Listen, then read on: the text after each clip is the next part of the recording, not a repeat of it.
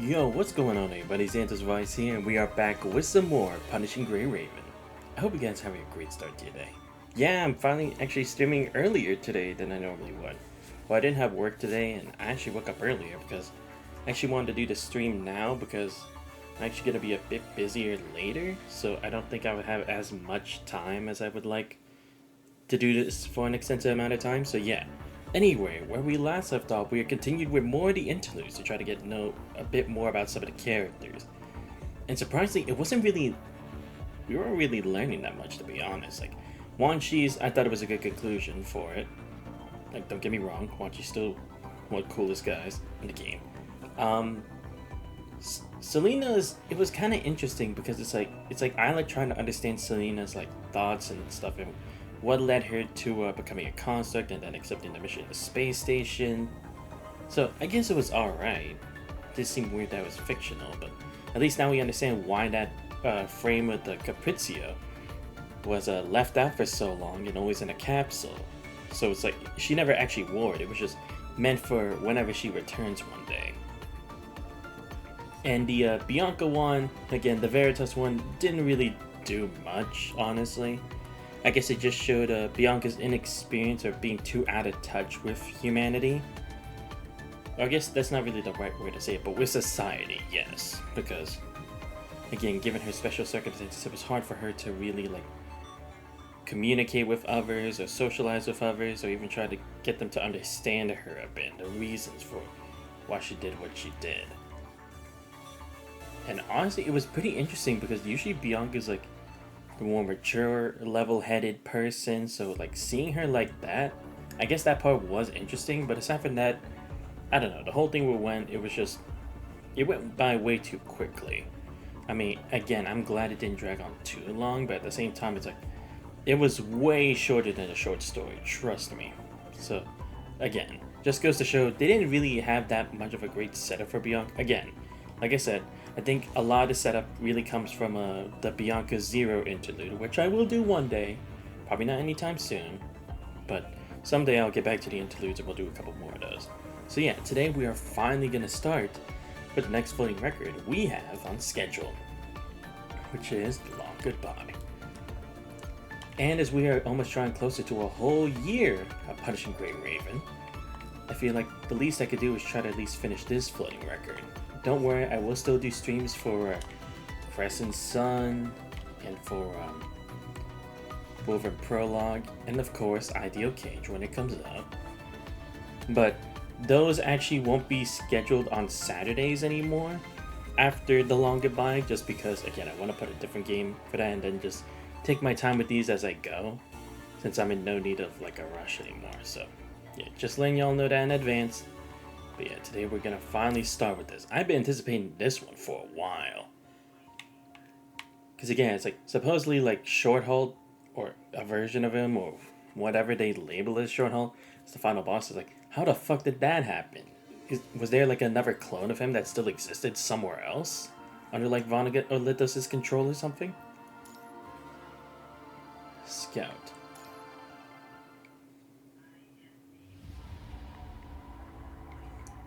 Walk forward. Do you see it? Child lifts his head as a gust of wind disperses the mist, sending his wet curls dancing in the corners of his eyes.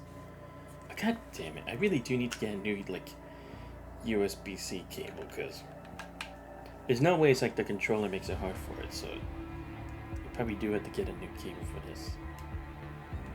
Not yet. Keep going, Wan Shi. Don't look back.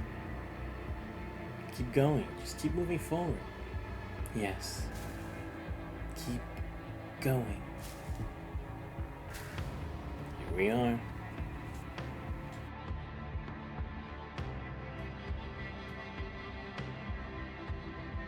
The child reaches the massive oak tree, gasping for air. The journey back here was all but drained up physically. The oak trunk blocks his view, leaving him blind to everything else. He reaches out with his skeletal hand to touch the bark. Quickly withdraw it when the rough texture pricks his skin. But not again! How many times? Look down. Following his mother's guidance, the boy bends down and struggles to dig out a pale yellow stone from the soil beneath a tree trunk. It's amber. Amber? Is there something inside? I can't see it clearly. The boy holds the amber up to the sky, but with the sunlight hiding behind the fog, whatever lies within the amber grows blurred. Oh my god, you gotta be fucking kidding me. Soft sigh just from behind, distinctly feminine. Once the sun rises, we'll see everything clearly. It's as far as I can go. This moment marks the beginning of your story, won't she? Mother, let me tell you a story. In this world, there are many people who travel between Earth and Eden, serving as messengers connecting these two realms. Now they want to invite you on a journey to Eden. I don't want to go. They don't need me anyway. Last time you told me that Eden's travel screening's really strict. They won't let you do it if you're either really smart or really strong. Someone who can fight and do lots of work. They know you're still a child. They'll give you time to grow. The journey won't take long. Just take a little nap, and when you open your eyes, you'll be there. Boy wings his hands together. His fingers and sleeves are still covered in black soil from digging earlier. He's still in an age where he can't probably take care of himself. Will it be long before I see you again? I think so. But in the future, you'll definitely find me. Or I'll find you. I'm sorry.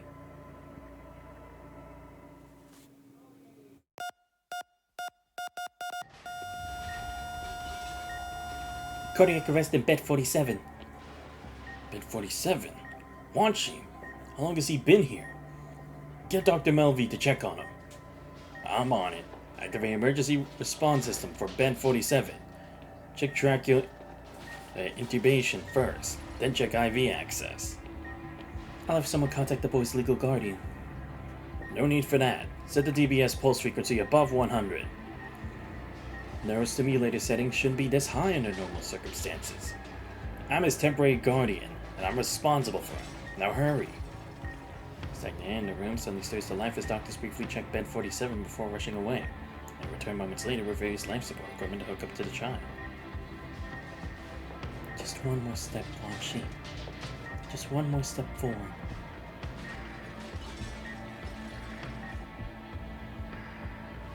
Patient in bed 47's awake. Find a hospital bed, the boy's small body trembles as he opens his eyes. He stares at the ceiling with unfocused gaze. What was that? Just take it easy. Just do as I say and blink twice. Oh, my bad. Are you an intern? A child with a mental age under 1 can't even follow basic instructions. How do you expect to assess his consciousness? The child in the bed, who appears to be 4 or 5 years old, slowly blinks twice, which mainly draws the doctor's full attention. Now blink 3 times? Yes. Make a fist. Just close the hand I'm pointing at, and yes, that's it. Seems like deep stimulation therapy is effective. Second child I've seen wake up. Human life truly is miraculous. The doctor turns around excitedly to look at Melvey, who stands frozen beside the bed. In all her 3 months as an intern, she's never seen such an expression on Melvey's face. She actually did it. With a trembling hand, Melvey reaches out to Wanshi and gently touches his forehead. He strains to press his face against Melvey's palm, clearly wanting to say something. But the tracheotomy soon prevents her from speaking. It's okay now. Everything's okay.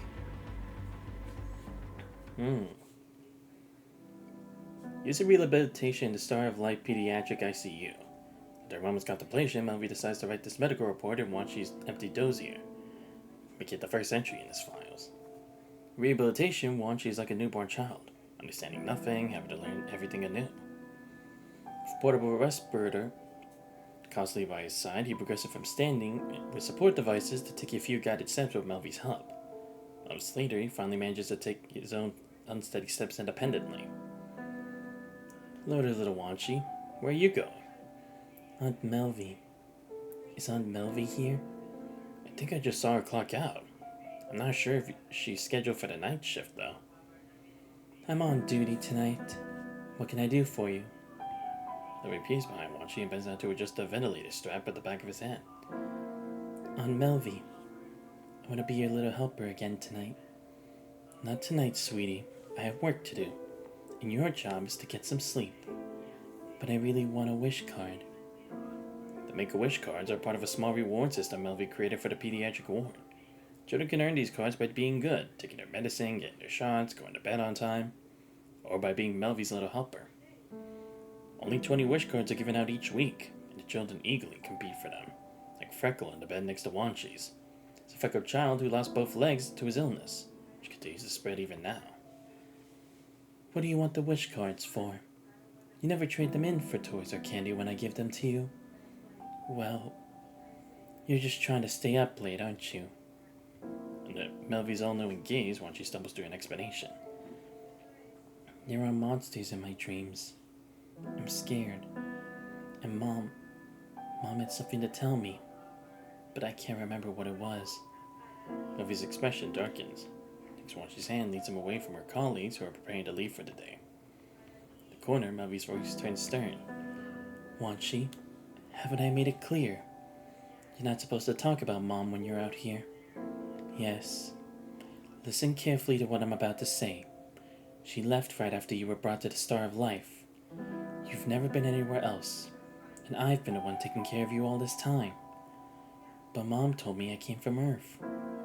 Impossible. There's grass there, and flowers, soil, big trees, birds, and the ocean. None of that is fake. Enough, Wanshi. You're just being delusional. Wanshi claps his mouth shut, his breathing quickening as he glares at Melvie with visible displeasure. I don't blame you. You don't understand. But you must never say these things to anyone else. Absolutely no one. You have no idea what kind of danger that could put you in. The nightmares? You'll get used to them. You'll forget them eventually, Wanshi. Be a good child. I guess, maybe it's again, he's not supposed to be on the Star of Life, right? Because all of that was already set up by the Acadia evacuation. Dinner will be here soon. You should head back now. And don't come to see me tonight. Aunt Melvie. After realizing her harshness, Melvie softens her tone. Never mind. If you really want to stay with me, you can help me with the medical records tonight. Same as always, you can help move the stool. Don't touch any medicine though, and that goes for everything else. You behave, I'll give you a wish card. How does that sound? Wanshi's eyes instantly light up. I'll be good. Be good about what? Ah shit, it's Kugawa Kurino. Of course, this asshole. Melvie puts Wanshi behind her protectively. She faces the middle-aged man with dull golden eyes. The man leads down to greet Wanshi, his name tag briefly flashing before the child's eyes. What's your name, little one? I'm Wanshi. Hello, Wanshi. What brings you here? Why are you out with the doctor? I'm going on duty with Melvie. Melvie. I've heard that name before. A colleague might have mentioned it.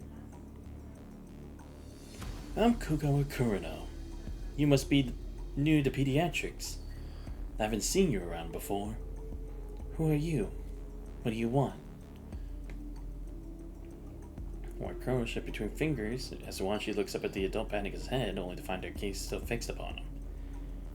Wanshi, there's something I need to ask you. Pause for a moment before asking the question that matters most to Wanshi. Do you remember your mother? Mother? The word strikes a nerve with Melvie. She instantly tightens her grip on Wanshi's hand, ready to flee at any moment. So, you're one of those people interested in the experiments. I don't know what she did after going to Earth. Nobody does. Wanshi has nothing to do with her anymore. So stay out of this. Besides, this is Babylonia, not some place where you can hunt for test subjects as you wish. Wanshi looks bewilderedly between the two people in white coats. She sees Melvie more. He follows her instructions and answers the man's question in all seriousness. I don't remember. I don't have a mother. Wanshi, don't answer him. Did Melvie tell you to say that? Please leave immediately. I'll have to call security. That won't be necessary. I just need to confirm something with Wanshi. Man pulls up a gun from behind his waist and raises it towards Wanshi. Melvie lunges forward, screaming something inaudible. Wanshi remains still. First time seeing a gun, probably. Dark barreled gun looks him in the eye, then seeing pain exposed to his head. Whoa, what the hell? That Kugao Kurino was ballsy, but then again, he was nuts. So, I guess that isn't really unexpected of him. She sits up on the mains platform and takes a deep breath, feeling the vital fluid surge rapidly through his entire body. Turns his wrist, slowly clenching and unclenching his fist, just as he did years ago when he first awakened at the Star of Life. The sealed laboratory is silent, from him as its sole occupant. It's an ordinary day. While the rest of Strike Hawk carries out their mission on the ground, he undergoes compatibility testing for his new frame of Babylonia. The door at the back of the sealed laboratory slides open as someone drags in diagnostic equipment. Same old. Yes, involuntary memory data retrieval. The 7th occurrence this month. The adverse effects only show minor mind deviation, but the frequency is abnormally high. I temporarily switch you back to your old frame. Conceived deprived, Asimov connects the diagnostic equipment to an equally exhausted Wanshi. His brow furrows deeper as he studies the displayed waveforms. Frame changes do typically cause mind deviation, usually resolved after an adjustment period, but you requested this frame quite a while ago, and the compatibility period isn't short either. These minor issues shouldn't be occurring anymore, theoretically speaking. Then the problem lies with my mind itself. I spoke with the doctor who handled your transformation yesterday. The situation was critical at the time. He had to seal away the memory data causing mind instability, or the transformation would have failed. You were already aware of this situation, weren't you? Since complications during emergency transformations aren't uncommon, usually your memories when you were still human interfere with the process. Sealing them away helps maintain a degree of mind stability in constructs. I advise against awakening these memory data. We can't predict the consequences of forcing them out, although you started accessing them already without yourself knowing it. I'll have your leader request an extended adjustment period for you. For now, avoid taking on any critical missions. We'll need a commandant's assistance later, whether to release and reorganize the chaotic data deep within your mind, or to reinforce its containment. Either way, your mind needs to be stabilized in a controlled environment. Sure. Go and get some rest. Wait. New frame compatibility. Let's give that another try. What do you mean? If it's just a slight deviation, I can learn to ignore it. It's like learning how to get used to dreams. I see. So he probably had to become so he became a construct probably pretty later on, right? Either that or something in the process was dragging those old memories back, but I wonder why.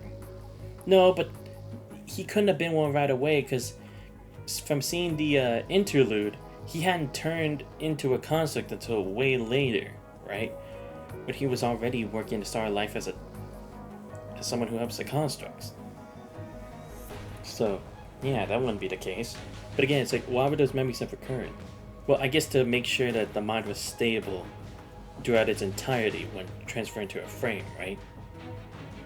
And I guess in a lot of cases when people did, Lee had his resolve, Lucia didn't have her memories as Alpha, and Liv was also determined in her own way. So I guess in Wanji's case, that definitely would have been a problem if, like, through screening, that had affected him. Okay, so that explains why they had to... Or at least I think that would explain why they would have to seal those memories. But man, to think Kugao Kurino was involved. Interesting. Babylonia Combat Dispatch Center. True alarm blazed from the monitoring equipment, drawing the attention of nearby staff. Warning. Red Tide movement detected in Area AQ. Establishing communication with local recon personnel. Operator in charge of the area immediately pulls up the ground communication feed. The video feed is distorted and blurry, only showing rapid movement on the other end. At least the audio transmission remains clear.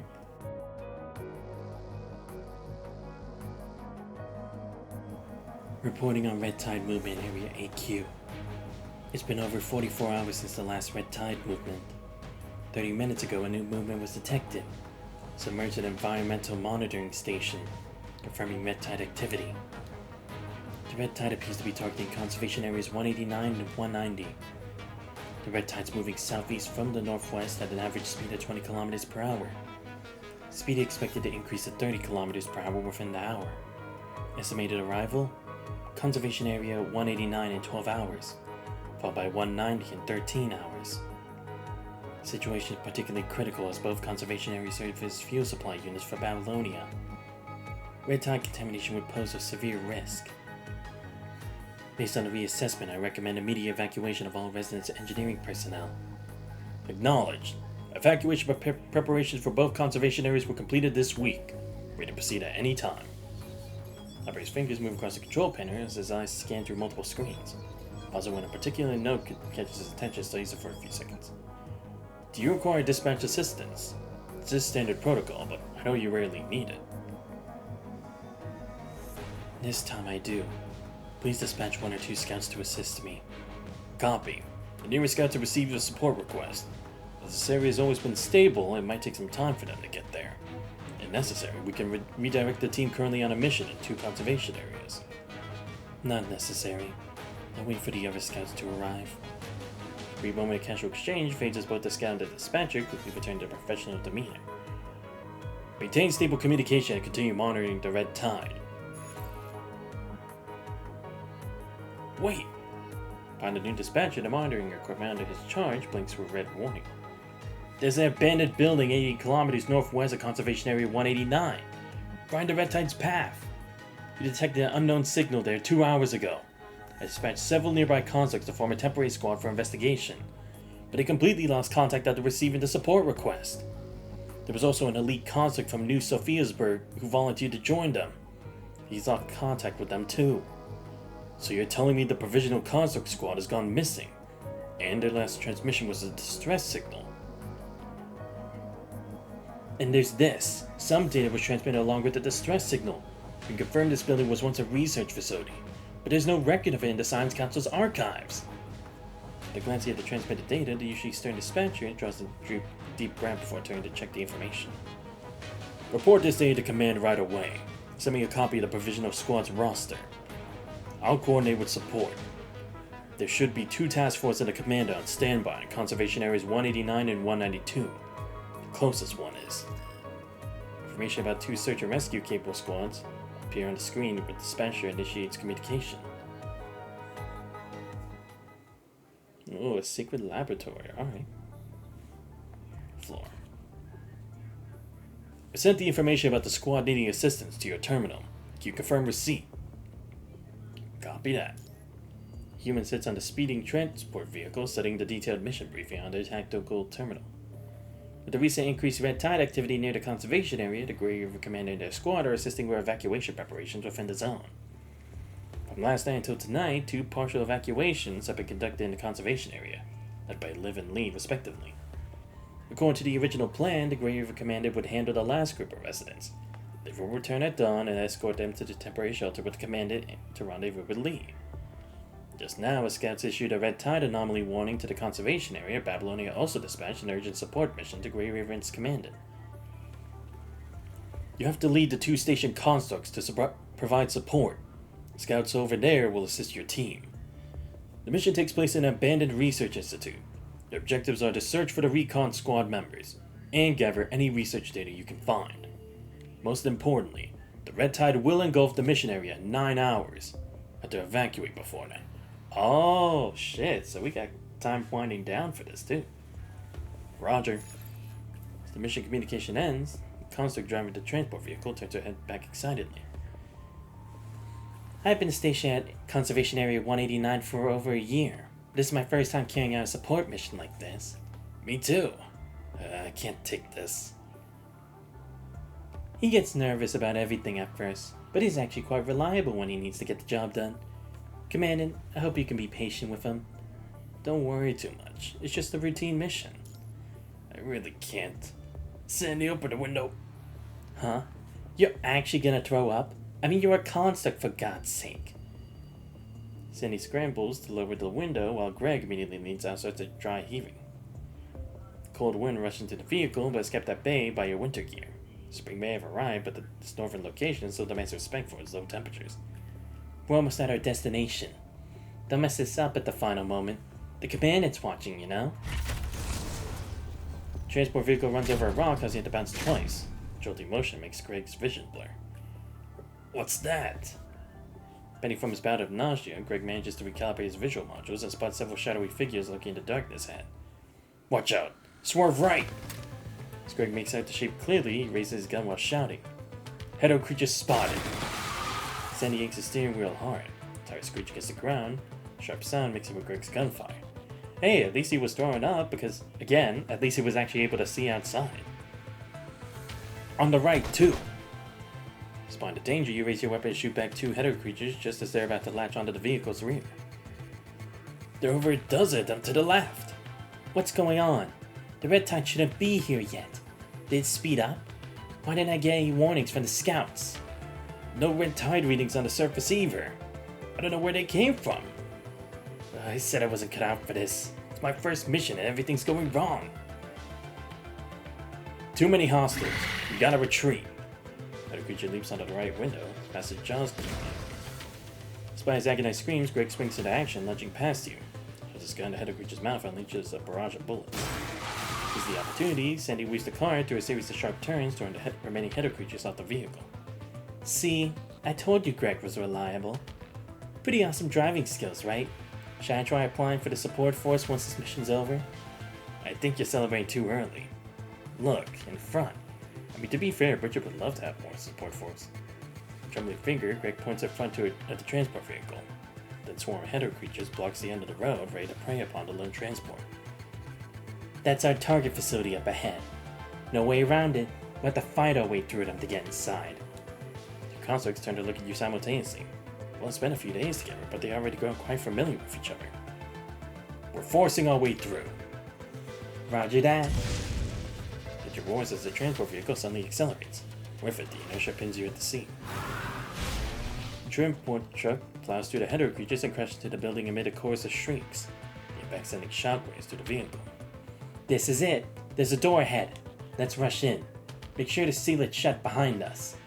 I thought we were supposed to meet some elite construct at the target location. Where are they? You them leap from the vehicle with weapons in hand and rush to the building. Running, you check the information display on your terminal once more. The construct who should be meeting us here is... Don't look back. Just keep running. Voice comes out from above the building and the three of you instinctively dive forward. A moment later, a hail of bullets rain down from behind.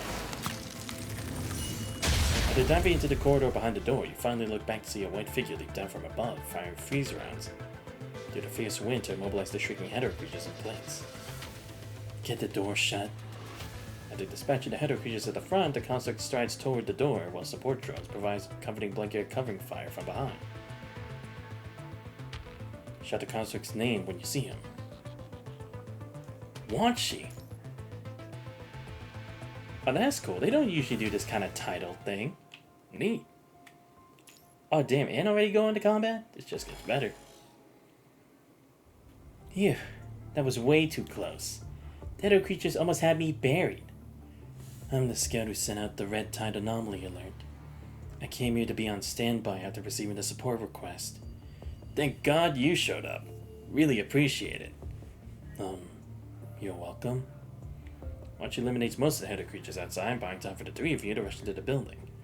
And we'll take shelter in a sealed corridor at a research facility, using this brief moment of respite to check their equipment. Finally get a chance to look at Wanshi's new frame.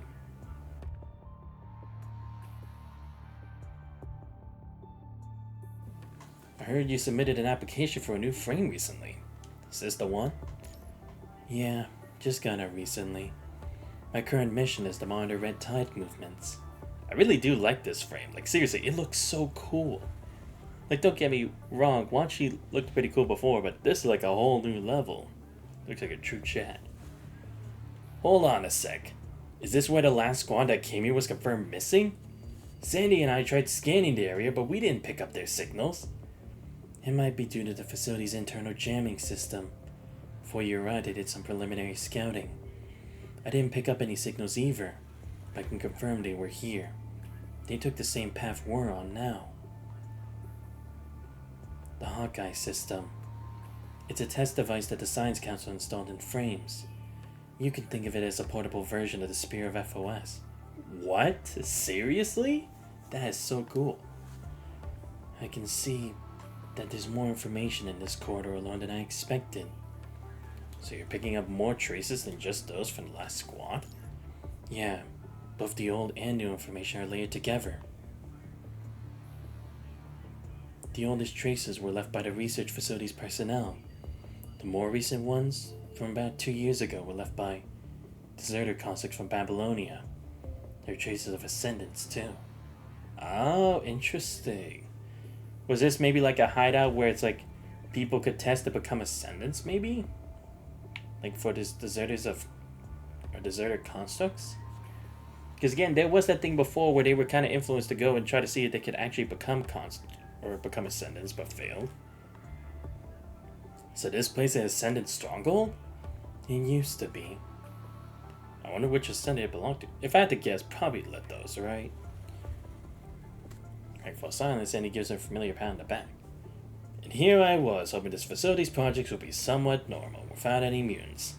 Now we find out we're about to walk right into Ascendant's nest. I'm definitely gonna be a dead weight. I'm not done yet. The anomalous signal the last squad was tracking remains deep within the research facility, but similar signals are scattered throughout other areas of the building. Perhaps there were hints inside that some of her constructs had left behind, like this one. Watcher walks back Greg and Sandy to reach a cluttered corner, where he picks up a heavily damaged terminal that still blinks rhythmically with light. It's Babylonia's standard issue military equipment. Yes, but it's not the latest version. With nimble fingers, Watcher dismantles the old terminal and extracts the still intact transmitters. Ah, so it really is an old one. Sigto's light blinking pattern changes. Its color shifted to red. Someone made a makeshift signaling device from spare parts, telling us to press forward. Wow, okay. So they figured someone would come here someday and prepared that in advance. That it wasn't just their imagination. I can't make any sense of this. It's not even a signal that Babylonia's constructs learn. What makes you so sure this was intentionally left as a hint? That makes no sense to me either.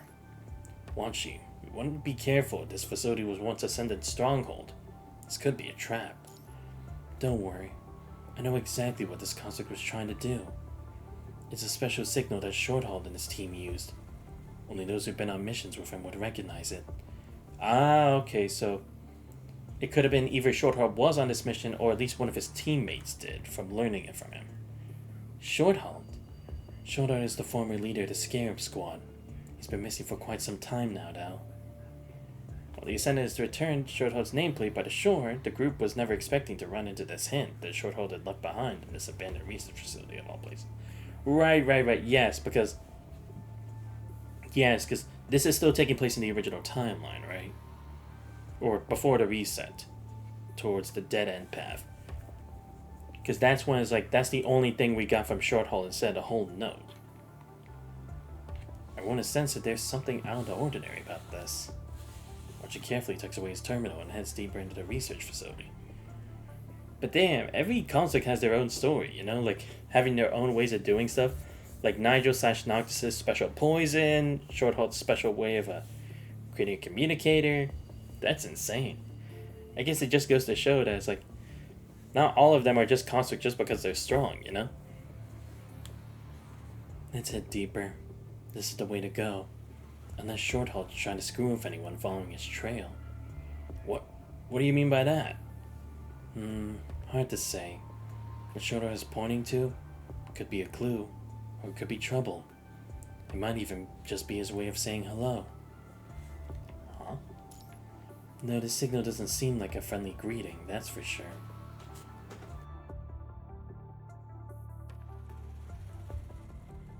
I worked with him many times when I first started going on missions. He had a habit of handling most of the difficult problems ahead, leaving signals behind and entrusting any unfinished business to those who followed. Wow, damn, he's a very cautious leader. Oh, I see, so that's why he knows Wanshi well. He was his senpai back then, / instructor. Very cool. Guess that explains now why Wanshi was a part of that whole, hearing of Shorthaul's last note. Whatever unfinished business he left behind would sometimes snowball into even bigger problems, and had to work overtime to take care of them. But there were times when his unfinished business was nothing more than his lame attempts at being funny. Well, you never knew this leader for the Scarab Squad all that well. Everything Lemmy has said by the shore a year ago stayed with you. You took the nameplate ever since. You feel complicated listening to Wachi's description of Shorthall while looking at the message you left behind. Can you detect when these signals were left behind? If it hasn't been too long, we might still have a chance. It's been there for a long time, left behind around when he was declared missing. If there was any chance to escape, he'd crawl his way out if he had to. Nah, to be fair, he makes a fair point. Shorthall was also like that in the Cradle of Deep Blue. He did everything he could in order to escape, but it's not like he left his friends behind. Or at least he always kept trying to ensure the commandant's safety. Archie's bangs fall forward and eyed his expression. Let's proceed with caution.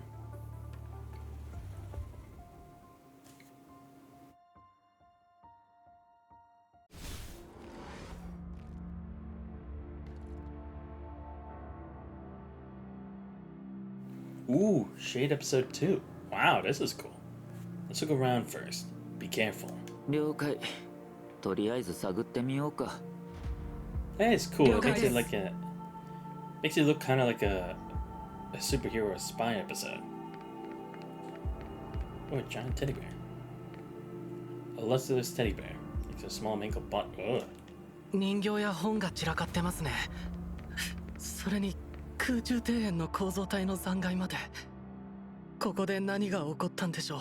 まだパニッシングが残ってるから気をつけなよ。昇格者の拠点だからでしょうか。いや、昇格者だけが原因じゃないかも。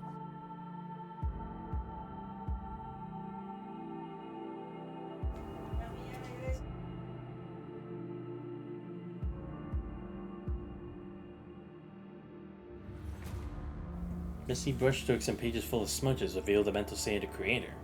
Reading on, a fairy tale written in childish sentences can be found. Seems strangely familiar. So our pages of the story are missing, their whereabouts unknown. I kinda wish it would tell me. Okay, but I might have to change Greg's voice if that's what it actually sounds like. Like, I know he was technically a newbie and they say it's his first mission, but I didn't know how to interpret that as. Alright, let's familiarize ourselves with it again. Ah, damn it. Here we go. 見つけたよ。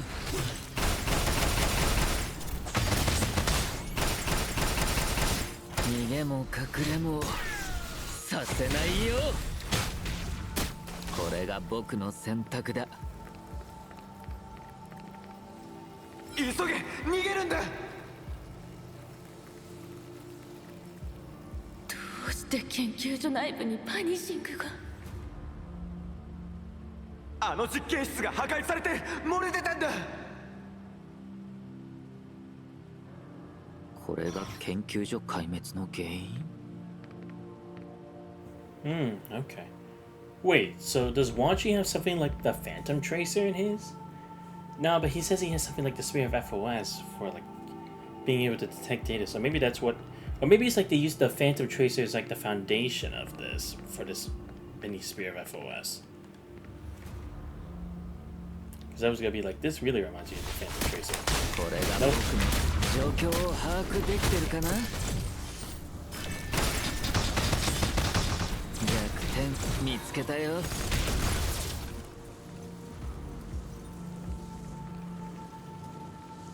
Childhood innocence and dreams, abandoned and scattered. Okay. Interesting. I'm gonna look around first. Never knows there's gonna be any extra hints. Seriously, you cannot tell me this frame does not look cool. Like, come on! Like, I think the balance of black and white in this fit is way cooler. And you have even more hints of, like, the turquoise as well. Oh, wait, would this be turquoise or cyan? I feel like it would be turquoise. Ah, found something. Lost page 6. Imam was clever. He knew the old lady had poor eyesight, so he always stuck a chicken bone through the cage bars. Every time she grumbled as she left, wondering why the boy never seemed to gain weight. She couldn't sell children with poor physical condition. A month passed, and Emma still hadn't gained weight. The old lady grew impatient. She forged his health report and determined to send him away. When she came to Iman's cage, he said, "I've gained weight now, but my hands can't fit through the bars. You have to let me have to check." The old lady unlocked the cage. Instantly, Iman shoved her hard, and Glea pushed the old lady into the cage and locked her inside. The old lady shrieked furiously, and heavy footsteps thundered from upstairs. It was the caretakers. Iman pushed Glea into the hidden passage and said, "Run! Run as fast as you can!" "But what about you, brother?" Glea cried. She had a familiar answer. "Don't be scared. We'll see each other again," Iman said. Glea ran out of the bright welfare home without stopping. Her parent found her and got her down a safe path. That day on, Glea never saw Iman again. Okay. Interesting. So, someone else who was supposedly a test subject back then, or was trapped here, was actually able to escape. Then where'd they end up? Well, if that's what this note is referring to.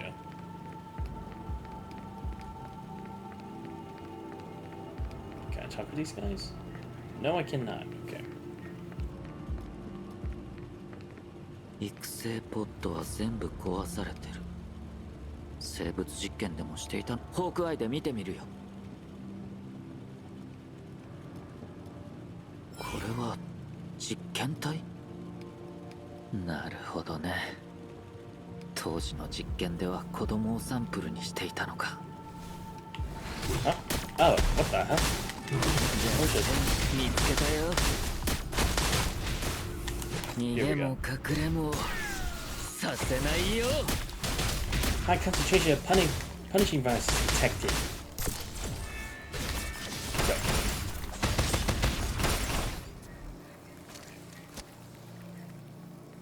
Damn, using children as experiment subjects? Okay, yeah, this definitely has Kugawa Kuruno written all over it.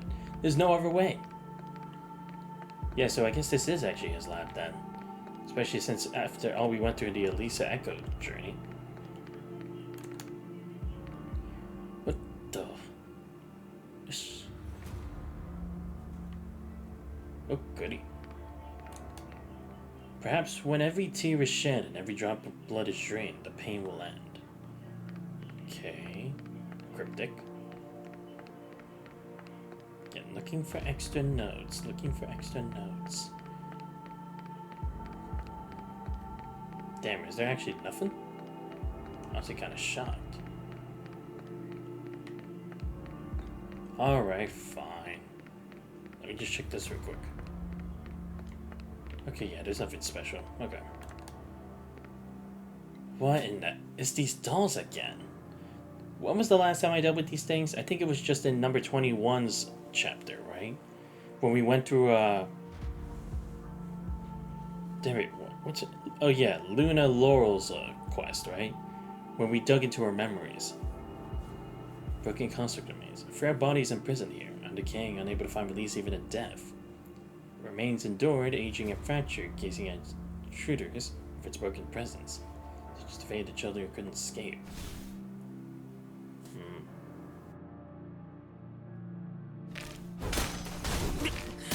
まだいける。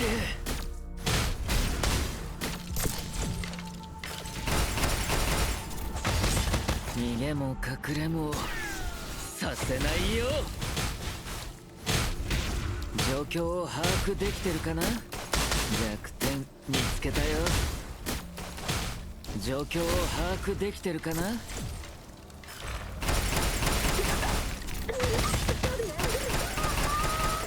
どうしたグレイジュ、シャディ。逃げも隠れもさせないよ。Hey! Something's off, Commandant. Greg and Sandy may have found something. What the hell? What happened to him? Strongest in the West. Don't go there yet. Come to me first. We got a situation. What the hell happened?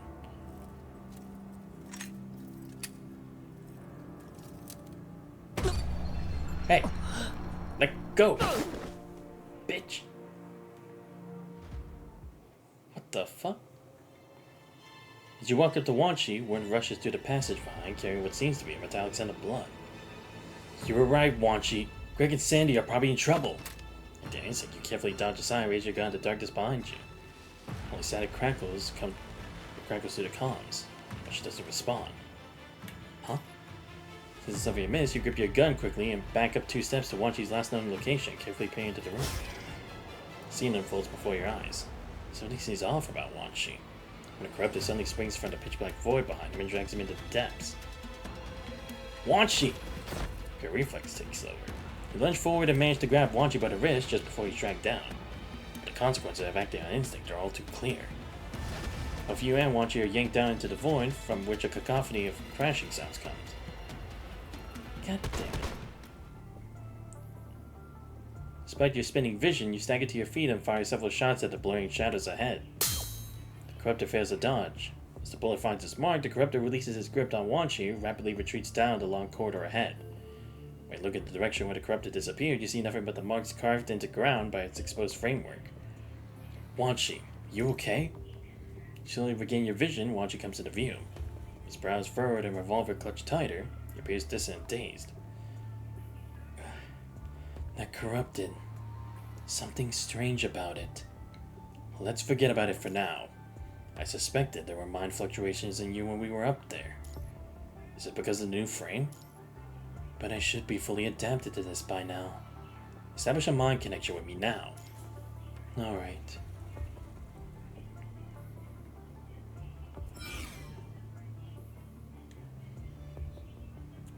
Unlike the calm at the previous connection, you feel turbulent waves as soon as Wanshi's mind beacon enters your mind.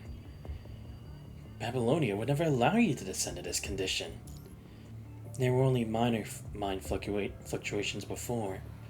Even Asimov gave it the all clear. It's the first time something like this has happened. This probably has to do with the Corrupted just now. Wanshi's memory data spirals out of control, throwing your mind into complete chaos. No. It seems to be something else in your mind.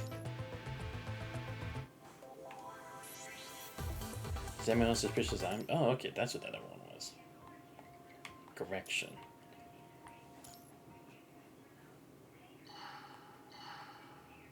In the endless darkness, water drips next to the ear. He wants to reach out and touch it, but not a single muscle in his entire body will cooperate. He can feel himself being dismembered. Skin peeled away, muscles slashed apart. Before his unsupported flesh can scatter across the ground, it's already been remolded into something new. His entire body feels submerged in filth, yet simultaneously a new form takes shape. He tries to take a deep breath only to realize that his new body doesn't breathe. He attempts to move his fingers, and finally the joints at his extremities twitch slightly. Time blurs into itself as he raises his brand new head, while red light flickers through the gaps in its joints. As he looks up, all the adults stare at him with visible tension, each wearing white protective suits that sealed up completely, not even the smallest gap exposed. Wait, hold off on the next step. The punishing is about to exceed the concentration limit. No, wait, I already did. The needle on one of the monitors rapidly swings past the safe zone, prompting the man watching the gauges to immediately press the nearest button. Suddenly finds himself unable to breathe, as if the constant flow of energy from the air into his body has been completely drained, leaving him in discomfort. The wide, thick metallic clasp on his body slowly begin to tighten. He springs into action, flexing his new arm with all his might. Tears through the supposedly unbreakable restraints as an adult screams in shock. The emergency protocols have failed. We can't contain it. Stop. Stop right now. Everyone out. Adults seem terrified of his approach, frantically rushing towards the door. Outside the window, people are shouting. Don't open the door. The punishing concentration in there is far beyond what we can handle. It's gone haywire. Wait, don't we know this doctor too? Or, again, they could just be reusing assets. Free from his restraints, he advances eagerly towards the adult in the room, as if answering to the voices from outside the window. Abandon the test subject. Everyone evacuate. Do not approach this lab. Don't leave. What the hell? Even a respirator can't muffle the child's terrified scream. Watch jumps upright in bed, making Freckle in the next bed jump with fright. Melvie, doing her routine patient checks, turns to look this way.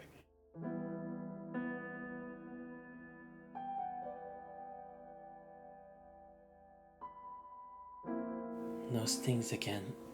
Was that me? No, it wasn't me. Another nightmare? Unaccustomed to such scenes, Melvie continues signing the child's bedside cards without even looking up. However, after signaling or signing the cards, Melvie pauses at the sight of tears welling up in Wachi's eyes. Besides, she pulls a colorful card from her pocket and bends down to place it beside Wachi's pillow. Since you didn't cry during your nightmare, here's a wish card as a reward. Wachi sits up and retrieves his collection of cards from under his pillow. Has them all over to Melvie. I want to use them all now.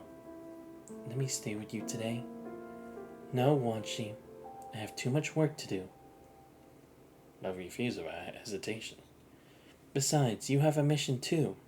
To rest well and focus on your rehabilitation. See Wachi's so silent, Melvie pushes another access card into his hand. Well, how about this? You can go to the VR rehabilitation room today and play some games. Your favorite treasure hunter. Here's the access card. Just go and say hi to the doctor there. I don't want to go anymore. Why not? You can get rewards, plus it'll help with your rehabilitation. I don't want to do rehabilitation. It's all so crazy. I can't even tell if that was a nightmare or not. Chaotic memories surface in every dream. Tries he might to process them each time he finds himself drowning in their depths. It's as if foreign memories have been crammed into his mind, leaving him unable to tell whether these dreams belong to him or someone else. He tries to tell Melvie about it, but she can't explain these bizarre dreams. Just as no one can explain how a child who spent years in a coma shows no signs of mental progression. The child's distress makes Melvie pause for a moment. With a brief hesitation, she gently strokes Wachi's forehead. Wachi, try to forget about them. They're just nightmares. It's all over now. Even Mom was just a dream. Melvie's hand freezes in mid-motion. Listen carefully, Wachi. You're just sick.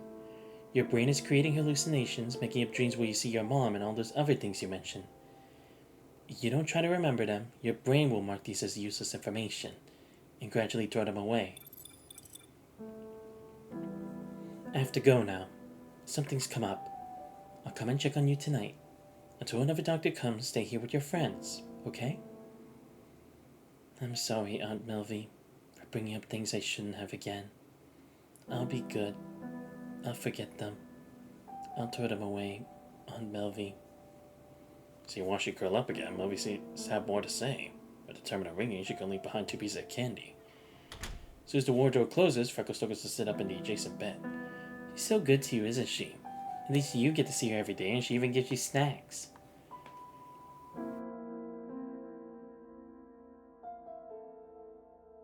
No one from my family's come to see me even when I'm like this. Here, have some candy. I'll share with you. Freckles accepts Wachi's kind gesture. Arse the fruit candy pops into his mouth. Whatever. It's not getting better is such a good thing anyway. Once you recover, they'll ship you off somewhere else. Same thing will happen to you. What? Are you planning to live here forever? As soon as you're better, the Star Life will transfer you to the youth center. What's the youth center? It's where they send all the kids who don't have moms. I heard over there they wake you up before dawn for shots of medicine. They won't let you eat or sleep. There's even this mean old witch who punishes people. Really? I don't care you believe it or not. Just enjoy your time here while you can. The moment you get better, the doctors will definitely send you away. When I skip your VR rehab today. Nothing wrong with staying hooked up to the respirator and leg supports, right? Will Melvie let me stay? Do you think she will? She's not your mom, and you're not her only patient. She's got so many other patients to look after. Remember when her terminal went off earlier? She'd choose you or the other patients. Because words grow more grating with each passing moment. While she ties the strap to the portable respirator beside his bed and hops down from the bed barefoot. Where you going? My mom would never lie to me. She said I'd find her, so I definitely will. If I can't find her in Eden, I'll look for her on Earth. I'm not coming back if I can't find her on Earth. I'm not going to go to some youth center. Inside the room, Melvie hands over a paper document to someone in work clothes. This is Wanchi's file. He must have been born in Kowloon, because Babylonia has no record of his birth, though he has all of her documents. Oh, I see. That's why it's important. She's trying to create a cover story for Wanchi to cover up his origins, correct?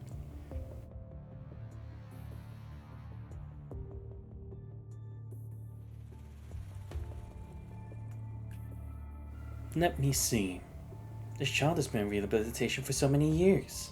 It must have been quite challenging taking care of him. It's not too bad. She deliberately avoids reacting to the phrase "so many years." She had falsified the timeline to consider Wanchi's unique circumstances. If she doesn't do this, those who refuse to let go of the project will soon notice something's wrong.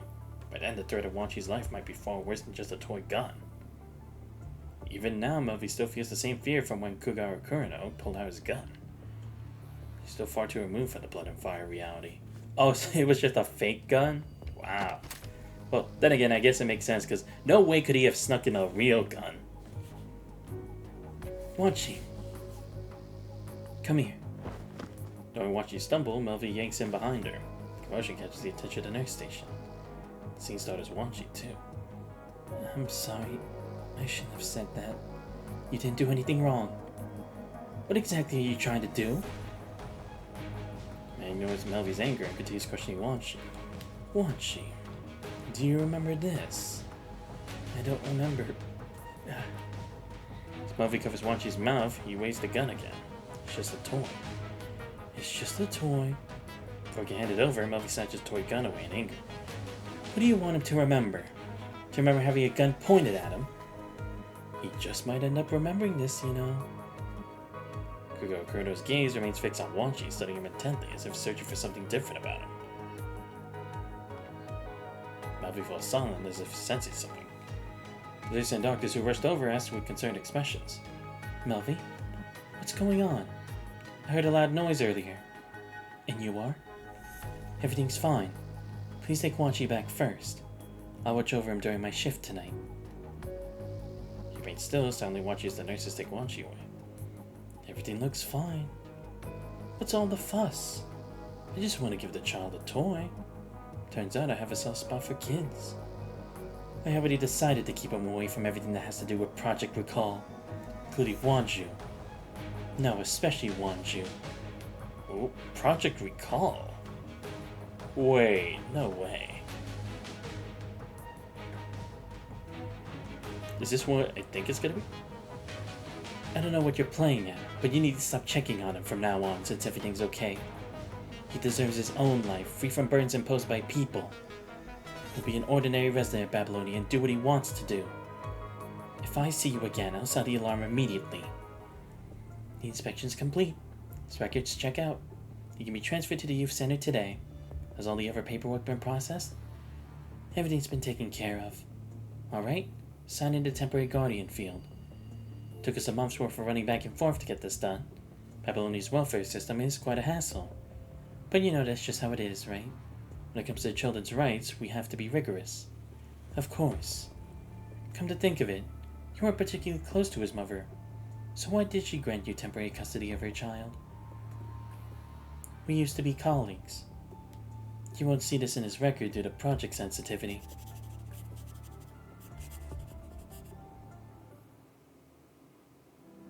Meanwhile, Wanchi comes out of war clutching the access card Melvie gave him with sweaty palms. His nervousness evident with every move. What Freckles said still echoes in his ears. Made up his mind. He won't continue with rehabilitation. He doesn't realize he's already lost his chance to delay rehabilitation. Melvie hasn't told him that his recovery's been successful and has reached the level of normal child, so he continues his aimless search for a place to go.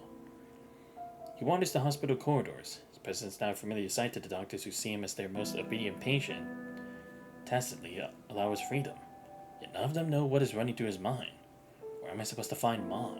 Where am I supposed to find this dream that Aunt Melvie talked about? Even if it's nothing but a fleeting dream, he still wants to chase after it. Because it's the only thing he has.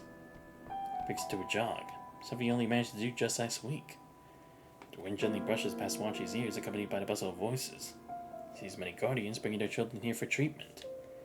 Suddenly doesn't want to see these adults anymore, so he keeps running until their voices fade into the distance.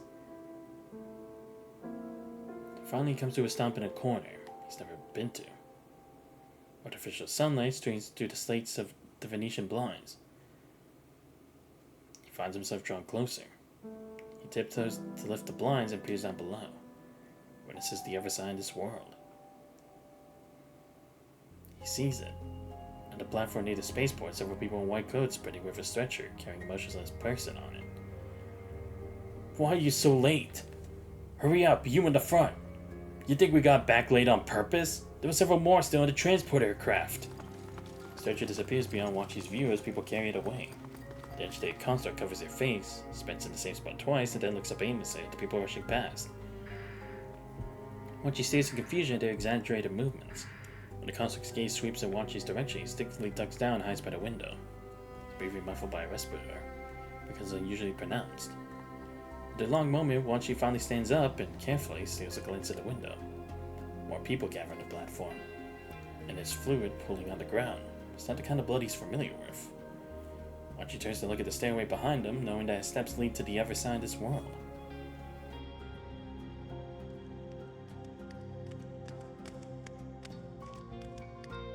A minute later, the sound of a child's footsteps echoes faintly through the stairwell.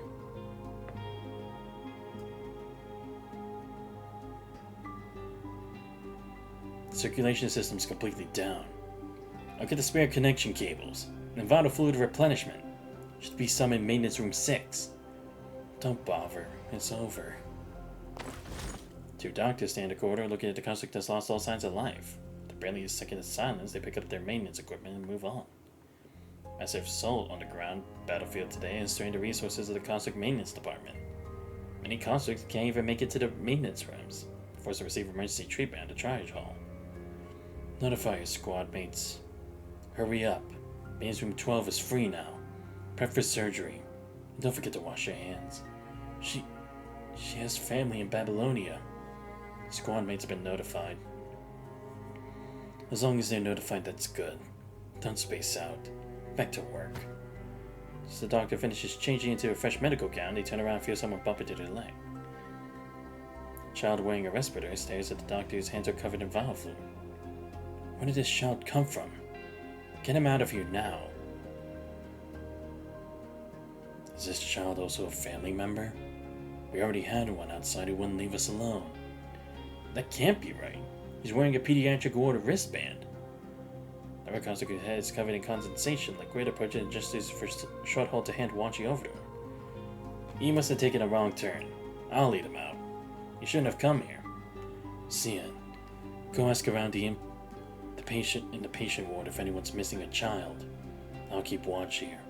We got several patients on maintenance stations that can't be left unattended. Roger. Amid the chaos, a flustered construct grabs Wanchi by both arms and carries him out of the emergency hall like a small animal. Please put me down. Roger recalls something. You've seen something similar in Freckles' terminal, where the people kidnapped would struggle and scream and let go. But what he remembers, he makes his request in the most polite way possible. At the end of the corridor, another board demonstrates the proper way of doing that for shouting.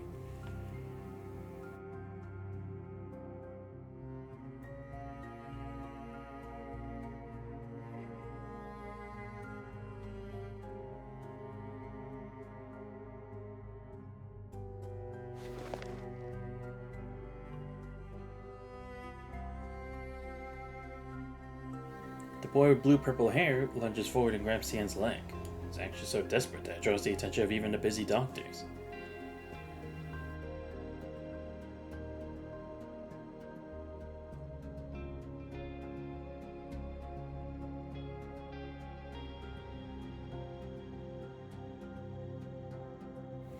Who's his mother?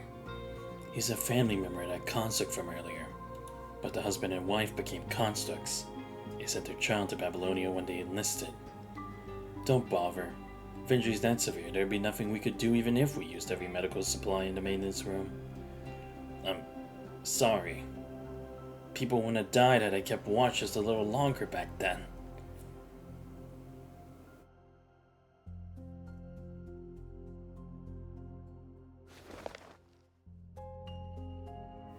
The new intern doctor strides over the tangled mess of equipment wires and approaches the boy. Lays a hand on the boy's shoulders. Corner of the emergency hall files silent as everyone watches intently, waiting to hear what comforting words the doctor might offer. Your mother will be fine. She's just severely injured and needs to enter stasis. Stasis? Construct stasis? Yeah. Our current medical technology can't restore her mobility right away. She needs to stay in stasis for a while before she can be treated. For how long? Well, many years. Probably until you grow up. How old are you? 7.5. Then, in 8 years. 8.5 years. Maybe when you're 16 she'll wake up. Anger and sorrow in the boy's eyes begin to fade, replaced by a glimmer of hope, like a tiny flame struggling to stay alive. 8.5 years? I can wait. That's right. You can also do something helpful, like going to the medical school to become a construct doctor. Coming back here to find a way to wake her up. Career paths are chosen very early these days.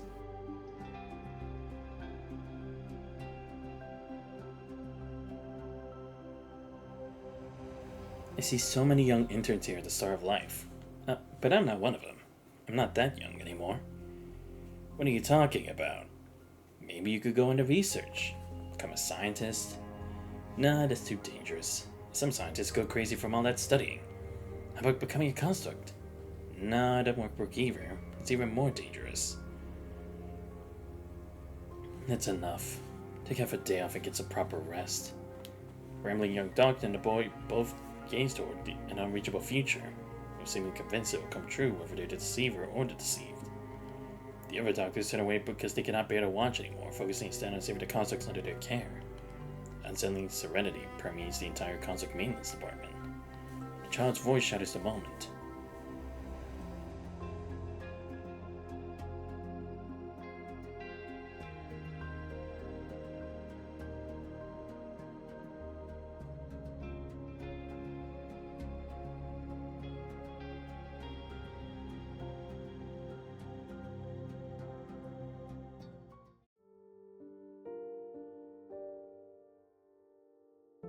Wachi has no memory of how he made it back to the pediatrics ward. His memories are a blur. He vaguely recalls breaking free amidst crying children and panicking adults, only to run straight to Melvi, who had been searching for him. Melvi scoops him out of the crowd and pulls him away just in time to avoid an incoming medical car rushing past. What happened after? Melvi, trembling with fury, drags him back to the pediatrics ward. Why did you sneak out like that? I trusted you completely and you used my key card. Stops mid-sentence, pressing her hand against her forehead in frustration. No, this is my fault. I never should have given you my key card. I'm sorry. Well, she knows he probably said something wrong, but he doesn't understand why. That doctor not only lied to him, but also wanted him to become a doctor in the future. He lies, and Aunt Melvi teaches me to lie too. But isn't lying and deceiving wrong? From the window of the empty room, the Star of Life Emergency Center is visible. Melvi glances outside, seeing only to see the flashing emergency lights.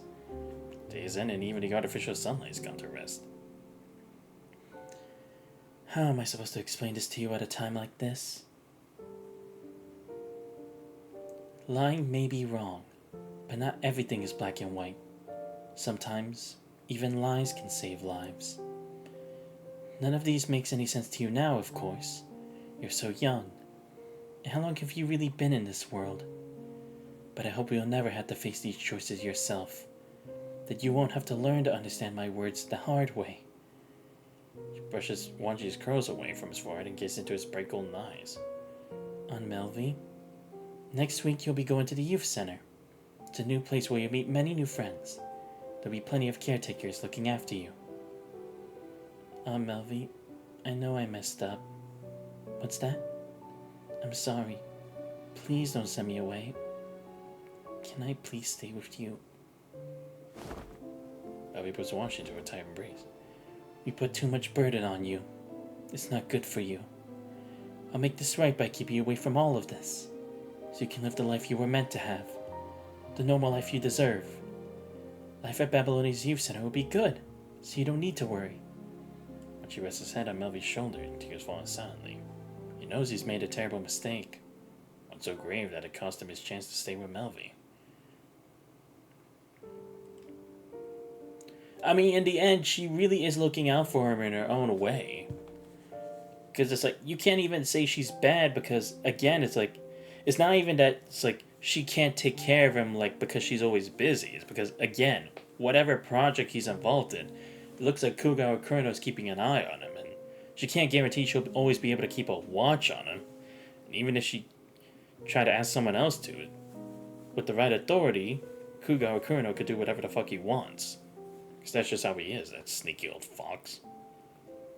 This day, he burns himself into Wanchi's memory. He cries for what feels like forever until exhaustion finally pulls him into sleep. What happened after? He has no say in the matter. A week later, they take him to the youth center.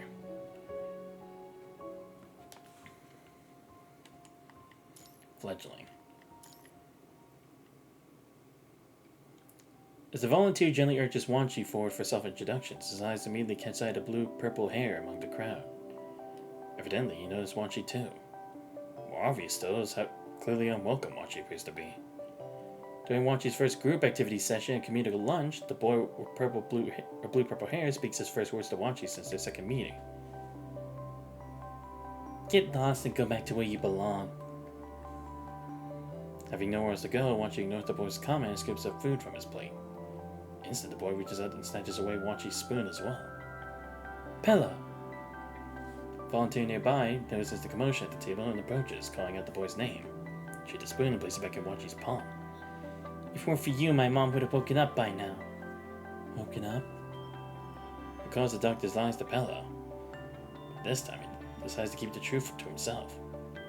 Pello, you've broken the rules twice today. If it happens again, there will be consequences. But he was the one who started it. What could Wanchi have possibly done to you? He's only been here for a day. Not here, but at the hospital. Doctor said Mom just needed to rest, but kept insisting. You just had to say that. Wanchi seems to understand what Pello wants to say and leads him away. The rest of the day, Wanchi doesn't see Pello again. Wanchi and the other children his age are encouragingly ushered into a room filled with toys. The floor is soft, and there are many things he's only ever seen through Fep's terminal, but never in person. As he sits behind the safety slide and watches the other children line up for their turn, he can't help but think these activities pale in comparison to being Melvi's little assistant. Even as the artificial sky outside grows completely dark, Wanchi never once climbs up the slide.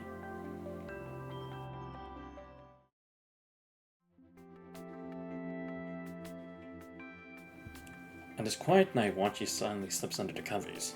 As the first child taken in by the youth center after Pello, Wanchi happens to be assigned to the same dormitory room as him.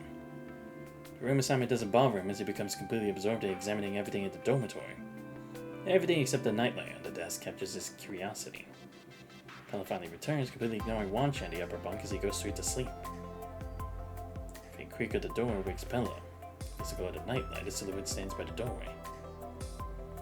Pello snaps awake and shouts at Wanchi in a whisper. What are you doing? I don't want to sleep. I want to go outside. Are you crazy? Haven't they told you that you can't leave after the lights are out? No. Fine. Do whatever you want. Don't drag me into it when you get caught, you pest. What did the volunteer lady talk to you about? Did she give you a piece of her mind? No, she just told me I could refuse to share a room with you. Youth center has empty dormitories. We could each have our own room. You didn't say yes to that? She also said that I'm older than you. You still have nightmares and never slept alone back at the hospital. You're really timid. I'm not timid. Why aren't you sleeping? You're yawning. Because I have nightmares when I sleep. Oh, so what they said is true. Falls back onto his pillow, still grumpy as ever. Nothing to say to you. Just go back to sleep. Today's our rest day. Probably been playing with them all day, right? These aren't going to be easy starting tomorrow. What's happening tomorrow? A lot of things. Getting shots of medicine before dawn. Not being allowed to eat or sleep. Is even a mean old witch who punishes people? What are you talking about? It's just classes and activities at the Basic Education Center. They simply group children of similar ages from the youth center together for lessons. You're the youngest in our group and I'm the oldest. Once you reach 13 or 14 here, you can start thinking about your career path. I'm a bit older, but I'm still gripped with all of you. I probably had to leave this place when I turned 16. What are you gonna do after you leave? None of your business. What's a basic education center? Is it just a place for classes? What's basic education? You sure are full of questions, huh? Like a fledgling that's accidentally flown to human society, Wanchi remains curious, yet cautious, carefully absorbing every new word encountered.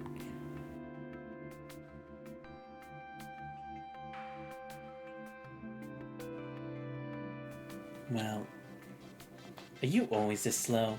Don't you find it annoying? During their brief exchange, Wanchi gets pulled to her various labels, none of which he feels are particularly flattering. The doctors never said that about me. I'm not stupid, I'm not a pest, I'm not slow, and I won't get lost. It's wrong you to talk about me like that. Go away! I'm trying to sleep. It's your last warning. Why do you always talk to me like this? Wanchi's expression tightens as well. Doctors, that's all you ever talk about. Weren't you also dumped here by doctors? Any of them ever adopt you? Even when you left them all this much? How are you any different from me? Everyone abandoned you. They sent you away. Tossed you aside like garbage. Before he can finish his insults, he's finally interrupted. Wanchi slams into him, ramming straight into his chin and sending him reeling backward, and causing him to crack his head. He'll freeze for 3 seconds before leaping from his bed as if mortally offended, retaliating without a moment's hesitation. The two end up in a scuffle. Fortunately, the rapid footsteps of the staff on duty soon echo to the hall, being a slow drama to end within minutes.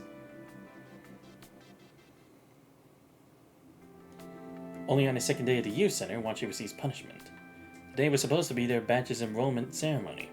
According to the other children, the boarding students like them would attend the same classes as commuting students from outside, learning the same subjects. According to Pella, the difference is simple. Commuting students have parents, and boarding students are orphans. Wanchi hasn't met any of the commuting students from outside yet, so he's curious about them. You hadn't bumped into me. We could have attended the enrollment ceremony. It's already noon. Why aren't they back yet? Noisy chatter echoes from the other end of the corridor as the students finally return from their entrance ceremony. Following the teacher's guidance, the students file into classrooms on both sides of the corridor. The group of new students gradually thins out until only the boarding students from the same batch remain at the corridor's end. As the children pass by Pella and Wanchi, they stare curiously at the two hanging their heads in shame.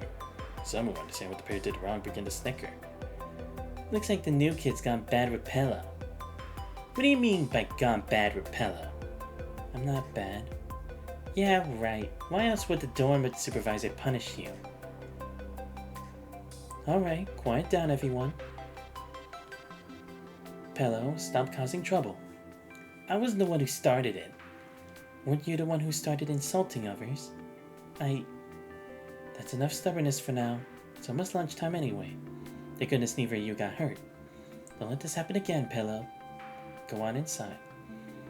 Youth Center volunteer exchanges a few words with the supervising teacher before waving to Pella. Wanchi tries to follow Pella to the classroom, but a volunteer gently holds him back. Wanchi, come with me.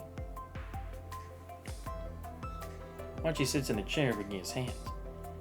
As Movi's distinctive footsteps approach from behind, Wanchi turns around to greet her, barely containing his excitement. Though they've only been apart for a short while, he already misses her deeply. The moment he sees Movi's face, Wanchi freezes. I heard you got into a fight. And you started it? Movi questions Wanchi with a stern expression. Clearly rushed here for the Star of Life still in her work uniform. I'm sorry. Please don't be mad at me. Was there a fight? Are you hurt? He's fine. We checked and they're both okay. Neither of them went all out. Before Wanchi could say a word, Movi pulls up from his chair, moves his arms and legs for inspection, and begins examining him thoroughly. Do you have your portable respirator with you? If you're having trouble breathing, put it on right away. Your hair's getting a bit long. I should have given you a trim back at the department. Instead of scolding, Movi frantically checks on Wanchi and takes out a sky blue lunchbox. When she's done checking him and sees he's unharmed, she sets the lunchbox on the table with a hint of anger. Fresh out of the Star of Life and already picking fights. Quite the troublemaker, aren't you? Well, never mind. Let's get some food in you first. She opens the lunchbox to reveal a pitch black mass of chaos that emanates a terrifying smell. It might not look like much, but it should taste good. I cook like this at home sometimes, too, so don't worry about it. He sits at the table and takes a few bites before hanging his head low. I'm full. Full already. You've only been here a day, and you're eating even less than during your rehabilitation. Wanchi? Wanchi's tears crashing at the dining table. Is the food that bad? No. Pello started it. He said none of you wanted me anymore. You all wanted to throw me away. Mom insisted on sending me to Eden. Did everything she said. Ate my meals properly, I slept quietly. But you all threw me away anyway. That's not true. No one wanted to throw you away. You just couldn't stay at the hospital anymore. You need more people looking after you. Volunteers, caring individuals, teachers. This is the best place for you. Besides, only with proper education can you qualify to be an ordinary citizen of Babylonia. You're the smartest child I have ever met. Even if you're a bit younger than the others, you excel in your studies. Babylonia is where you have a future. There's still a way. You can adopt me. If you adopt me, I can be a commuting student. I'll study hard, I promise. I'm not qualified to adopt. I shouldn't even be visiting you. I know it doesn't make sense to you, but it's the only thing I can do. Elvie's a busy person. Her visit today seems to be merely to check if Wanchi's hurt. Quickly call back to start life by an incoming call. Having failed to secure adoption, Wanchi trudges back with his lunchbox, short of slump. No sooner does he sit at the boarding student's table than he notices Pello glaring at him once again. Having been caught staring, Pello quickly looks away and lets out a contemptuous snort. What is it this time? Despite being a brilliant doctor, she is a terrible cook. He decides to eat it anyway. Whatever Melvi gives him, he treasures deeply. As he steels himself to dig up an identified object, Pello finally breaks his silence. Well, didn't think you'd have someone watching your back. What? You don't get it? Look, she wants to adopt you, right? Lion Wanchi's eyes dims. No, she's my doctor. She's the one who brought me here. But she still comes to see you. That's what having someone watching your back means. Besides, she's a doctor. That's the best profession there is. When I grow up, I want to be a doctor too, so I can save my mom. And she knows which topics to avoid around Bella now, quietly wolfing down the meal Melvi prepared, barely even chewing. The envy in Pello's eyes is impossible to miss. Remembering how Pello broke down crying at the emergency center that day, Wanchi swallows a mouthful, steals himself, pushes his lunchbox forward. What? Want some? I don't want any. What makes you think I want that stuff? It's okay. You can have some.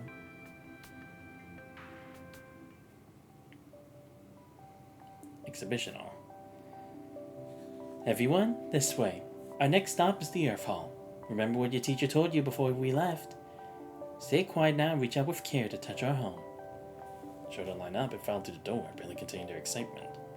Inside the hall, a projection of the blue planet slowly rotates, revealing her beauty and the serenity to a new generation that has never set foot on Earth. Go ahead. You can reach out and touch it.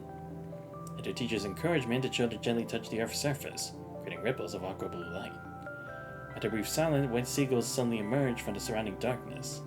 The ground beneath transforms into coastal sand, and a hermit crab crawls past the children's feet carrying its shell. Babylonia recreates many of Earth's original ecosystems. The sunlight, the vegetation, every breeze, everything you see here originated from Earth. Humanity shares an unbreakable bond with Earth. One day we're all going to return to our homeland.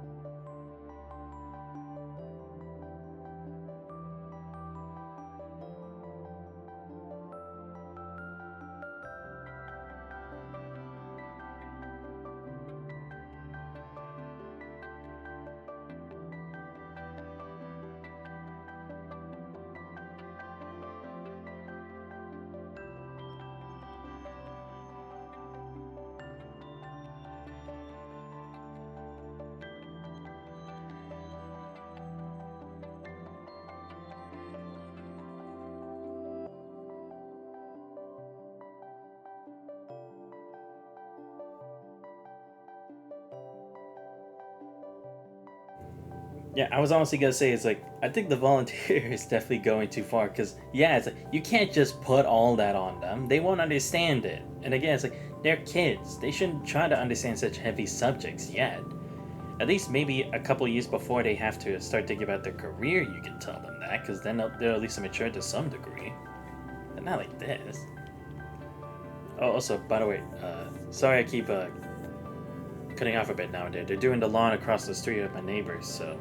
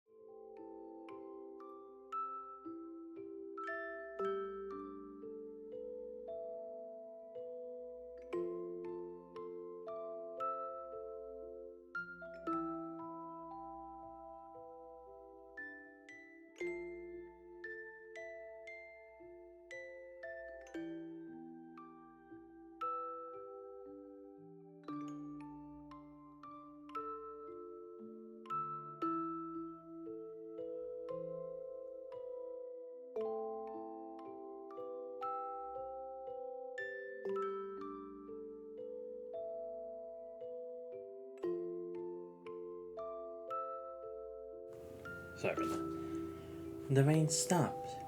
You can go and play now, won't you? I want to play in the wheat field. No, you can't. The wheat awns are gonna prick your hands. She looks at one of his fingers where a small cut remains. Reminder when he secretly stuck it to the wheat field to touch the wheat heads. What about the beach? Should be safe now since the tide is out. It's dangerous. The sea's always been, and will always be dangerous. Mom, do I have to stay under the tree today too? Never mind. Go play by the sea. Alright. Having gotten permission, the excited child dashes out from beneath the sheltering tree. Runs across the damp soft earth, carefully avoiding blooming wildflowers, as he makes his way down the slope toward the beach. There beneath a tree was a silent woman he called Mother. When the rain cleared, Mother would speak to him, teaching him how to read and telling him about the various creatures on Earth. Mother doesn't like the sunlight on clear days, but he does. The sun warms the sand just right, making it pleasant to walk along the beach. Storm rolls out of nowhere and trips him, causing him to fall hard onto the grass and scrape his knee. Who are you? Child in white lies hidden among the grass, scrutinizing the falling Wanchu with intense curiosity. You look just like her. So you're her real child? Who are you? Why are you crouching here in the grass? I've been hiding in the grass. I didn't want you to see me so you wouldn't know what I'm up to. Have you been in my Maya mom's world all this time? Child hiding in the grass grows visibly upset. This is my world. You're the one who's connected to here from the outside. Yeah, I'm the one who has to hide from you. Won't she? It's Mother's voice, I guess, from nearby. When she gets to his feet and sees her searching for him. Don't tell her you saw me. Child shoves Wanchi, sending him tumbling down the slope. First time, Wanchi sees everything from a tumbling perspective. The sky spins above him, the flower petals reveal their varied hues, the grass blades show their tiny serrated edges. After feeling angry about being pushed, he focused on committing everything before him to memory.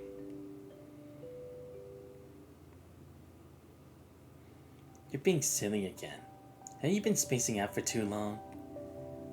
Wanchi stops chewing, puts out a spoon, and exchanges an uncomfortable stare with Bella. You start trouble again, I swear I'm gonna... That's not what the surface is really like. Conversation catches the attention of the other children who, too, are refusing to eat their meals properly. The surface isn't just beaches and seagulls. There's so many beautiful things down there. How do you know all this? Don't tell me you've been to the surface. I saw it from... I mean, I'd never been there. I saw it on some grown-up's terminal. Halfway through a sentence, Wanchi remembers Melvi's stern warning and cuts himself off. Okay, good.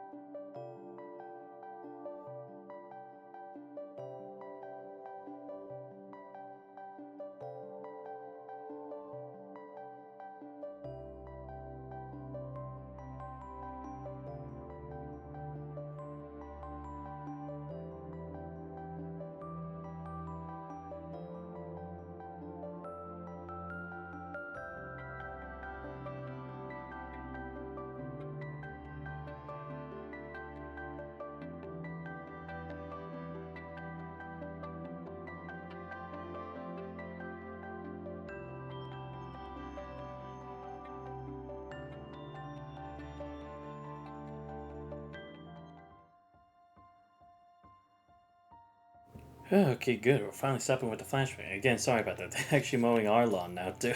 So, yeah. Wait, what the fuck? What's Ricker doing here? I mean, Rosetta, what the hell? I mean, hey, I'll take it, but I'm curious. Seriously, what is she even doing here? Several months pass as Wanshi settles into a routine life. This day, at the class and activities end, Wanshi heads back to the dormitory alone instead of walking with the others. Early in the dormitory hallway, spotted several constructs standing awkwardly behind a volunteer, interacting with children under the volunteer's guidance. Yusun has recently started accepting commissions, occasionally bringing constructs here to carry out assigned tasks. Wanshi recalls the constructs at the emergency center and the fluids. He's learned that it's Vada fluid. It's just like human blood, and losing too much of it means death for a construct. Opens the dorm room door and notices the items on his desk aren't where he left them. Hello? No one did come back here? Closes the door and hesitantly sits at the desk, except all the lights in the dormitory go out as soon as he sits down.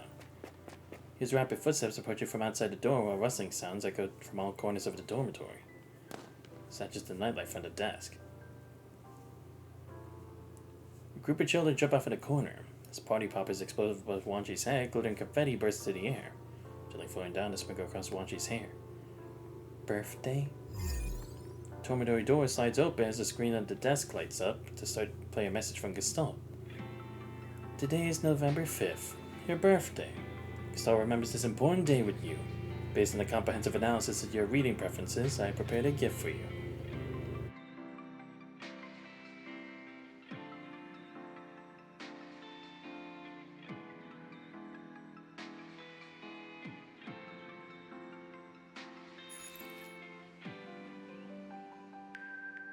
The protagonist, who knows nothing of his own birthday, stands silently with a nightlight in hand, gazing at the crowd before him.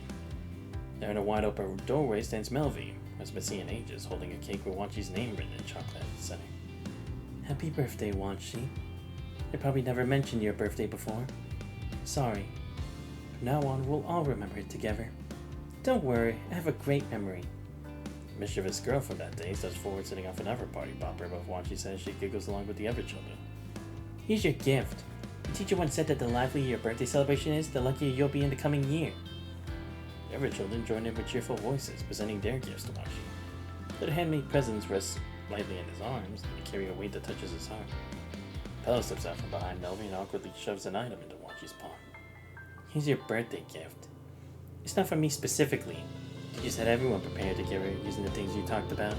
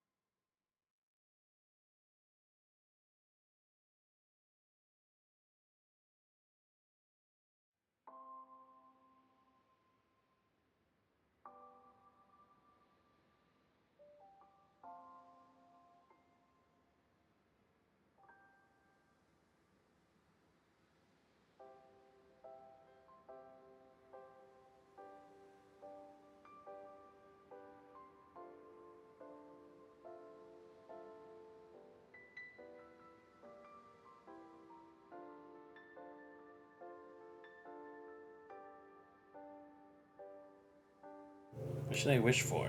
His first birthday ritual and his first time making a wish. Wishes really could come true. He'd want to know why his mother sent him to Eden. What she's doing down the surface. Wishes to never have nightmares again. To prune away those tangled, chaotic memories from his mind, just as Melvie suggested. He wishes people will stay by his side forever. He may be young, but his dreams are endless. The world falls into darkness with only the faint glow of a birthday candle flickering dimly ahead. The candlelight illumines fragments of memory data. It causes Mother to promise when she brought him to Eden, the moment he first opened his eyes at the start of life. In the depths of darkness, where he never dared to dream, a beacon shines.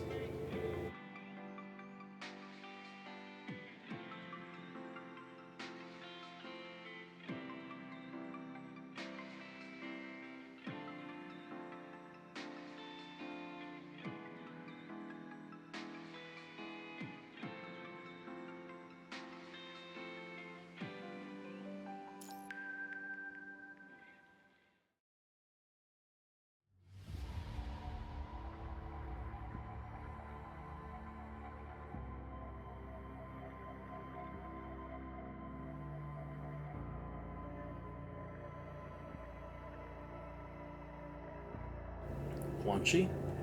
Something's wrong. A deep mind connection would be best, but that's not possible right now. The mind beacon tries to calm the rippling waves of consciousness, attempting to probe deeper into the depths. If I warn you, the chaotic memory data reveals its massive volume and launches a counterattack against the human mind beacon.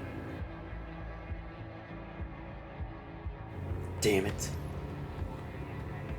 Someone pulls you from behind, and just in time, in that moment of clarity, they sever the mental connection. His eyes snap open as well, and together you turn to face the figure that has appeared. A consort. Rosetta! I didn't expect our next meeting to come so soon. What's going on?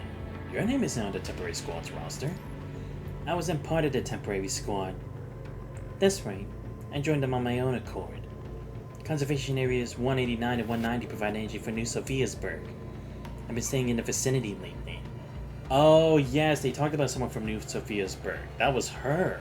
Oh, okay. Cool. I was kind of wondering about that. Because they pointed it out as if it was going to be something significant. Cool. Well, hey, I'm glad Rosetta's back. Because ever since the whole thing with the ARU, we never brought her back to the story. Well, then again, I guess we also did with the Battle of Kao Long, but great to see her again. When will she ever get... I hope she actually gets a new frame. Because Rosetta already looks cool with this frame, but I wonder what else they could do with her. The mission to explore this abandoned research facility isn't high level at all. But I remember the experiments from the Arctic Union routes, so I just... Is that a show sign of fatigue? You must have come because you received my message, so you should know what's happening. Everyone on the team except me has lost contact. I need to find them before we leave. I understand. But you guys don't look so good either. What's happening out there? Probably similar to what you've encountered. Stands up and adds a clarification. It's not safe outside. The red tide is spreading rapidly and will engulf this research facility and the 2 nearby conservation areas. Running out of time for rescue and search operations. We lost contact with our other 2 squad members. As you can see, the commander and I were dragged down here too. Dragged down? Did you notice that corrupted that's only half corrupted? Zeta shakes her head. How did you get down here? Bad luck. Huh? I accidentally fell down here. Zeta closed her eyes wearily. Well, I guess she really isn't used to the outside world that much. It's not possible. This temporary mission has been pretty straightforward. All the documents are in plain sight. Oliver, this device is still operational. See, you can create a backup of its data. Right on it. But I found a terminal. I'll take a look at this first. Terminal? The terminal in Oliver's hands is nearly destroyed, but still recognizable as a Babylonian military tactical terminal. Looks like constructs from Babylonia have been here. It could be rogue constructs. The scan shows no sign of it. No one's inside the building. We should still proceed with caution. The terminal suddenly crackles to life, screens lighting up as a stream of corrupted data flows across it. Meanwhile, the same sound echoes from behind a piece of abandoned equipment nearby. At the instinct, Rosetta stops Oliver from investigating. Stay here and back up the data. I'll go check it out. Soon after, Rosetta spots numerous terminals in a dim corner. stacked deliberately into what resembles a small mountain. We need to report this immediately. This must be a stronghold for deserted constructs. Strange. All the terminals have similar marks like they've been slashed. By a scythe? Instead of frowns, she picks up 2 terminals for inspection. The deep slash marks are clearly what rendered them inoperable. What kind of weapon could have done this? Oliver, do these marks look familiar to you? Oliver? Reading the shadow, Rosetta rushes back only to find Oliver gone from where he was standing just moments ago.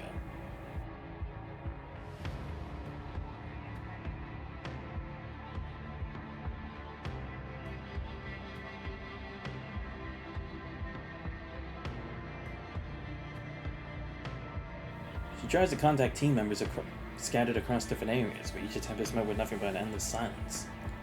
Without lingering, she swiftly reports the incident to Babylonia. Emergency! We lost contact with all team members! Is there footing and falls into a hole hidden beneath piles of scrap paper. Ah, okay. Well, I mean, time was not on her side, so fair. But it's already a blessing that you're safe. Maybe. I did a quick survey of the area. There's a pile of construct remains over there. Someone deliberately gathered their terminals together. I found this. So that pulls out another heavily worn terminal. This one's still transmitting signals at regular intervals. And she takes the terminal and fiddles with it for a moment, causing it to emit its familiar red glow once again. Was it Short Halt? Short Halt. The one that went missing from the Scarab Squad is here too? Yes. But this time he left behind a lot of information. It's rather unlike his usual style. It contains numerous voice messages. Archie's finger hovers above them for a moment before finally tapping the screen. John suddenly stretches static as some familiar voice finally comes to him. There's an egg here. Egg? What? No, come on, you can't be serious. There's another... Don't tell me, am I gonna have to fight Cthulhu again? Or something like that? Please, no. Cthulhu was a fucking nightmare. Probably as bad as the twins. Upon hearing that familiar term after so long, you grow alert and watching for Rose's brow. This voice sounds different from Shorthalt's usual tone. I'm not sure if there's another one of the research facility's twisted projects, but the fact they're experimenting on children tells you everything you need to know about this place. Child experiments. Just as I suspected. The egg has hatched into a creature that now roams these halls. If anyone finds this place, exercise extreme caution. Wait, seriously? There was an egg created here too? Okay, then this has Vonnegut written all over it. As for what this place used to be. I need to avoid that creature and get the test subjects. Get those children out of the cultivation area. Hard to say we'll make it. Haven't run to that thing face to face yet. But there are dead researchers and security personnel everywhere. All its handiwork. That's all for now. Could our missing teammates have been attacked by this creature you mentioned? I've seen strange battle marks up there. Not necessarily. Something's off about all the information. For one thing, neither the Commandant nor I have directly encountered a supposed enemy. Right, and neither has she either. Second, well, it could be due to signal distortion or a damaged voice module. His voice definitely sounds different from Shorthalt's usual one. And then there's what he mentioned about the researchers and security personnel. The research facility's destruction by punishing happened many years ago. By the time Shorthalt arrived, no living humans remained. Only the Ascendant and the constructs temporarily following them. Right. That's true.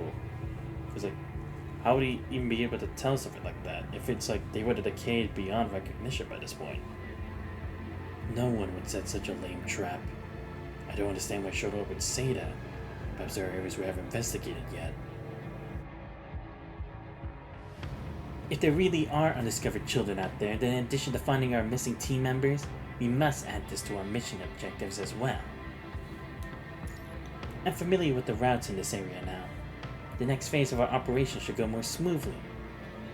If you encounter the monster, eliminate it. Zed tightens her grip on her weapon as Wanchi nods in silent agreement. Toward the dim corridor ahead. Let's press on and find this cultivation area Shorthalt mentioned. We don't have much time left. The red tide will be here soon. But not everything's beyond saving just yet. There's still hope. Man, talk about a strange team. The Commandant, Wan Shi, and Rosetta? But hey, I ain't hating. Oh no, am I gonna have to run from a toy bit? No, I don't want to do a whole Five Nights at Freddy's thing. I wasn't ready for this shit. 急いで通り抜けた方がいい。ここにも異合生物が。こんな形態は見たことがないけど。気をつけて。どうやら暗闇に潜んでるみたいだ。状況を把握できてるかな？意識界は Crap, these monsters are poisonous. Hang in there, Wanchi. I'll be right there. What in the heck? What kind of monsters are these things? They do not look like the normal header creatures I deal with. It's alright, buddy. Gonna be fine.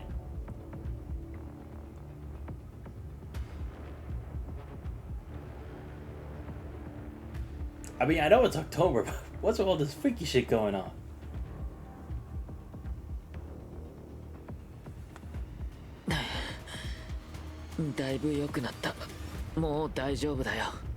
Alright, say so. Hey, Rosetta, get over here. What the fuck you doing? There we go. Alright, let's see. 状況で逃げも隠れもさせないよ。逆転見つけたよ。状況をこれが僕の選択だ。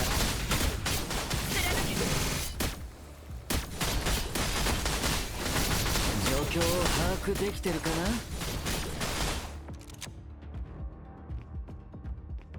この程度なら大した脅威にはならない。探し続けよう。でも勝手に動くのはやめよう。特にあの扉には気をつけて。扉の It is 向 a こうに giant は door. かなり広い空間があると思う。時間がない。行こ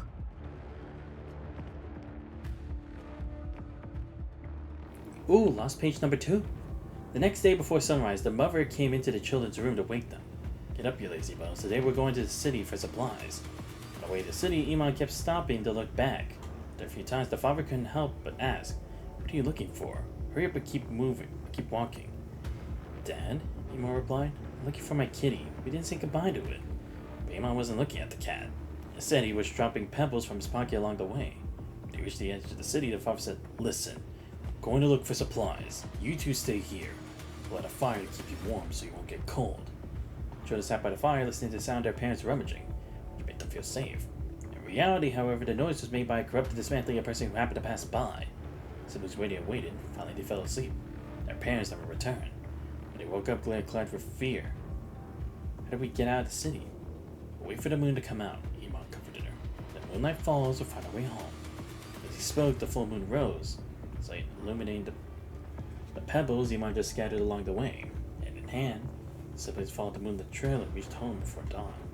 Ah, okay, so that's what you can put special properties on them. Very interesting. And clever. I'm just gonna check all these doors in case. You never know. There's gonna be extra stuff. Yo, what can I switch into Rosetta? I want to use her. It's been so long. 権限カードがないと開けられないみたいだね。Of course not. 突き破ってみる。 Yeah, I was gonna say, like, let's just blast it open. We have some big 手 firepower. がかりを見つけなくていいの？ Hey, I mean, 権限カードを whatever. 探す。 Fine. I kinda wanna follow Rosetta's example, though. But blast through everything. Seriously, please don't tell me this is another Cradle Deep Blue chapter. 私は向こうへ。指揮官、いい That よ was ね a scary and horrifying chapter. It's safer to stick together. Yeah, I'm not splitting up. Fuck that shit. We ain't ready for that. I wish I was, but unfortunately I'm not. Ooh, lost page number 4. When they woke up again, they saw Glea's parrot. It stood on a branch, its voice is melodic and its music. Instinctively, Iman and Glea patrolled or followed the parrot until they reached the beautiful house. The house was painted with cartoon drawings. There were more children like them playing at the door, and the smell of food came out through the windows. "This is great!" The siblings ran to the house excitedly. Provided by the children had a warm meal. As Glea was eating a piece of chicken, the gentle voice spoke behind them. "Who's stealing lunch from our bright welfare home?" An old lady with a cane appeared with a few caretakers. They were scared. And they dropped the food in their mouths, but the old lady didn't scold them. So she said, "Welcome. From now on, the bright welfare home is your home. Have a good rest in your room, or warm beds." Took the siblings by hand and led them to a room. They lay on the bed and felt like everything was a dream. Yeah, but then they tried to escape later, so it's like, why? Ah, shit, something's gonna happen. 子供のぬいぐるみ Its surface is marked with passage of time, and traces remain of the care it once received. A neatly tied bow can be found around its neck.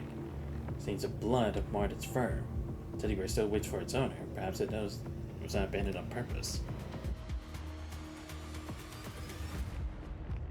これが僕の選択だ逃げも隠れもさせないよ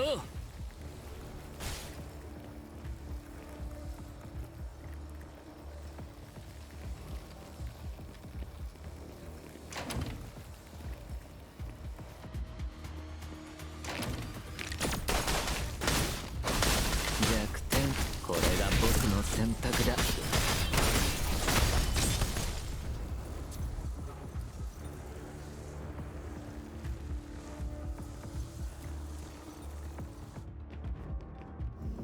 Just gonna check to make sure there's nothing else I'm missing. Just in case. Because yeah, I want to actually redo these last pages and see if there's anything else. Okay, nothing. Let's go. Rosetta, what the fuck are you doing? Spinning around for fun. Okay. Oh! No, no, no, no, no, no, no, no, no. There we go.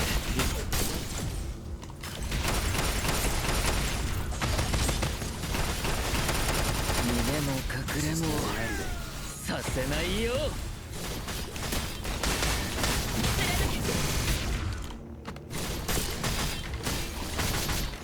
The door is open, but something seems to be blocking it. 逃げも隠れもさせないよ Give it a little push. 弱点見つけたよ逃げも隠れも Let's go. させないよ Alright. That were all the monsters. Intruders became targets for the hetero creatures, which surge and snap their jaws as they move en masse toward three outsiders in the abandoned research facility's basement. Seriously, what are these new kinds of hetero creatures? I actually haven't seen them. They kind of remind me of the ones in the spherical forest where number 21 and Vera were, but they're kind of different. After unlocking the door with a found keycard, Wachi was in the Raven's commandant immediately dashed through the gates of the cultivation area. Fortunately, the door is exceptionally sturdy, and the hetero creatures cannot break through for now. Due to finally have a moment to catch their breath. What is down there? When you trip over something underfoot, down you discover it's a dismembered construct limb. Careful! Something's not right here. He knows that when Rosetta forced the door open. Behind this door to the cultivation area lies a mountain of broken construct domains.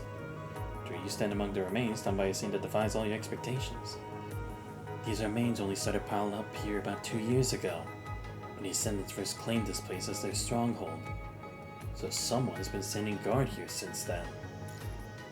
They've eliminated all the constructs approaching the cultivation area. Buddha carefully grabs the arm of the discarded construct and drags it out, gravely pointing to a long, horrific gash across its neck. It's not a human that's guarding this place. I'm starting to believe that the monster really does exist. It matches the traces I found upstairs.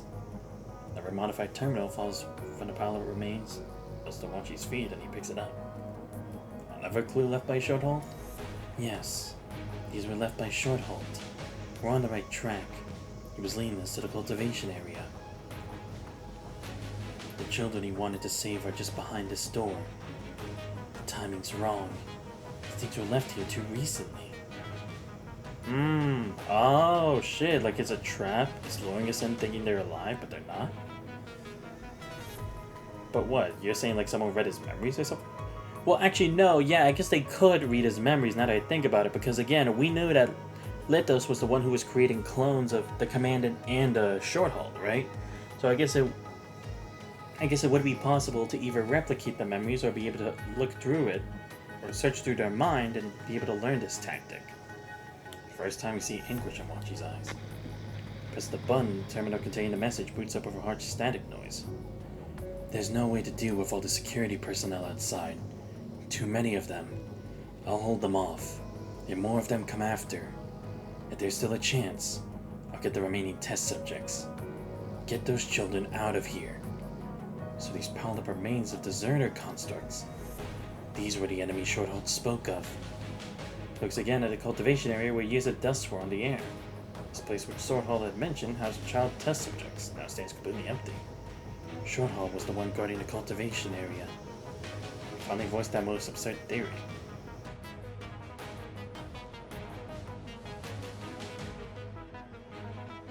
What the Ascendants created. The hatched egg. It must have been him all along. Whoa. No. Oh, I get it. I get it. That's how they were able to use the Commandant's biology in order to create chaos, right? 'Cause they needed a way to ensure that they could replicate DNA from the initial vessel into their new creation, right? Like, in order for Commandant to be replicated into chaos. But they needed to prove that that theory actually worked. So by having a construct with a sharp mind, like Shorthold, that's how they could guarantee that it would work, but that the possibility existed that they could still possess a form of consciousness and their own reasoning with it. I get it. And this explains it. This is where Shorthold last was before he was replicated in the Cradle of Deep Blue. He was on a mission here, but then he was taken and then used for the egg experiment here. But they decided to use his data over in the Cradle of Deep Blue with the Commandant, probably because, again, he was a valuable subject for that experiment that they were replicating with the Commandant over in the Cradle of Deep Blue. I see. There we go. Now all the pieces are finally aligned for when this would have happened. Or at least what happened to Shorthold. But damn, that means it's like, even then, we couldn't have saved them. So how long ago was this?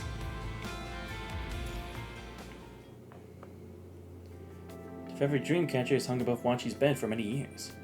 Perhaps the Dreamcatcher really did work, shielding Wanchi from countless nightmares.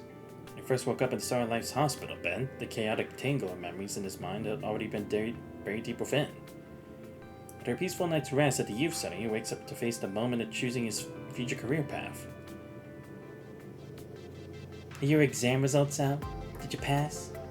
The classroom Natalie pokes Frank in the back. I passed engineering maintenance class. Pello barely made it, nearly failing it every time before.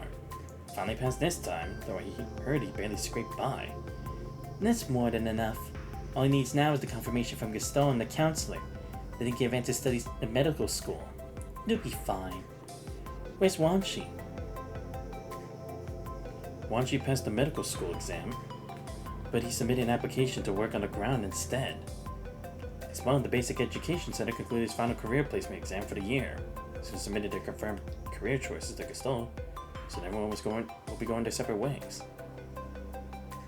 Students who pass their respective career aptitude tests can continue with specialized training at the Education Center, while those who don't may continue studying general subjects until the next unified examination. Has he lost his mind? Is he planning to work in a conservation area or undergo construct modification? Usually, only students who consistently fail their exams and can't find any other career path would consider working in a ground conservation area, or even apply to become a construct. There's absolutely no need for him to leave the Education Center. I told him that this morning, but he seems quite determined about it. The Youth Center's supervisor and teachers would never agree to this. Have you two submitted your wish list yet?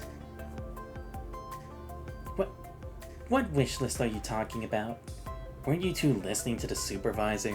The philanthropists are organizing one final fundraising event for our coming-of-age gifts. Is there anything in particular you'd like? I'll compile a list to submit. Belle's become the leader among the boarding students, naturally taking charge of all related activities. Though in the eyes of many teachers and youth center volunteers, he's nothing but a troublemaker. I haven't made up my mind yet. Sheesh, why are you so indecisive? Hurry up and think about it. I need an answer before dinner, got it? What about you, Natalie? What do you want? I don't really want anything special. Maybe a hair clip. You know, one of those with lots of flowers on it. What do you think? I don't really care. You want it, I'll try submitting it for you. But turns away, busying himself with recording everyone's excited chatter about the gifts. Children once gathered to hear Wanchi's tales of the true ground have grown to young adults. While Wanchi, once the center of their attention, now dozes off in the back seat. His body begins to grow upward. His childish features gradually take on more masculine characteristics. Get up! Wanchi slowly raises his head, his eyes remain shut. What? Any coming of age gifts you'd like? Fun philanthropist. No. She drifts back to sleep. Today is when they confirm their final placements with the counselor. If our guardians to accompany them, a team of charitable volunteers will be there to help instead. Once inside, remember to verify both your placement exam results and the polymer compatibility report with the counselor. Please don't make any mistakes. Last month, in addition to the educational placement exam, all soon-to-be graduate students underwent a Tantalum 192 compatibility test, a requirement for Consult's class recommendations. Most of them have high compatibility. It's only natural their results deviate from societal averages, given that many of their parents are conscripts who went to war. All metrics in Wanchi's report indicate high compatibility. A line forms in front of the white doors. Wanchi stands at the end, clutching an old personal terminal from Dr. Melvi. He types a few lines, deletes them, and then repeats the process over and over. He ponders how to compose his letter. Dear Melvi. No, that's too stiff. Delete. Dear Auntie Melvi. Nah, he's never been this close to Melvi. If he sensed this, she might worry something's wrong with him. Despite countless lessons on letter writing in class, he still spends ages editing and re-editing his message. Dear Aunt Melvi, I hope I'm not catching you at work. Please excuse me if this message causes any disruption. Today I'm meeting with a career counselor to confirm my future path. I've already applied for surface deployment. I know you've always wanted me to stay in Babylonia, but I still want to see the surface for myself because... Please don't worry about me. I want to do my part in the surface operations too. Would you be willing to come to the military district on my departure day? As my family to see me off? You can spare time from your busy schedule to attend, I'd be very happy. Be very thankful. Lastly, thank you for taking care of me all these years. Hope that one day I can repay your kindness. It's been 2 or 3 years since we properly met. Maybe this is too formal. I should revise it. Wanchi's hand accidentally touches the spot on the terminal, and just like that, the overly formal and cautious message is sent. Wanchi's heart pounds as he wonders how Melvi will respond to such a request. In the next moment, the terminal beeps again as a new message comes through. This is Melvi. Below is an automated response. Message received, but I'm unable to read it at the moment. Sorry. I'll respond as soon as I finish my current work. For urgent matters, please go to the pediatric triage desk at Star of Life. If your placement results differ from your preferences, make sure to discuss it with the counselor. She puts away his terminal and looks up again amidst the adult's concerned murmurs. One hand has grown shorter. One by one, those who grew up with him entered through the door, each emerging with a different expression on their face. He leans out of the light, peering through a gap in the white doorway to catch a glimpse of the volunteer counselor seated behind the desk. Last one, Wanchi? Here. You still want to... Go ahead, but think it through carefully.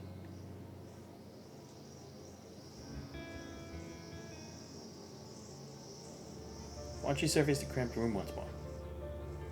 1 desk, 2 chairs, not 3. In a corner invisible from outside sits a man in a white coat, a sight all too familiar to Wanchi from his time at Star Life. Doctor's name tag on his chest reads Chiron. I've seen you before. Hello. I'm the head of the Conscript Maintenance Department. When she gives a puzzled look at the doctor he recognizes from the emergency center. Chiron motions him to sit down first. You'll need to verify something. Oh, this is a doctor from the Star of Life.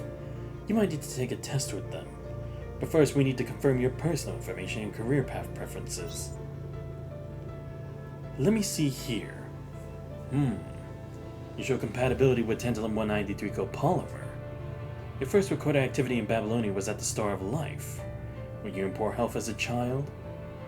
Born with deficiencies. been in pediatrics ever since.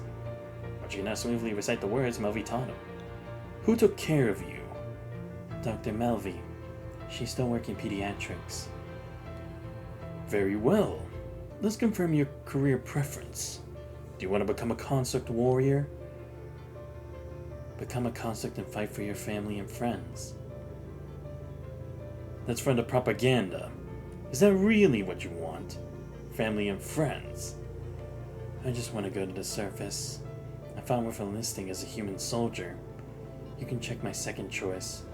Or I can stay at the basic education center until I absolutely have to graduate. Then get assigned to work at the conservation area. Either way works. I see.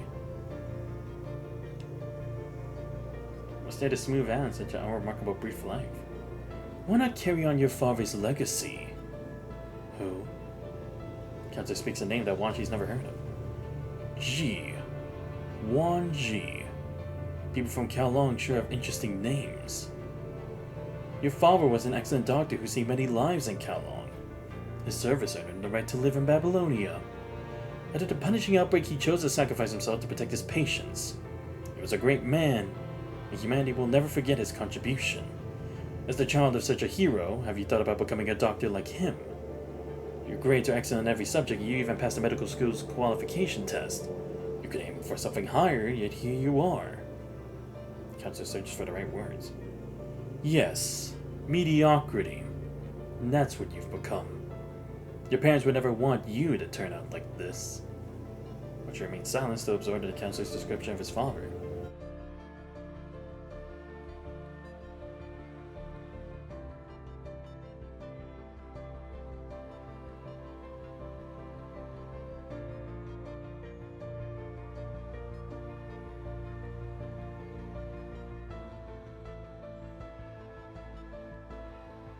Is this your first time hearing about all this? Don't take it too hard. Situations are quite common and...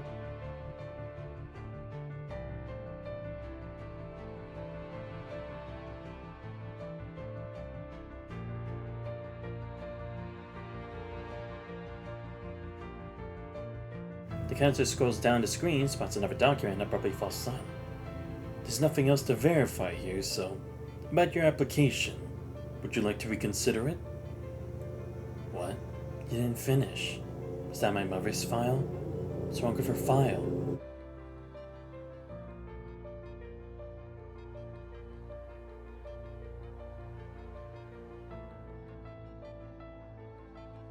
The counselor quickly closes out the document, stands up from the seat and gestures for Chiron, who's been listening nearby for a while, to take his place. She stands up from his chair as well. Why do all of you make that face whenever she comes up? All of you.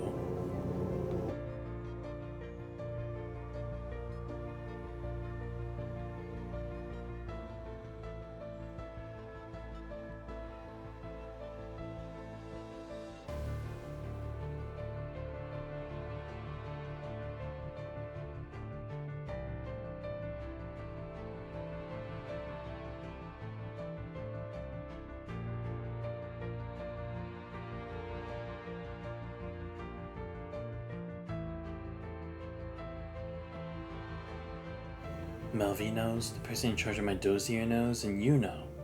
She's still on the surface, right? Why hasn't she come to see me even once in all these years? Take a seat. So a test that you need to do carefully. Chiron cites a medical school aptitude test. Gestalt analyzes various factors: family background, physical condition, academic performance, aptitude tests, and personal preferences, to calculate suitable career recommendations for each student. A volunteer counselor then makes the final assessment through communication. All this is done to ensure you have the fairest chance. While personal preference is the decisive factor in the process, people can sometimes make impulsive choices. That's why we established the Guardian application channel, offering a chance for reconsideration. Wan Ji, while children like you don't have guardians, we carefully consider all applications submitted on your behalf by the center. That's how you got this opportunity today. You're still young. Everyone thinks your choice would be such a waste. We don't want you to spend the rest of your life regretting a decision made in a moment of defiance. Many years ago, his mother simply told him a story about Eden, and then asked if he would like to visit Eden. So everything in Babylonia feels like a waking dream. Even though Melvi keeps insisting that Babylonia is reality, his memories of his mother are delusions. Day is the day he decides to break free from his cage. No, I have no intention of staying in Babylonia. Why are you so intent on going to the surface? Once you ask Karen warily, it's reminded of a tense confrontation from his childhood between Melvi and another doctor. Are you testing me? Do I have something my mother left behind?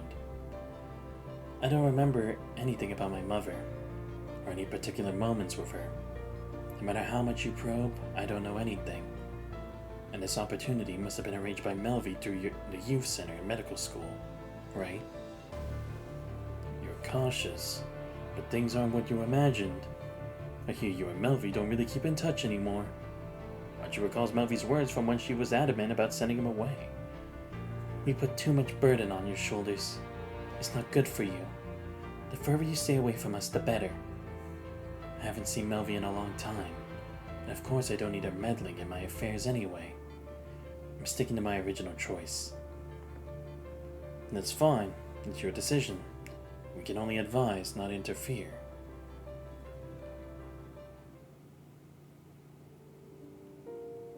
Wanchi, with such excellent grades, do you really have to go to the surface? The career counselor and some strange person wanted me to stay in Babylonia, but I refused. Why would you refuse such an opportunity? You think you're going to the surface just to see the beautiful things, you'll regret it. Never seen what the punishing can do, and good to talk. Yo, what's up, Asian? How you doing? But things should get better, right? What about you guys? Natalie and Pello going to the medical school together? No one can talk you out of this. Forget it. I passed the medical school exam, but a counselor and Gestalt support by direction. Everything's set. After a few years of hard work in medical school, I can intern at related institutions. And of course, my ultimate goal is still the Star of Life. Your real target isn't the Star of Life, it's Pello. I can't hear you. Nobody asked you. Natalie started a one-sided quarrel with Frank. Wanchi, satisfied with successfully changing the subject, casually takes a few more bites of food. Stop hitting me. I just confirmed my application for engineering maintenance. I don't know which institute I'll be assigned to yet, but the results come out today. Well, I guess we all got what we wanted. But I heard that some people who barely passed their specialization exams had their applications rejected, so had to work on the ground instead. No wonder I saw someone come out crying. How's the stream today? It's doing alright. Just going through some more character stories today. It's the first I've heard of something like this. Yeah, at first I thought I'd heard wrong. Thought they were trying to apply despite not meeting the requirements. But even if they barely passed, they still met the standards, right? What reason could there be for rejection? Did this happen to commuting students too? Or is it just our applications that are having issues? Just our applications. People are already speculating about other factors behind the rejections. Something about their parents' occupations? How absurd. As if that's the reason. Wanchi and I don't even know what our parents did for a living. Where's Pello? Huh? I didn't see him come for lunch. Upon hearing Natalie's words, Wanchi picks up his tray and leaves in a hurry. Oh, like, maybe Pello was one? Pello? Sits at the desk and shuts off the screen the moment Wanchi opens the door. You confirm your application with the counselor? Confirmed. Sloan rejected my medical school application. It's paying to the surface next. Simple as that. You can wait for the next exam. If there's anything you don't understand, I could teach you. There won't be another chance to take the exam. You know I'm older than you. It's my last opportunity. Guess I won't need to work in the conservation area after all. Might as well just get converted into a construct. Who knows? Maybe consciousness transfer will help me learn faster. But didn't your scores exceed the medical school's requirements? Why would they reject you? I never heard of. How would I know? That jerk started going on about my parents the moment I walked in. They had the nerve to say I inherited their physical traits but could be perfect for conversion. Pello, calm down first. I can't calm down. You're not in my shoes, and I'm not like you. I'm not as smart as you, so I studied my heart out. Took test after test. I barely managed to pass the minimum requirements for medical school. That same medical school you wouldn't even look twice at, and they still rejected me. Yeah, because, well, she was good at it. Something's definitely not right here. But this is how it turned out. Only now do I realize. I was desperately trying to escape my parents' fate. No one else had already decided I should follow in their footsteps. Sacrifice everything for humanity's cause. Remember that volunteer at the exhibition hall who started preaching to us out of nowhere? How she called all our families who abandoned us heroes who died for humanity's greater good? And tried to push us down the same path? Bella, that was just one person. And Teacher Mecca already dealt with her. It's not just a few. If fate is all the proof you need. Someone told me today that even Gestalt thinks this way. It's all just data and algorithms making the decisions. The truth is, we orphans grow up reading these feel-good stories that society loves so much, want to become the protagonists of the next one. Those people out there, they love reporting about kids who volunteer for modification, sure, but I wonder if they're telling the whole story. Why do they film me then? Show everyone how I resent being abandoned by my family. I'm terrified of ending up just like them. What gives them the right to make us accept these algorithms? Yeah, because, I mean, to be fair, I can kind of understand where he's coming from, because it's like, when you think about how, like, normal, like, interviews are, it's not like they care more about the information that's written on paper.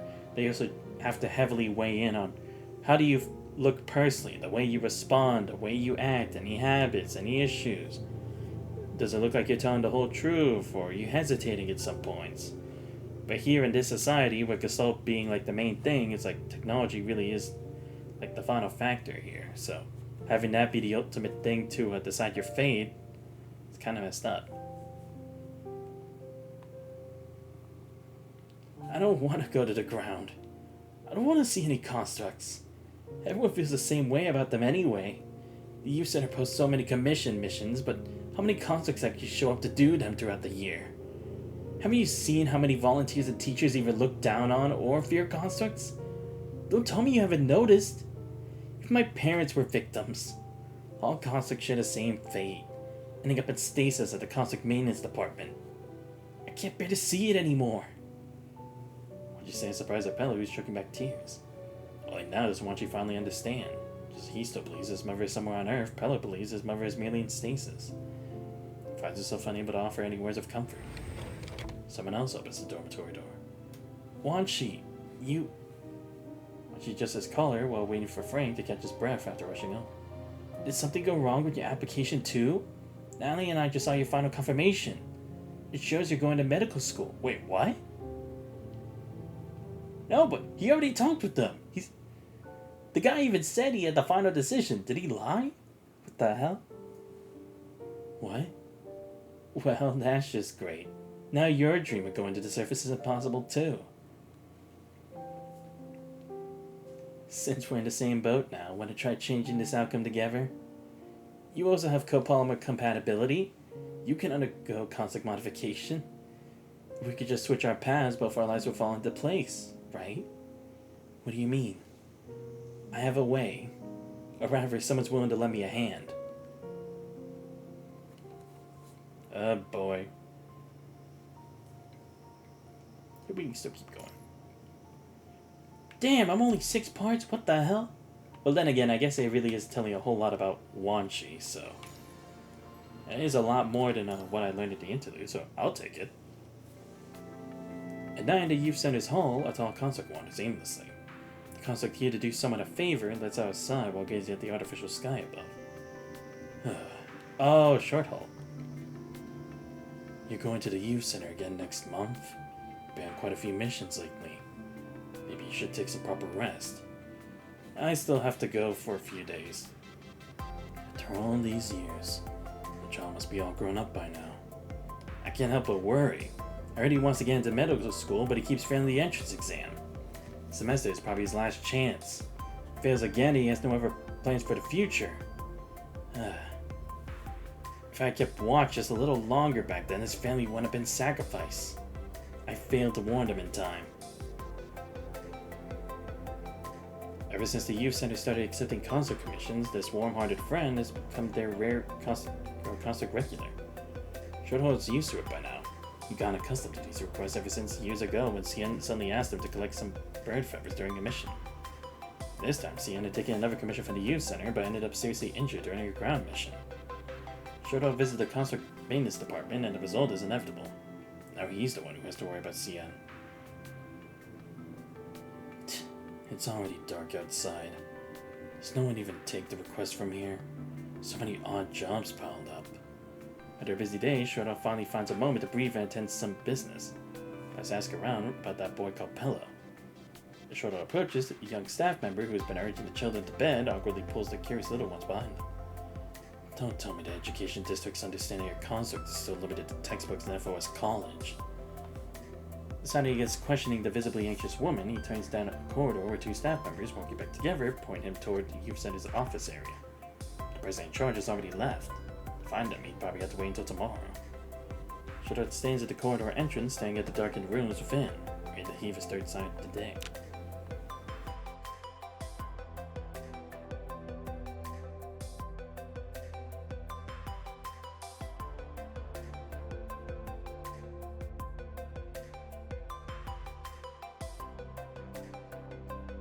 Sorry about that, had to open the door to my room. It's getting pretty warm. Without warning, lights flicker on in an office deep down the corridor. The boy's head peeks out from the doorway. Shoto and the boy lock eyes for a brief moment before the latter draws a sharp breath and darts back into the office.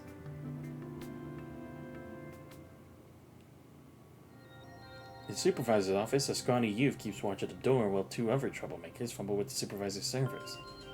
Behind Wanchi, a black access terminal dotted with glowing lights. Once we plug this in, we'll have access to the system. Oh, I see. Are you sure it's okay? Changing assignments? Sounds impossible. Why would anyone be kind enough to help us like that? Obviously, it's people who can't stand this garbage system. You're overthinking it. Some commuting students told me before that they never had to worry about getting into their desired schools. Their families would take care of everything. Tweaking regular grades, forging a professor's recommendation letter, polishing personal information. None of it's hard if you want to do it. Since no one's helping us, we'll have to do it ourselves. Besides, the medical school quota is fixed. Swamping us between us two won't affect anyone else. You're scared? Just give me back the infiltration terminal. Can you two hurry up? I almost got spotted by those teachers just now. Once you connect the terminal to the server, the server suddenly lights up with a blinding glow, briefly illuminating the corridor outside the window. The two criminals frantically scramble to adjust the brightness. She keeps the brightness this high? Is she trying to go blind or something? Keep it down, Frank. That flash just now. Do you think anyone outside noticed? In the next instant, Frank drinks back as if shocked by electricity. Outside? What? There's a construct out there. It saw me. Huh? Wanchi, quick, hide! I haven't gone in the system yet. She looks up, meeting a pair of piercing eyes through the crack of the door. What are you all doing? In the dim glow of the server, Shoto spots Pillow. Huh? You're...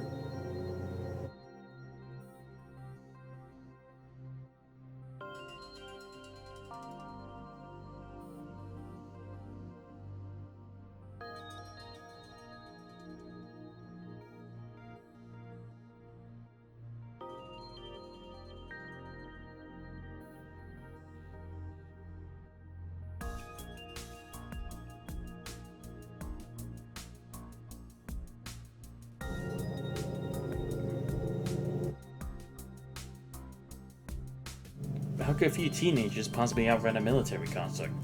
They barely make it a few meters before Shoto grabs them by their collars and drags them back.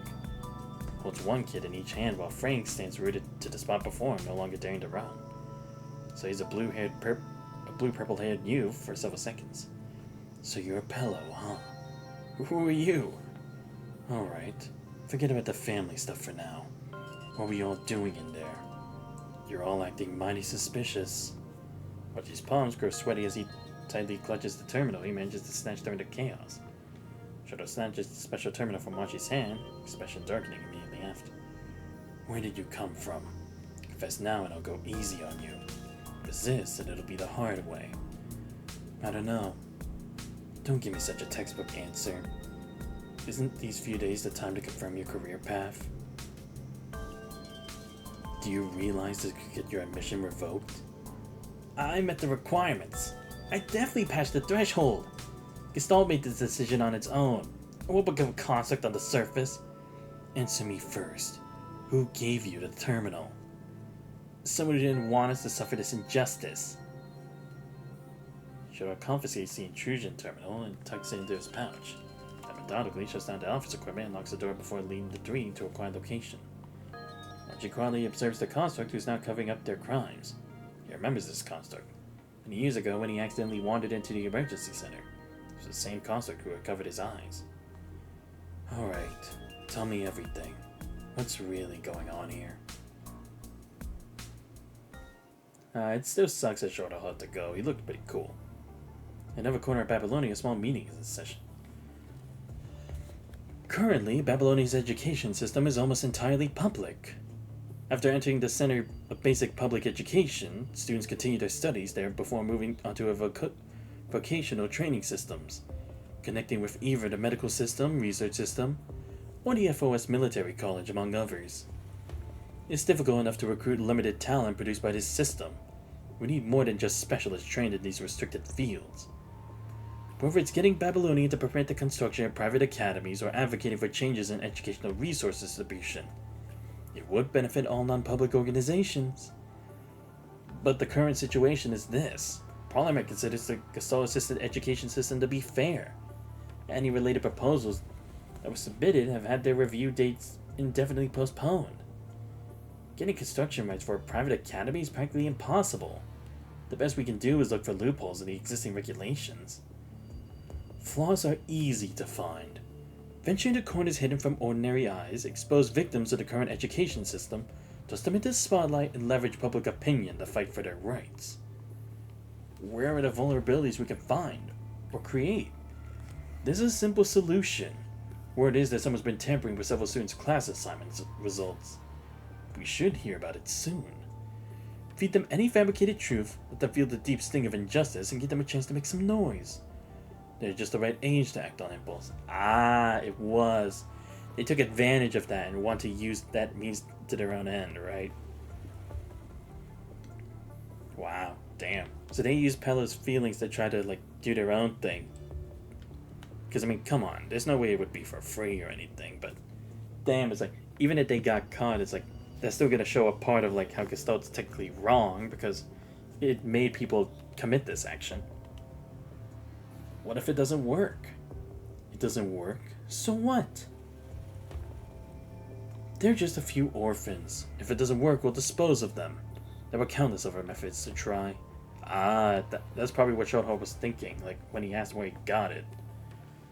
There were so many young refugees on the surface who can't even get enough food or warmth. The orphans taken in by the center are living well enough already. After the failure of the Fate Exchange plan, Wanchi and the others face stern questioning from the construct. Pondering the general course of revenge, Shoto contemplates for a moment before dismissing Frank, who is involved in this matter. His anger seems to have subsided as he studies the remaining two, Wanchi and Pello. Comfortable silence fills the air. Finally, he takes the initiative and pulls out 2 pieces of candy from his bag. Right, the candy. Wait, hold up a second. Oh, I see. Yeah, because, again, only these two were involved. They were both talking to the same person, right? Like Instructor A or something? So he was trying to see how passionate they were about these decisions and was like, these two would be great to mix up with. Because again, with the potential Wanchi had, and yet he's still wanting to be on the surface, and Pello having a deep hatred for the surface and just wanted to become a doctor, he took advantage of those results and swapped them. So that he could stir that action to happen.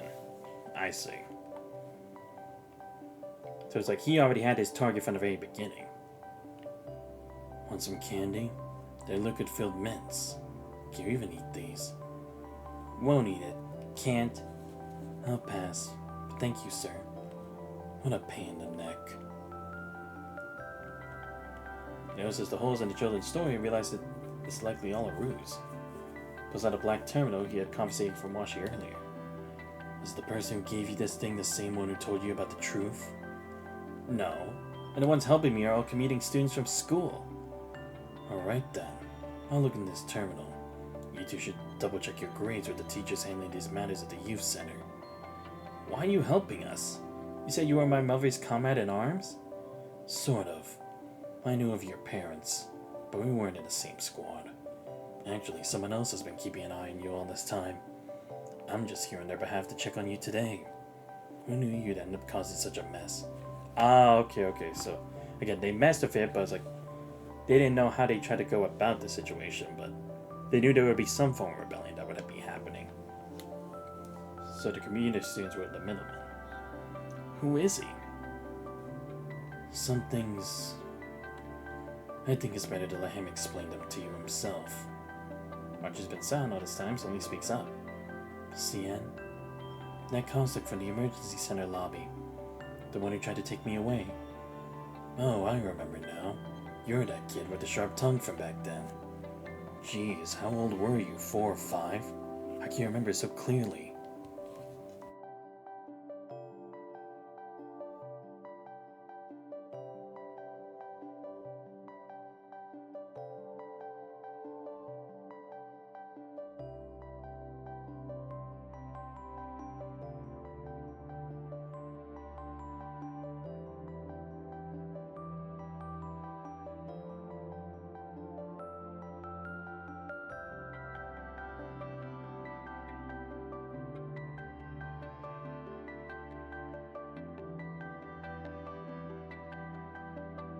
That's all I have to say.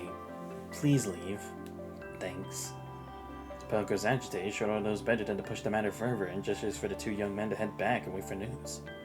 Wait. You're really willing to help us this much? And could you help me find one more document? Says intently in Shoro's face, that's from making this additional request. Oh, his mother's thing, right? Because there was information on her that the other guy had checked, but he didn't want to reveal it. To Wanchi's surprise, this extra request isn't difficult for Shoro at all. Or rather, it isn't difficult for anyone except Wanchi himself. Next morning, Shoro hands the documents to Wanchi. Take a look yourself. It's not even hard to get these. Even your teachers have access to them. Why were you the only one who couldn't reach them? Documents labeled Wanchi contain his basic family information and a detailed record of his life over the years. One parent's a doctor, the other's a researcher. No wonder you're so smart. Birth year, date, all correct. The punishing outburst happened and my mother brought me to Babylonia. Due to severe illness and complications, I stayed in Starlight's pediatric ward. Rehabilitation. My father used to work at Kowloon's Second People's Hospital. When he scrutinizes every word in the document, searching for any inconsistencies with reality. Finally, following Shoro's finger, his eyes fall upon a name. Shu. Wan Shu, a researcher. Former member of the Science Council. Had to go into the surface, she was declared missing. No other records after that. Ah, Wan Shu. Wait, they mentioned that name before, didn't they? Who was it that said that name? I think it was like the people looking for her, right? Interesting, so she was a member of the Science Council. Wow, okay. Wan Shu. I see. So that's why she couldn't go with Wanchi. Because they would have found her eventually. But again, it's like, why did she leave? Probably whatever she was researching. Suddenly moused the name to himself. Said that this is the first time he's heard it. An inexplicable sense of familiarity lingers. Where have I heard this before? Physical headache suddenly strikes him. Something wrong? No. Really? Don't tell me you're just here to look up your mother's name and take a trip down memory lane. After long deliberation, Wanchi makes his choice. Keeps his doubts to himself. I just want to confirm these things. Do you need to hide it from me? Your face says there's more to this. Maybe I do? Fine. I won't ask about it. Let's get to business. Used to the youth's hesitation by now, Shoro takes out the black terminal once again. If a commuting student gave this thing to Pello, you should be wary of your classmates for now. Someone might be pulling their strings from behind the scenes. How did you find out? This terminal immersion won't help you breach the system. It'll just trigger alarms. When that happens, the supervisors will follow the alert right back to you two troublemakers at the youth center. I knew it. It wasn't actually going to change anything. It was just to light the fire, right? Someone's trying to use you for their own agenda at the youth center. But we won't find out much more in just a couple of days. So Pella really could have gone to medical school, right? No. The truth in this case has been defined by others. Unless you can find problems through review, this might as well be your real grades. This isn't a prank. Whoever did this wouldn't leave any evidence for you to find. What do you mean? So now you're headed to medical school, right? It's actually a good path. Much better than going to the surface like you originally wanted.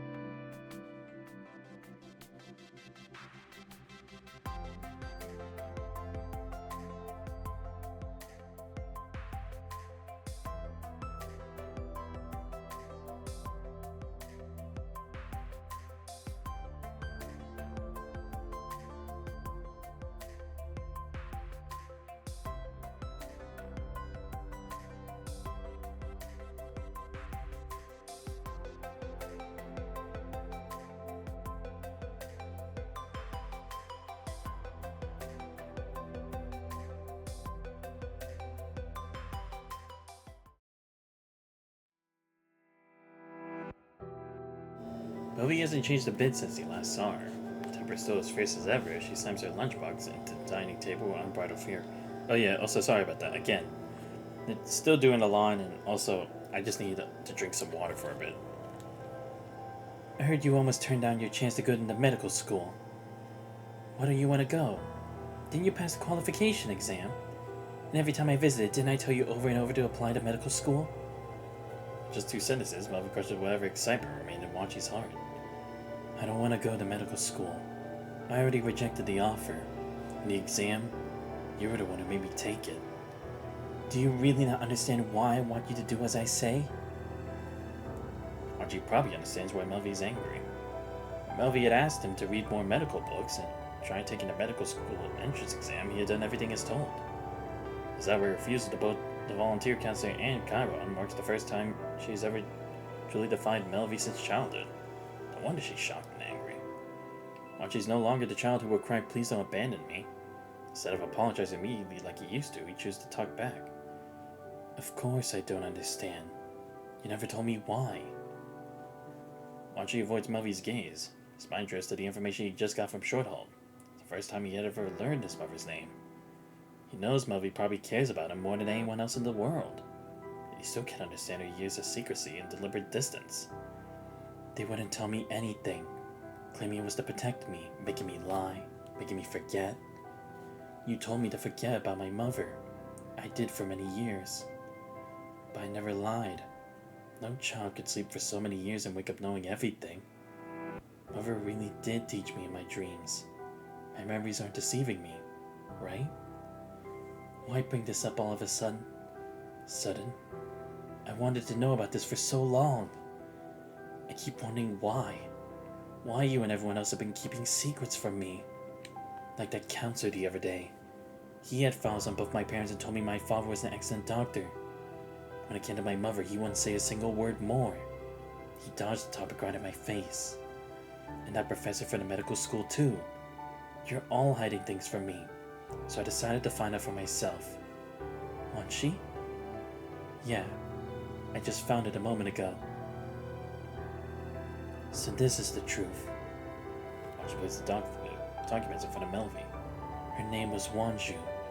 She was a researcher who disappeared after leaving Babylonia, leaving me behind in your care. All these things about myself that I can't make sense of. I think she left them behind for me. The confused memories and those dreams. Aunt Melvi, I've done everything you asked of me. I'm gonna study at the medical school and live a normal life in Babylonia. Everything will go as planned. So now, can you tell me where my mother went? Did she screw up during her research? A wave of sadness suddenly washes over Wachi. And who am I? Am I just their test subject?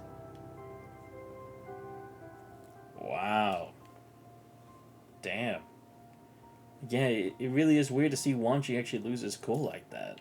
But it's understandable. He wants to know. Like, even if it doesn't bring them together again, it's like, he at least wants that. The transport aircraft cruises steadily through the air. While most people in the cabin rested their eyes closed from exhaustion, Melvi's gaze remains fixed on a woman sitting diagonally ahead of her. The woman has cow-long features, but straight silver-white hair. Appears young, cradling a small bundle in her arms. Melvi had siblings of her own, even though they were all lost at a punishing disaster. She knows an infant shouldn't stay this motionless for so long. Sleep. Sleep. The woman rocks a swaddled infant as gently as waves cradling a small boat. Raises her hand again to pat it gently. It's her first time taking care of a child. Melvi watches her with concern before finally deciding to step forward. Hello. The woman sitting diagonally ahead cautiously tilts her head, glancing at Melvi without a word. Would you like to take a break? I can hold the child for a while. I have younger siblings at home too. I'm Melvi. I noticed you haven't let go of the baby since before we boarded. Thanks, but I'm alright. The vehicle suddenly shudders, sending passengers stumbling in all directions. The woman clutches her child childly as her safety belt yanks her back into her seat. The blanket comes loose, revealing the infant's face. The child must have survived an explosion with its family. The skin bears scrapes from gravel. What little undamaged skin remains glows an unhealthy red. It's clearly burning with fever. Baby. But when the transport aircraft turns to look at Melvi, silver-haired woman's hands tremble as she hastily wraps the blanket back around the child. The wounds were treated before we boarded. He's very sick. But he's still alive. He's using his father's slot too. We aren't taking up any additional space. The woman's head hangs low, utterly exhausted. You must go to Babylonia. Let me save him, please. How's it going, man? I just ate lunch. Ah, it's fine. Melvin expected to run into that mother from the transport aircraft so soon again. Hello, I'm Melvin, the one from K Biological Research Institute. Another hand pale and thin reaches forward to gently place down another ID. Kanlong Fuji Institute, Wanju. Oh, it's you. From the transport aircraft earlier. You're also working on caustic research. Pleased to meet you. You're from Kowloon, right? I didn't know Kowloon had research projects in this field. What's your specific focus? The human brain and its connections to the construct mind. Elfie recognizes the familiar exhaustion on Washu's face. She means to leave it at that, but can't help thinking about the baby from the other day. About your child. Have you found someone to take care of them? The mention of a child traces sorrow crosses. Thank you for asking. He's at the start of life. He still hasn't woken up yet. He's so young. I don't even know if he'll make it through this. I'm sorry. Andrew shakes his hand with gentle detachment and walks straight into the work area.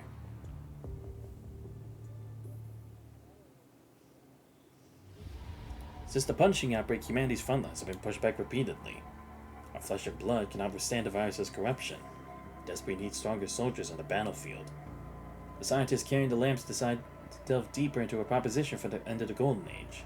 Constructs. Their modest progress is like the lamp they hold, a faint light in the dark cave showing them the way forward. Dr. Cullen takes its first step forward, leading a group of students to the moon. They begin research on a construct core Inver device at the lunar base. Mind relaying technology is another crucial component, drawing the largest number of researchers to the project. That year, researchers from around the world were sent to Eden, humanity's safest haven, as the Science Council launched a joint research initiative with ground-based research institutes to study construct mind.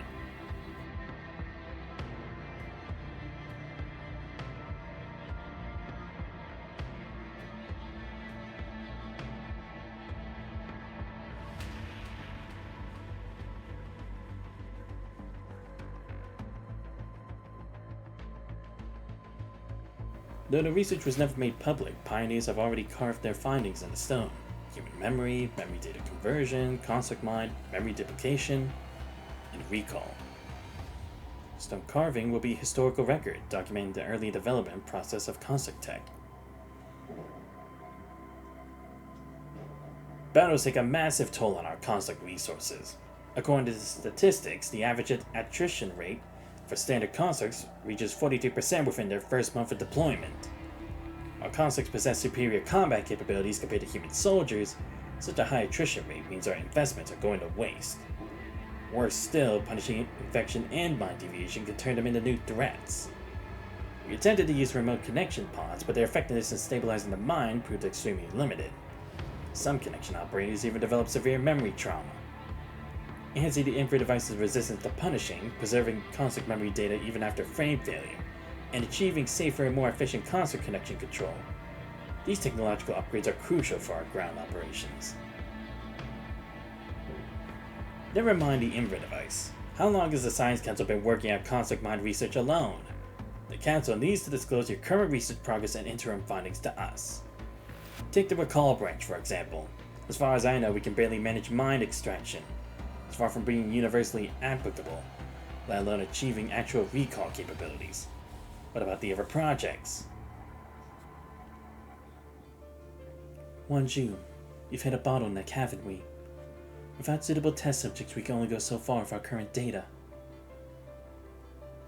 Group 3's observations of the special construct's mind patterns yielded some interesting findings. Special constructs. You probably don't know about this. Special constructs refer to constructs that were modified during childhood. I attended the last conference and brought back the experimental details and data. You can take a look. Huh? Most of them underwent modification when their brains were still developing. Group 3 conducted connection tests using the connection pods. Current results show that they have lower rejection rates toward artificially synchronized data, resulting in more suitable connections. Their minds could serve as a foundation for various research directions, such as new memory connection methods and mind deviation treatments. Some have already proposed theoretical frameworks. They're currently our finest test subjects. of his expression grows serious. No. Wanju, don't tell me you're overthinking it. I haven't reached the point of deliberately creating test subjects yet. The special constructs currently available to our project team are all child constructs that Babylonia has incorporated from the surface. Those of them are yet to reach mental maturity. In order to continue the education to compensate, most of them must maintain their childlike forms forever to prevent mind deviation.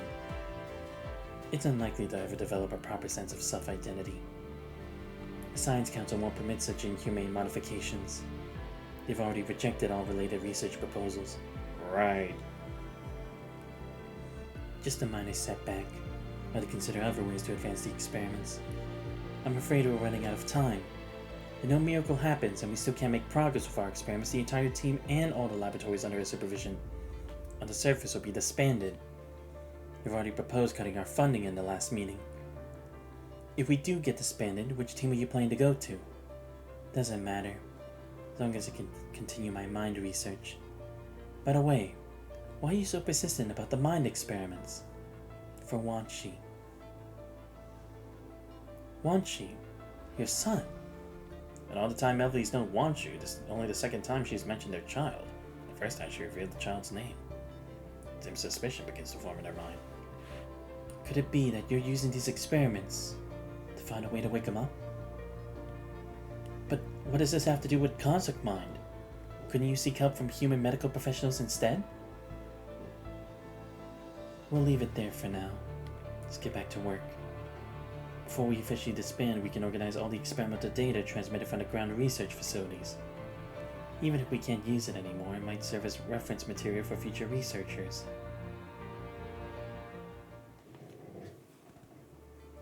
Several months have passed since that conversation with Wanju. Scientific research isn't always smooth sailing. Quite the contrary. And the final months of the miraculous breakthrough they had fantasized about never materialized. Instead, everyone only became more certain of their stagnating progress. Calling it a failure would be putting it mildly. Some, having learned the group's imminent disbandment, have already left voluntarily to seek opportunities elsewhere. The situation on the ground is growing dire. Despite their numerous protective measures, the ground facilities cannot escape the punching threat. Research facilities maintaining contact with Babylonia are disappearing one after another. The steadily decreasing data transmissions indicate these research facilities have reached an unstable state. Occasionally, a research facility would suddenly upload all their current data, followed shortly by news reaching Melvi of an entire facility's personnel perishing. Suffocating tension spreads among those who remain. This is Wanju, beginning the final communication for today. I'll proceed to collect research data from all ground-based facilities shortly. Wanju establishes connections with the few remaining ground facilities. With staff shortage, she now has to personally handle all communications with the research facilities. Only static crackles through the communication channel when the staff on the ground silently process their final tasks. Melvi approaches her with a troubled look, giving Wanju a gentle tap on the shoulder. Wanju, you lost contact with a research facility on the edge of the ARU. I'm sending you the details. Take a look at this. What time and days do you usually stream? It's honestly kind of random. Most of the time I do it when I feel like it. But I do always stream on Saturdays and Sundays. Saturdays I usually do them a bit towards the evening. But today usually I do them a bit towards the evening. Like around like 5 or like 6 or 7. And same for Sundays. Well, unless I'm in the mood to do it a bit earlier. But aside from that, that's usually how I go about it. And I guess it just depends if I work that day or not. Then I'll choose to stream or not.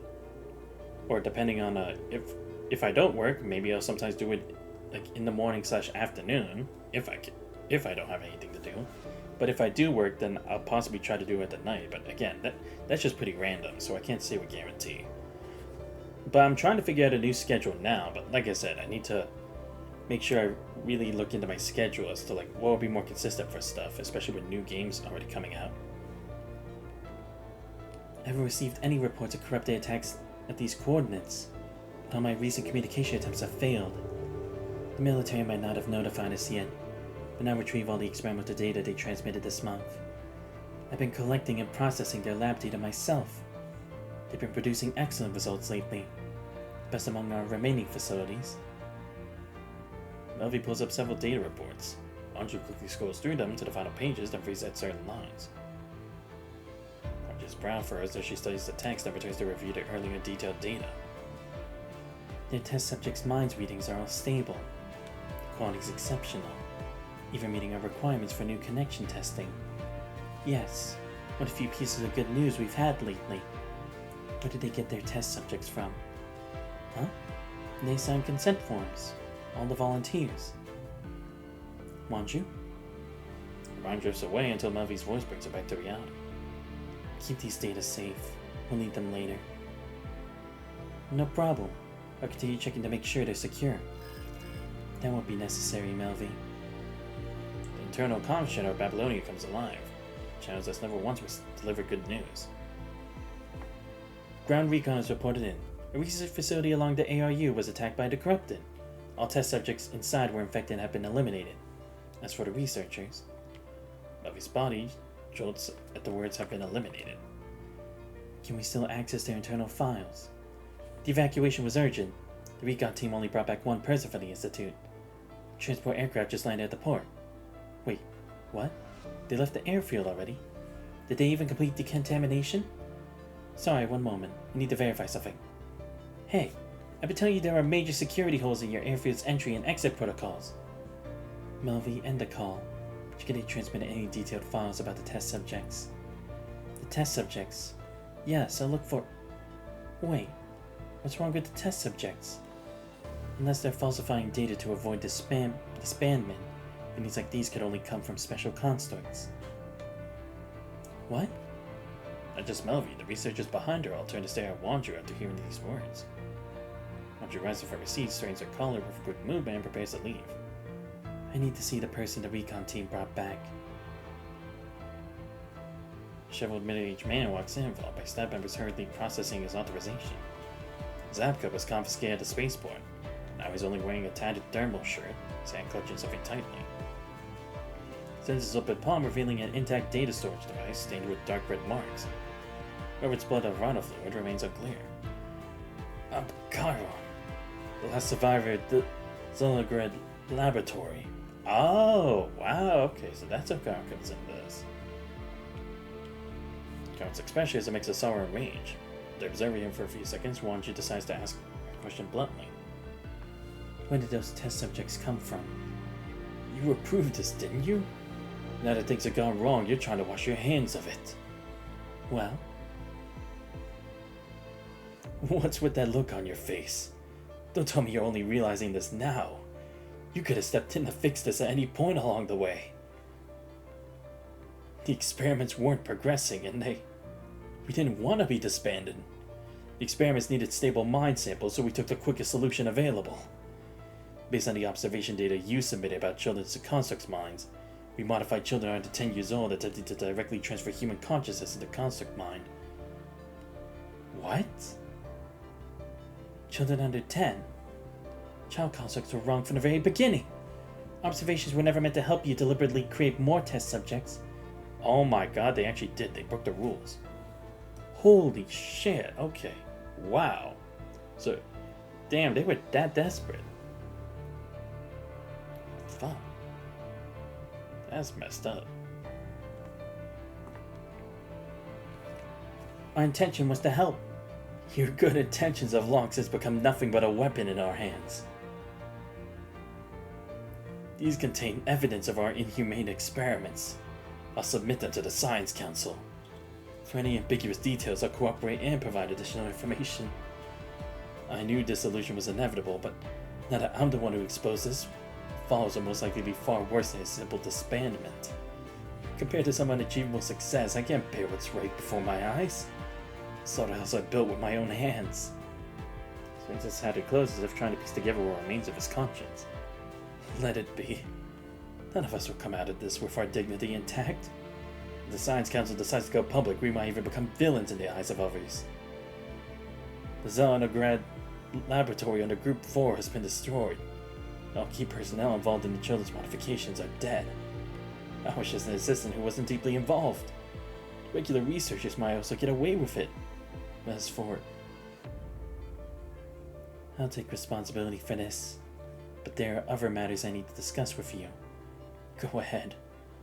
There should have been any large-scale corrupted attacks near the Zelenograd laboratory. I want to know if the corrupted first appeared from within your facility. Was it you? You want to blame me, don't you? For the moment I realized what kind of experiment I was involved in, I became a sinner. At this point I couldn't care less about whatever crimes are added to my name. Gives up trying to fix his appearance and leaves the arriving military personnel.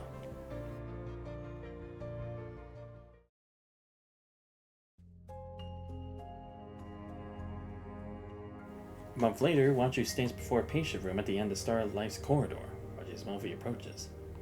Dark circles mark Melvi's pallid face, showing her lack of proper rest. I hear you think of transferring to the Star of Life.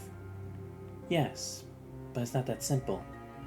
Are you trying to save others to make up for your guilt? What's done is done. You need to face reality. How am I supposed to accept this? If only I had understood more. If only I had asked you more about the data. Maybe things wouldn't have come to this. I've seen the footage Chiron brought back. Those children were forced to transform into constructs, one to die in the connection experiments. All for better experimental results, they forcibly turned children into constructs. Our research was meant to ensure humanity's survival. How dare they talk about preserving humanity when they're killing children? Yeah, like, really, what the hell? But again, I guess that's just humanity's selfishness. I can't sleep at night. You, me, and everyone in the project who was involved in this, we all need to atone for what we've done. In the stifling atmosphere, Melvi takes a moment to compose herself. Let's talk about something else. I don't ever want to bring it up again. What about you? You didn't call me here just to ask how I've been doing, did you? I'm planning to leave Babylonia. Someone wants me to continue my research at the facility on the ground. So I'd like to ask you to look after Wanshi for me. So that's why I was called to the Star of Life. Wanshi's inside? Come in. Artificial sunlight streams through the corridor windows into the ward. As Melvi takes a step forward, she holds the sight down forever be etched in her memory. This small child lies on the bed arranged like a specimen. Skin and flesh once lost to disease and injury, now growing back with desperate intensity. His machines pierce his body, maintaining his vital signs. Life hanging by the thinnest of threads. An oversized respirator covers his face. Mysterious patches on his head connect to a device at the bedside, one that Melvi finds eerily familiar. He survived, but you saw his condition in the transport aircraft. The Star Life staff told me he might never wake up again. Even with our advanced medical technology, there's nothing we can do? No. No technology today can save him. Despite my best efforts, all I managed to save was an empty shell. I won't accept this. Watcher's words echo Melvi's own sentiments. I want to save him. I came up with a solution, and I've already tried it on him. Look familiar? Don't tell me you made all of this. This thing that looks like a remote connection pod. And all these tubes. These devices on his head? I did. Are you really using mind research to find a solution for him? What exactly are you trying to do? Turn him into a construct? No. In his condition, there's no way he could survive the modification process. Watcher glances at Melvi, bitterness evident in her gaze. So this is the recall you were trying to achieve.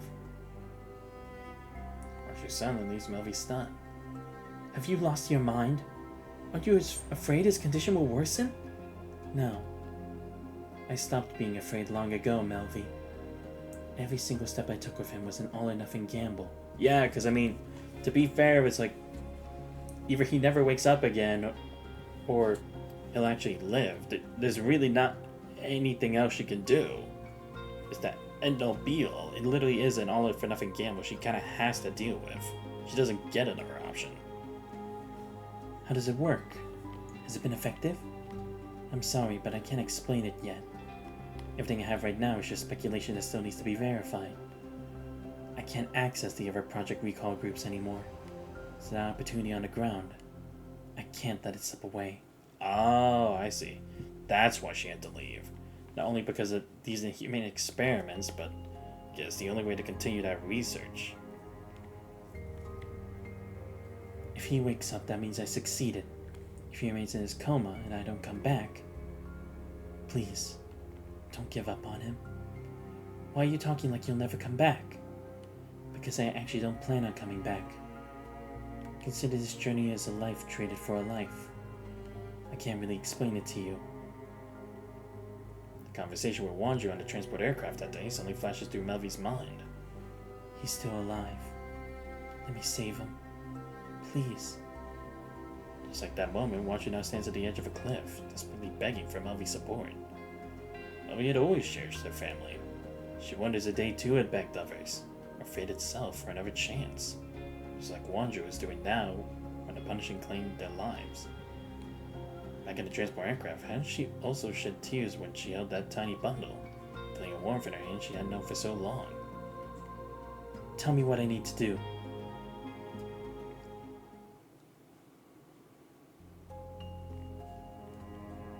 I don't know exactly what she did to you. I just maintained the equipment as she instructed. But I am the best candidate to look after you. After all, no other doctor is as familiar with these laboratory-exclusive devices as I am. Oh, I see. So then everything that he saw in his vision, or everything that he saw with his mother that we've seen so far, it's all been happening in his mind because he's just been stuck in one big dream. I see. I guess that's also why he can't try to see the other children, right? Because they would break his mold on reality. Because then he'd start questioning a whole bunch of things. At least maybe. No, that has to... Oh, no, that has to be it, right? Like, in a place where it's like, they're supposed to, like, test the mind. All those other children that he's seen, they were also part of the experiments. But she's just been focusing so much on him, checking his responses and everything. And just like that, she was gone for years, and you woke up. Before I woke up, my memories. Yes, I've been honest with you from the very beginning. Those events never actually happened. They were just dreams she crafted for you. Yeah. After you woke up, you could speak like other children your age, had common knowledge. At first I was shocked. I couldn't tell if she had actually achieved some form of recall or if she implanted memories through other means. Oh, I see. Yeah, because even if he wakes up, it'd be very hard for him to fit in with normal society, right? Because he'd have to go through that all over again. But by having these dreams, it was like his own form of rehab already. Wow. She really thought things through about, like, a life for him in Babylonia. Interesting. So this is a form of recall as well. Actually makes it pretty ironic now that you think about it, because now that I've checked out his interlude, like, his thoughts on what recall means for constructs and what he's gone through, it's like, it really is kind of hard to say whether it's right or wrong. I guess that's also the point, right? Because, like, in the end, they were sweet dreams, but it's just sweet dreams, nothing more. But soon I had no time to dwell on such thoughts. You know what happened after that? The image of that gun pointed at himself flashes through Wanchi's mind. The nightmares you described. I know exactly what they are. The corrupted. So what Wanju did must be far more complicated than it seems. She woke you up, but in doing so, she also put you in danger. I suspect it's got to do with Project Recall. Not only were they watching you, but they also started investigating my background. When they discovered that Wanju and I were both part of the disbanded group, they began monitoring me. None of these are good signs. Yeah, she had to keep herself and him apart, because it was the only way to keep suspicion on, like, if Project Recall was a success or not. So I made my decision. Right, because also it's like, technically that would still mean she's taking part in this illegal experimentation, because even though she's not the one conducting it, and Wanju is, she's still permitting it on Babylonian grounds, right? And then they could use Wan Chi as like a test subject again. It's like that wouldn't be any different from what he was been before. He finally has a life now. He can finally live. He can finally experience things. To take that all away after he's finally gotten to experience this, there's no way she could allow that to happen. Though gives a bitter smile as she looks at Wan Chi, who still cannot come to terms with the truth. I've never been a clever person. I couldn't protect my own family. Couldn't make any scientific contributions. I was so careless that I caused innocent children's deaths. I never even understood what Wan Chi was thinking. All I could do was try my best to do what I believed was right. Yeah, and that was her only anchor, right? After trying so hard to do the right thing to help people, at the very least she could save one person, Wan Chi. To show that everything she had done wasn't meaningless.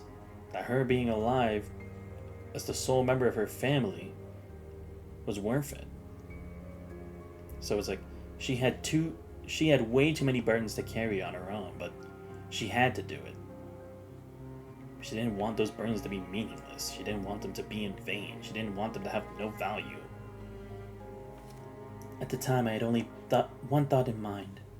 To protect you and let you live a normal child's life in Babylonia. I lied to you saying they were just dreams. I adamantly refused to let you mention them. All because I wanted to keep you away from any whirlpool that might drag you in. Away from Wan Chi, and even away from me. I'm sorry. When you were little, you followed me everywhere. You must have thought I was reliable, right? I wasn't just some pediatrician working hard to save lives. Everything I did was for atonement. With each child I saved, the weight on my shoulders became a little lighter. Ah, yeah. Because even though she paid attention to him, it's like she still had other children to look into, right?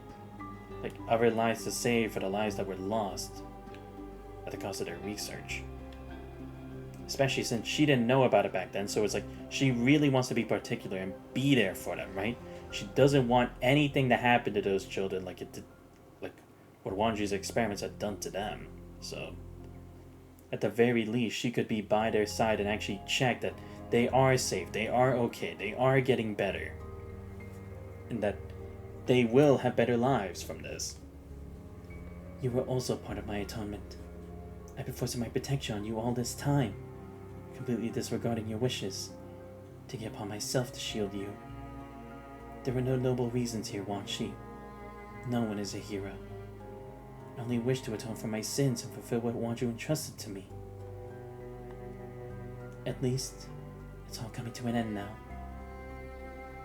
Though I've been stationed at the Star of Life and haven't been involved with the Project Recall since then, I still heard things. The recall system has likely been realized, and they're probably planning to implement it on a massive scale. People have abandoned their obsession with that project. The attention you received as potentially the first to achieve special recall should gradually fade away too. I'm not here to reprimand you.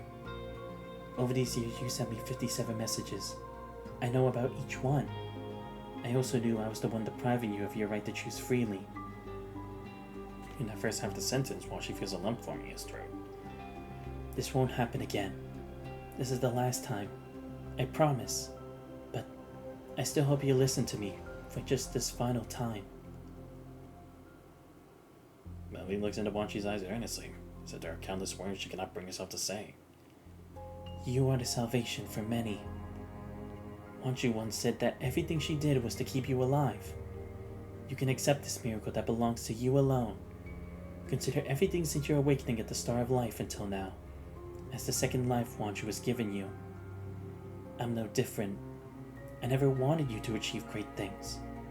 I only wish for you to live safely as an ordinary person. You're becoming an adult now, ready to handle the truth. Now that you understand everything others have fought for on your behalf, please don't waste it. Don't take any risks, okay? You're saying this in shorthand also. I heard you submitted an appeal to the youth center. Withdraw it.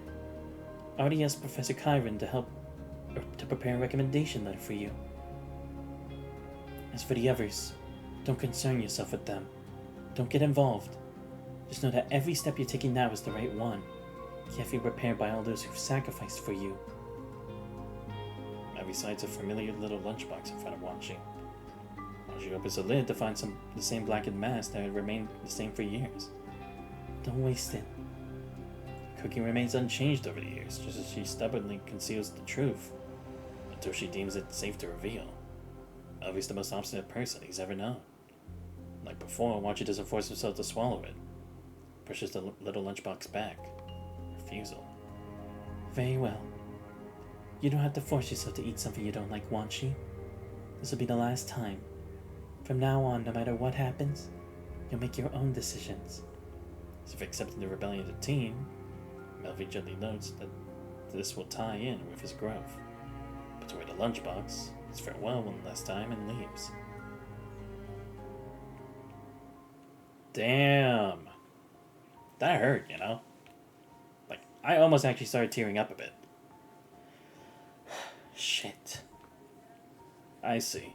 And again, that's why he hates Project Recall, right? Because it builds more upon what his mother had done, right? And again, it's just a lie. It's like he can't live with that. Lies stacked on top of lies.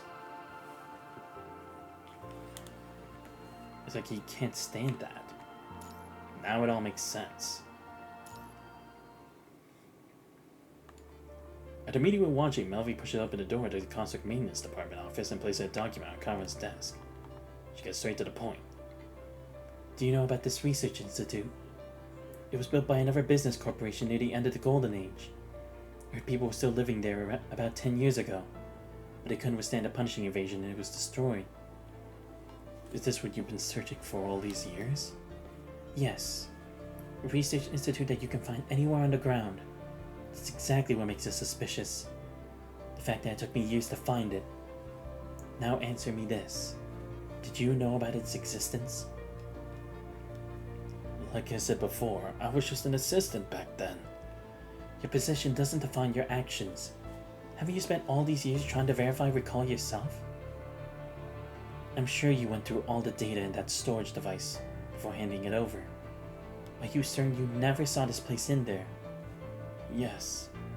Oh wait, got it. Whoever tells the paper documents in the trash can sets them ablaze. What are you doing? The most primitive way to keep secrets. The cleanest way to destroy evidence. Have you done the same? I didn't come here just to antagonize you.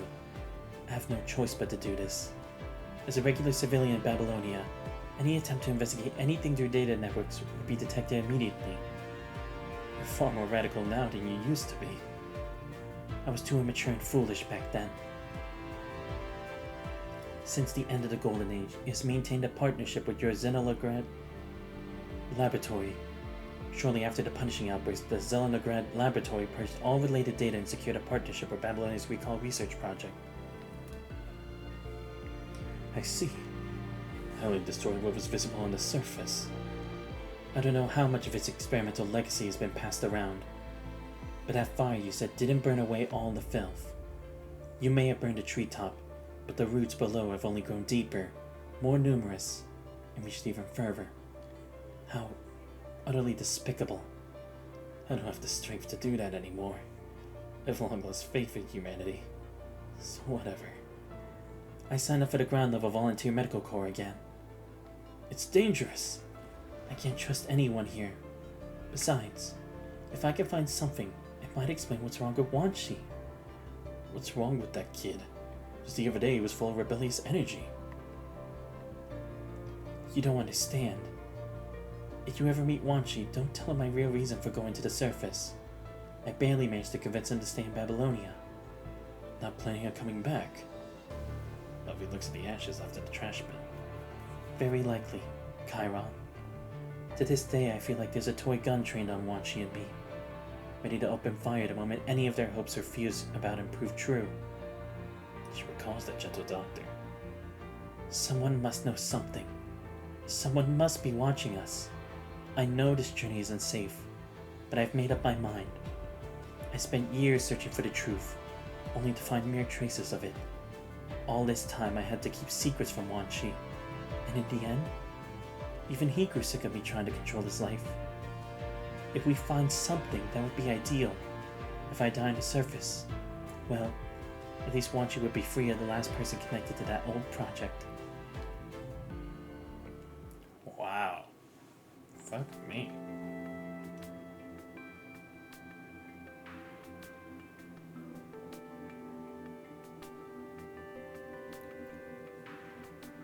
Meanwhile, after his final meeting with Melvi, Wanchi grows increasingly secluded. Apollo and the others are driving themselves crazy over grade reviews, Wanchi keeps to himself, vanishing every day after waking up. No one knows what he's up to. Finally, we notice a short haul, Pello snaps, grabbing Wanchi when he opens the dormitory door mid-knock. What have you been up to these days? You have a fight with Aunt Melvi? Why do you look so miserable every day? You could have just gone along with it. Get into medical school at a young age. What more could you want? Why can't you just be content with that? I haven't been doing nothing. I'm not giving up. What about you? Belle can't make sense of Wanchi's words. Shorter told us the truth. Gestalt was never the one arbitrarily deciding our fates. It's nothing to do with machines, AI, or algorithms. It's the people with hidden agendas. Who knows what they're planning to do with the youth center when the time comes? Shortcut stopped us and prevented things from going the way they wanted. But that also happens to turn us into disposable sacrifices. No amount of rushing will help now. These people have probably forgotten about this whole thing already. No one's coming back to set the record straight. No one's gonna remember we even existed. So what? You gonna tell me to accept this outcome too? No. Like I said, I'm not going to let this end here. Pulls out a card from his pocket and dangles it in the air, swinging it back and forth. This is an access card to the medical storage room. I've hidden the good stuff in the warehouse. I won't find them anytime soon. Looks like I'm going to medical school.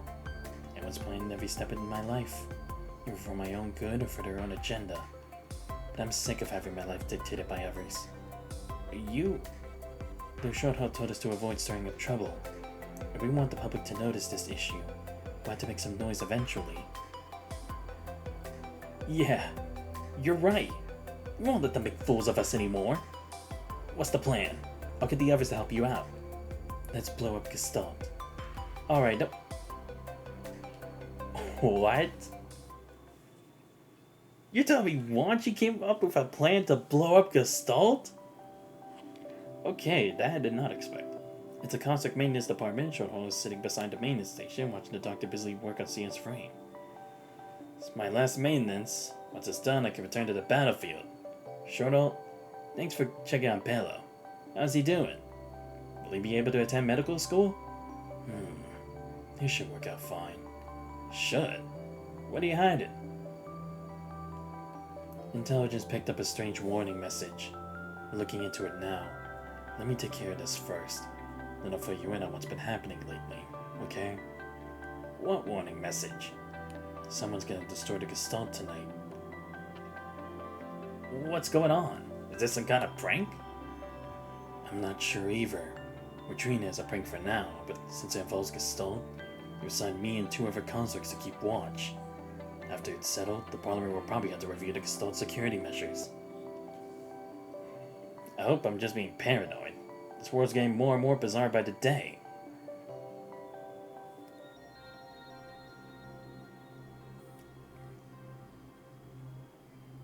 Bring everything inside.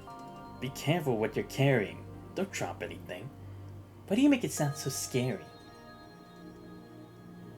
It started as 2 troublemakers have grown into a crowd. Scurried through the back door like mice with boxes in their arms, sneaking into the target room. There must be cameras everywhere here. Don't worry about the surveillance cameras. Let them record everything. Yeah, now we'll open fire ourselves. About time it blows up. So sick of those birthday wishes. Same exact message every single year. Oh, let's be careful. What's there to be careful about? We're gonna get caught anyway. Exactly what we want. Alright, we're here. Wanchi's light illuminates only a fraction of a second. Or only a fraction of the Gestalt, even this glimpse leaves them awestruck. I can't help but gasp softly at the sight of this monument, a testament to humanity's greatest achievements. Place the explosives in a circle around Gestalt. Make sure to put extra boxes near the data cables in the back. They bypass the security perimeter protecting Gestalt and place their explosives at its base. Wanchi stays motionless, gazing up at the towering Gestalt. We might not have enough explosives. Explosive crates look laughably tiny compared to the Gestalt. We might not even crack its shell, let alone reach high enough to damage its foundation.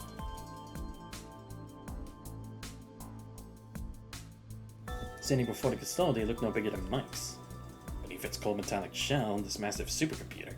But this massive computer has humanity's greatest computing achievement, an objective arbiter whose calculations none can challenge. If they want to manipulate our fair and objective system, then we use the Gestalt to make them acknowledge our existence. Watch's resolve strengthens. Once it's said, everyone back away. Pulls out a detonator, using a button separating death from destruction.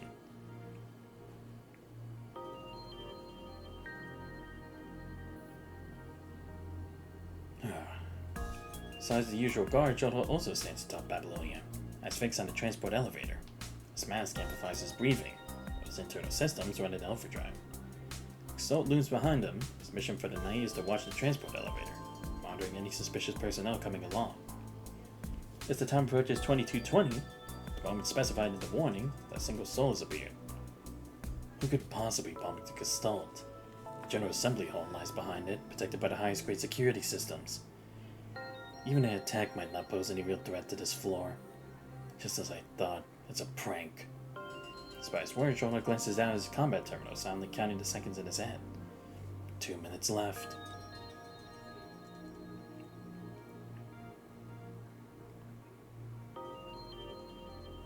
With Gestalt's support, Babylonia's education system is supposedly quite fair now. Everyone bears the same line about how it takes various factors into consideration to determine the most suitable path for each young scholar. But they overlook all the human factors. The volunteers who force-feed us their ideologies. The counselors who blindly push us to follow in our parents' footsteps. And those who sacrifice us for their own gain. Even under this supposedly fair system, people are still forced down the paths they'll come to regret. And we boarding students are right in the dead zone of it all. The youth center is just a tiny corner of Babylonia. They make sure there are never too many orphans here. They're mere grains of sand, too insignificant for anyone to notice. Even so, you're different from your classmates. Most of your parents sacrificed their lives on the front lines. Their comrades in Babylonia entrusted you to us, allowing you to grow under public care. That's why you must never forget what your parents gave their lives for. I'm sorry. If I kept watch just a little longer back then, there wouldn't have been so many casualties. This mother would still be alive.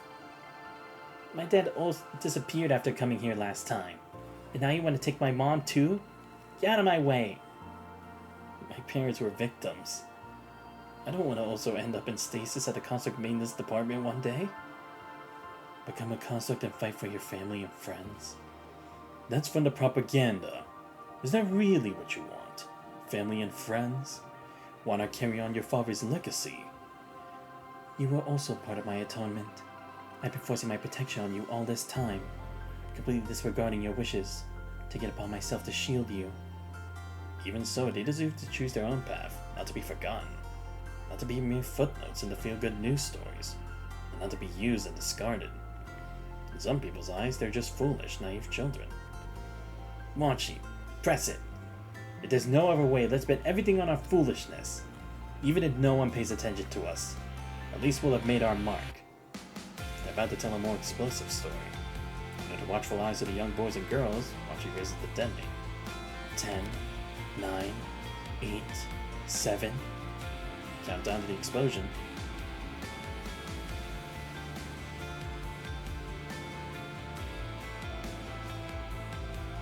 At the top of Babylonia, the adults count down with furrowed brows. Chodo stands up and looks toward where Gestalt is. The area appears eerily quiet, but no signs of intruders. 6, 5, 4, 3, 2, 1. Mochi slams down hard on the red button. The explosives shriek as they shoot upward, sending blinding beams of light that burst upon impact with Gestalt's body. The young boys and girls squint as sudden light floods their vision. The fireworks illuminate the darkened Gestalt exhibition hall, as colorful sparks dance across the shell of Gestalt's display before scattering into every corner of the space. Alarms blare through the exhibition hall as security robots converge from all directions. You actually did it! How about that? These are Golden Age explosives packed with gunpowder. They cover their ears as they shout at each other, eyes gleaming with excitement. Wait, really? That's what they meant? Well, I guess to be fair, it's kind of like just to prove it, right? Not so much that it's like they're actually gonna do it. Who in their right mind sets off fireworks inside? It's madness. Whoa, what do we do? Security robots are coming for us. Wanshi, what do we do now? Now? Yeah, to the Wanshi, he's still covering his ears and staring at the fireworks. Then he bolts. Run! Breaking through his sprint, leaping over the safety lines across the Gestalt. His new corridor is lit by fireworks before finally bursting through the exit. Wanshi takes the lead, his heart pounding violently.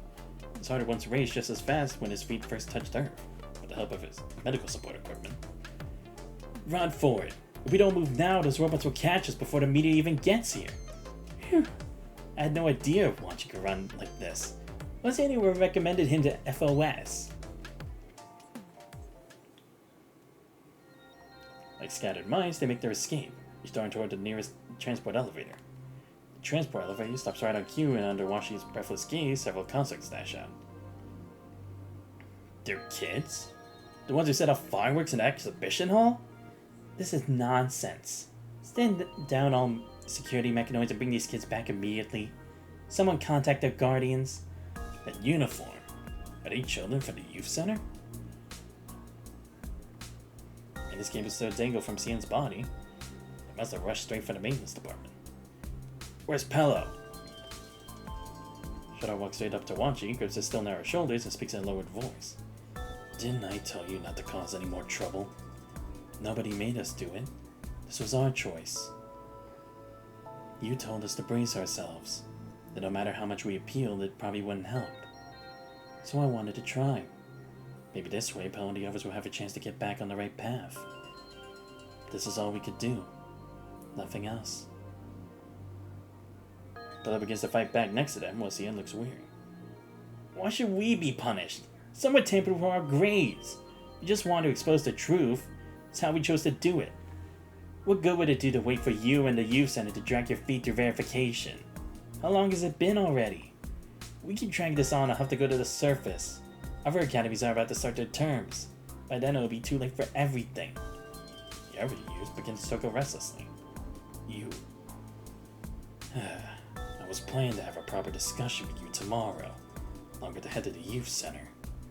Sure not, tell them. Everyone's working on this. All the adults who know about it are taking action. Even the head of the youth center is taking your concerns seriously. But, Pello and the rest of you? He pulls out a document and points several others who had strongly protested their grades. The recheck results are in, and you all have actually failed to meet the standards. The new results are even lower than the original scores. Oh, wow. So the plan was to... Wow, I see.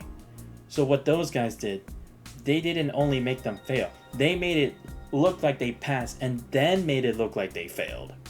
Well, it's like they had always failed from the very beginning. Wow, just to create that tension, to create that hatred towards the system. Oh my god. Why didn't I even think of that, right? Because it's like, it couldn't just be that simple and then it would go that way. They needed to create that emotion immediately. Huh? It's not that we don't believe you.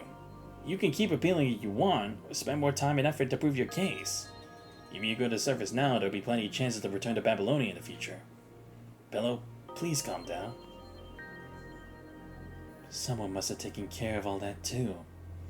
What about the terminal infiltration? How do you explain that? Some commuting students confessed to the youth center supervisors. They said it was just a cruel prank they came up with. They'll be punished for it. Wow, really? Everyone was the same trouble and weary expressions they had years ago when Wanshi and Pello caused a scene at the emergency center. No one here can help them, and their protest is like the fireworks from earlier. Grand and thunderous, yet making no impact. A brief flash of light that quickly fades to cold. Wow. Well, fuck. Children who caused trouble at the exhibition hall received stern disciplinary lectures. But unfortunately, this incident didn't affect their academic features.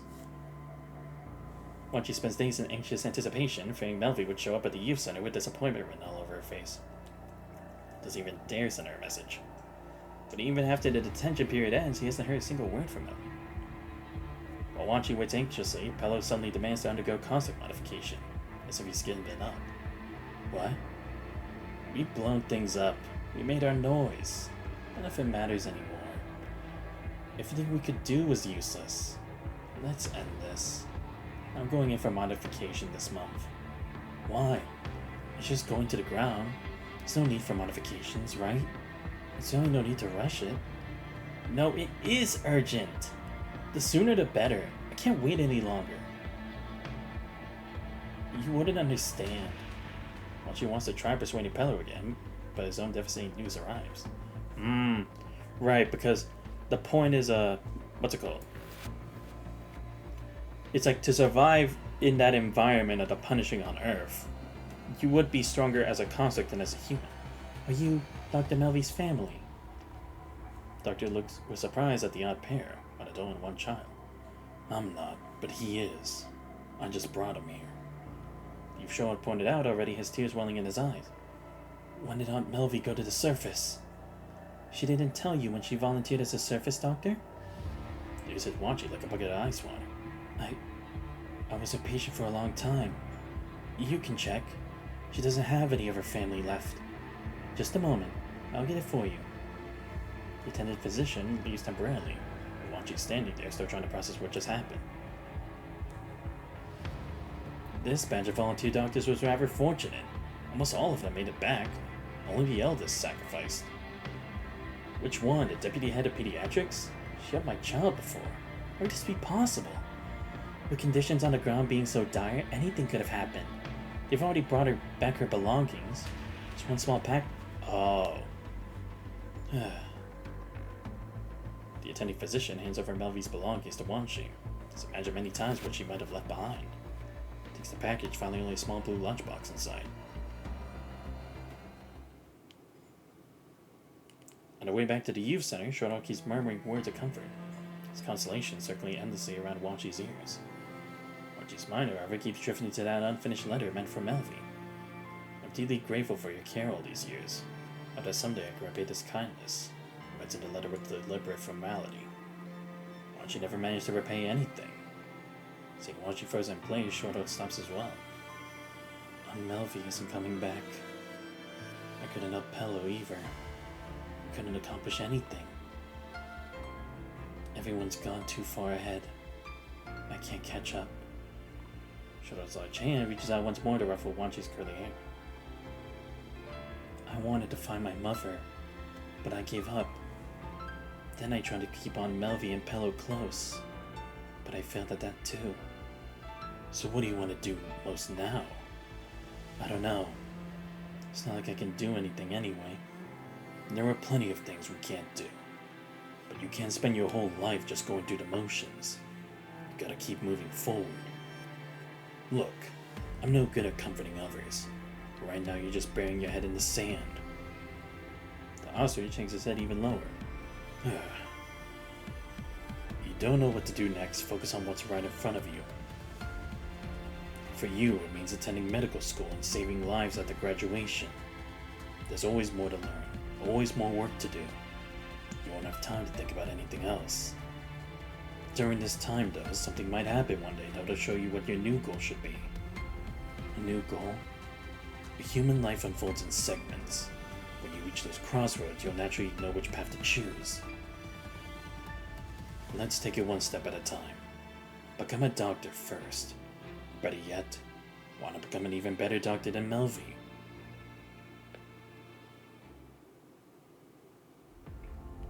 2 weeks later, Pello undergoes construct modification. 2 months after, the newborn construct is transported to the battlefield. Natalie and Wanchi both entered medical school. Frank went to the engineering academy. 3 months later, Pello sent his first message to his old friends at the youth center. A few photos of nameless birds in the hillsides blanketed in wildflowers. I never thought these birds actually existed. I always assumed the feathers the constructs brought back to Wanchi were artificial. Just something to make him happy. Getting that shot was quite challenging. The area was even full of unstable ruins or corrupted hotspots. Can you check out how Natalie's doing? But please don't let her know I asked. At that, Pello rarely keeps in touch with everyone. Time seems to race by for the rest of the world. Calls at a snail pace for Wanchi. Night after endless night, after switching off his self-study terminal, Wanchi compulsively checks the dates for the next medical license exam and Star of Light internship recruitment. Though he knows he'll never catch up to those who've gone ahead, so with just to quicken his pace, he could have reached the next crossroads and discovered the new path Shorthoff spoke of. He gives himself no chance to think of anything else, studying until utter exhaustion claims him and drags him into a dreamless sleep.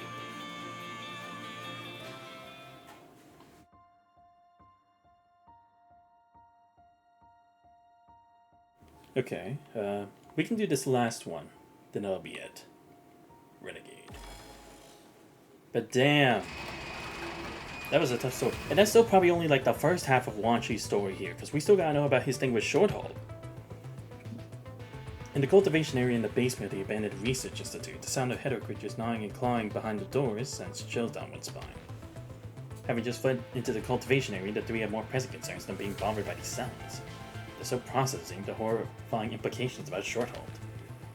If Shorthoff's the monster he spoke of himself... When they reached the basement, everyone still thought that not all hope was lost. Now reality delivers its first crushing blow. I was prepared for this. It must be the Ascendant's doing. I want to bring him back with us. Or... Wanchi. Let's see what's inside this cultivation area that Shorthoff was so desperate to protect. We should start with this door. So that gives the door a gentle tap while the header creatures behind it continue their frenzied movement. This door is special. It can withstand construct attacks to some extent. Constructs? Shouldn't there only be children in the cultivation area? If it's really just children here, then who are they trying to keep out? Upon hearing this, he begins scanning the room. Dim lights flicker overhead as rows of small beds silently watch the visitors. These are their first victims in many years. These really are children's beds. She runs his hand along the iron bed frame, where a hastily discarded restraining strap still lies. These are custom-made restraints. They were using these to hold down children? Maybe we should consider whether they were holding down children, or something else entirely. Wanchi, can we use Hawkeye here? Yeah, there's still some readable data here.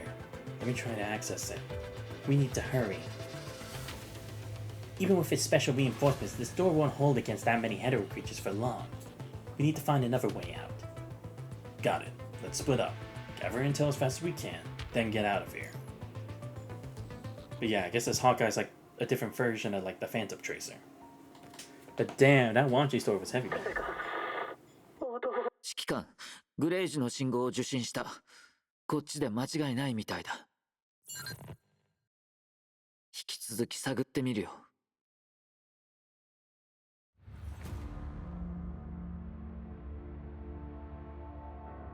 I like how we're having this stuff like episode 他の 10. 隊員と連絡は取れる？いえ、まだ繋がらない。扉の前の残骸だけが異様だけど、設備はちゃんと維持されてる。いろんな情報が集められそうだ。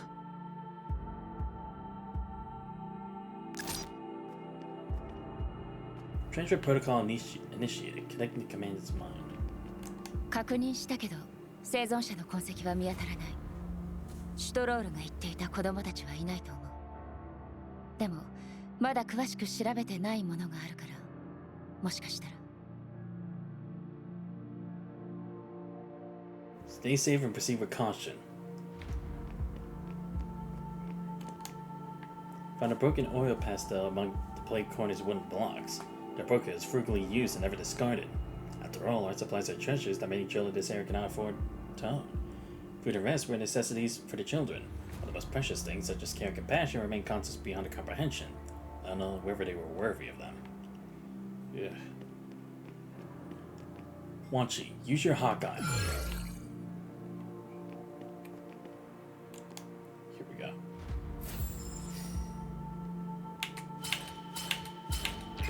Ah, damn.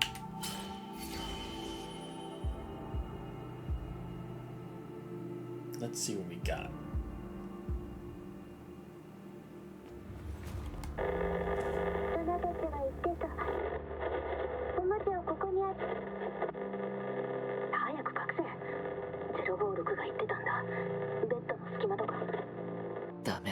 有効な情報を得られない。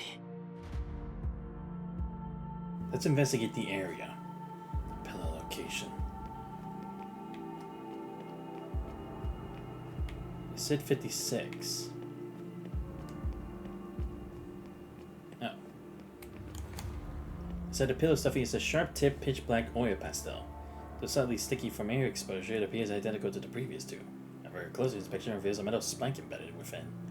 It's like the result of a child's mischief, as no ordinary child should be able to wield such an object to cause harm. Seems you can see with grass, needles and guns adorned with flowers. よし、これで完全に再現できそうだ。 Wait, I want to check. See if there's anything else I can find. Ah, damn, I can't go any further. Really? Fine. 外の大人たちが言ってた。寝る前におもちゃをここに集めないといけないって。そんなの無視して早く隠せ。056が言ってたんだ。ベッドの隙間とか枕の中に隠せって。外の人が来た。静かに。早く電気を消せ。ベッドの隙間に隠せるおもちゃ。 You seem to be hiding from someone. Strange. Let's keep looking. 待って、ここに何か書いてある。Okay. What the hell? Oh boy. どうだろう。考えたことはないけど。 Could this be caused by Hawkeye? 大丈夫？意識界に問題があったって聞いたけど。問題ない。で、それがさっき言ってたやつ。そう。このベッドネーム、子供の名前と検査日が書かれてる。Stay on your guard. A high concentration of 状 punishment. 況、これが僕の選択だ。ここにも異合線。気をつけて。これが僕の選択だ。 Good. 終わったかな。指揮官、怪我はない？ No sweat at all. 大したことない敵ばっかり。あっちに隠れてる数体を片付けたら合流する。Alright, be careful, Rosanna. 了解。こっちは引き続き手がかりを探しておくよ。 Still want you to stay in this story. Let's check the names Rosetta mentioned. 07 on the bedpost. Supervisor ID is listed at 56. 056。 Yeah, there we 担 go. 当者の作業番号かな。もう少し調べてみる必要がありそうだ。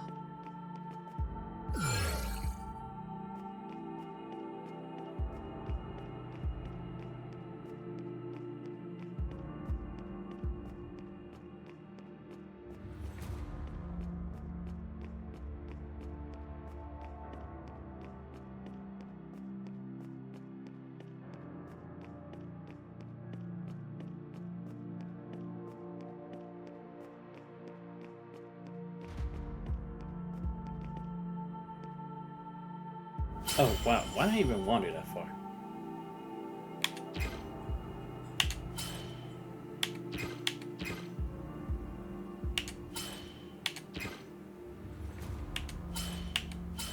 Okay, good, got it. Took a while. Looks like a fight took place. Wait. Hey. No, I want to check this. I probably had to check this first. Got 3 X's. It's been a dump today. Your turn. It's time to get this going. ベッドの隙間ってここか？ Alright, here we go. Rust a restraint buckle with its midsection sharpened into a spike. Truth is a blade, ground from restraints, and elephant devoured by hands. これは。 What's the hand so carefully? よし、これで完全に再現できそうだ。 Oh, okay, that's it? Alright. Sure. 07がもう罰を3つ取ったって。ゴミ捨て場に捨てられるんじゃないかって心 Oh, 配 like してる。strikes? 他のやつを心配してる場合か。授業も受けてなくてあの難しさも分かってないお前なんてその日のうちに捨てられるぞ。でも昨日056が言ってたの、今日があの日だって。今日からは誰も捨てられないって。分かった。056のことを信じるよ。おもちゃはどこに隠したんだ？ベッドの隙間に隠したよ。それと056に言われて医療ロボットにも隠したよ。何を？056が人格データって言ってたけどよくわからない。 Okay, interesting. 自動的に新しい情報を読み取った。あいつら一体どうしちゃったの？あのシュトロールを巻き込むなんて逆にやられそうじゃない？シュトロールの意識界の安定性テストがうまくいったらしい。あの昇格者に狙われたらいくらシュトロールといえども逃げられないさ。昇格者か。予想通りだな。I've already shut down the system, but your mind is still acting up. I need to go check on you. 大丈夫。時間がないから先に情報を集めよう。こんな重要な情報を前にやめるわけにはいかない。I've read of a Hawkeye. Oh, here again.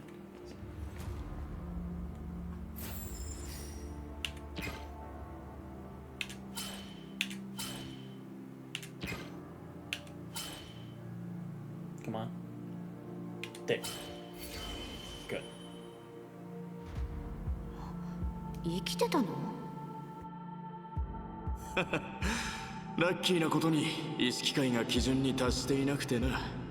雑用しながら生き延びてるってわけだ。シュトロールも昇格者に連れて行かれたよ。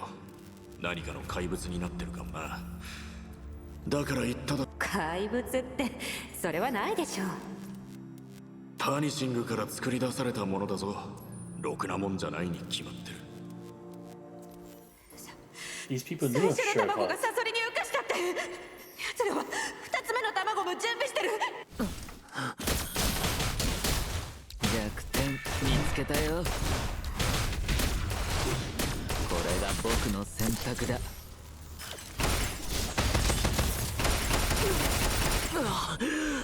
意識界か。弱点見つけたよ。隙を見て逃げろ。粛清部隊に捕まる方がよっぽどマシだ。昇格者がその怪物を外に連れ出したの？もうみんな終わりよ。 Wait, did you overwrite my access to open Hawkeye again? Won't she? あと少し。あと少し。指揮か。 Stop immediately. Your mind. こ More の奥に important. シュトロールが残した手がかりがあるはずなんだ。Shit. Okay, I'm starting to see what happened. So, Short Hub was out to catch these, the deserters, right? And then, unfortunately, this was also the hideout of the Ascendants trying to, like, turn some more of the constructs into them, right? Into Ascendants. There. これは Oh, not that シュ candy, トロールが bro. 持ち歩いていたキャンディー。 Oh, shit, what's gonna happen?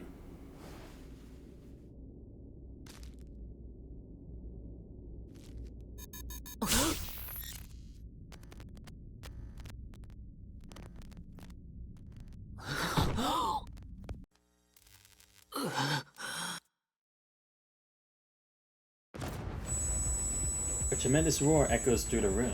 Dust billows up where Wan Chi stands at the far end. A piercing screech coming through the comms channel forces you to cover your ears in pain. Wan Chi! The sudden bombardment disrupts Wan Chi's visual modules, causing his vision to blur as he staggers backward and crashes heavily to the ground. Connect with me. We have to force Hawkeye to shut down. What's happening? His mind is malfunctioning. I'm sure it's caused by Hawkeye's data reading. If this continues, his memory data will be completely corrupted. No more mind displacement values. The parameters exceeded critical threshold. Initiating force shutdown. Wait. Just took us to keep his eyes open, but his vision is engulfed by chaotic memory data surging to his mind. Several anxious children appear before him, their wide eyes fixed upon him with trepidation. Is this 56's perspective? The girl hiding behind the boy appears younger. Only after his encouragement does she step forward, timidly taking his hand. That's Aviana. Be easy if you just use her number. To number 56's eyes, from years past, once she sees the number printed on Aviana's restraint suit. Back then, number 56 still chose to call her by name. It's break time already. Aviana, Iman, what do you need? It's been 2 weeks since our modifications were completed. They scheduled a connection with you for tomorrow. I know. Will she make it? I can't make that call. If her mind is stable enough, there shouldn't be any problems. It's until Wanchi hears himself helplessly mention the word mind that he realizes what's wrong with the child before him. On closer inspection, they're all constructs. Not a single real child remains in the cultivation area. Only children who've been completely converted into constructs. I don't want to go to the scrapyard. While Wanchi stands shocked at the children's true identity, he raises his hand. She watches a female's hand and instructs Aviana's hand. Don't worry. Just be good and listen to me like Iman and the others, and everything will be fine. You promise? The ground begins to shake as the scene before them warps once again. Suddenly, Wanchi recalls a story Mevly once told him.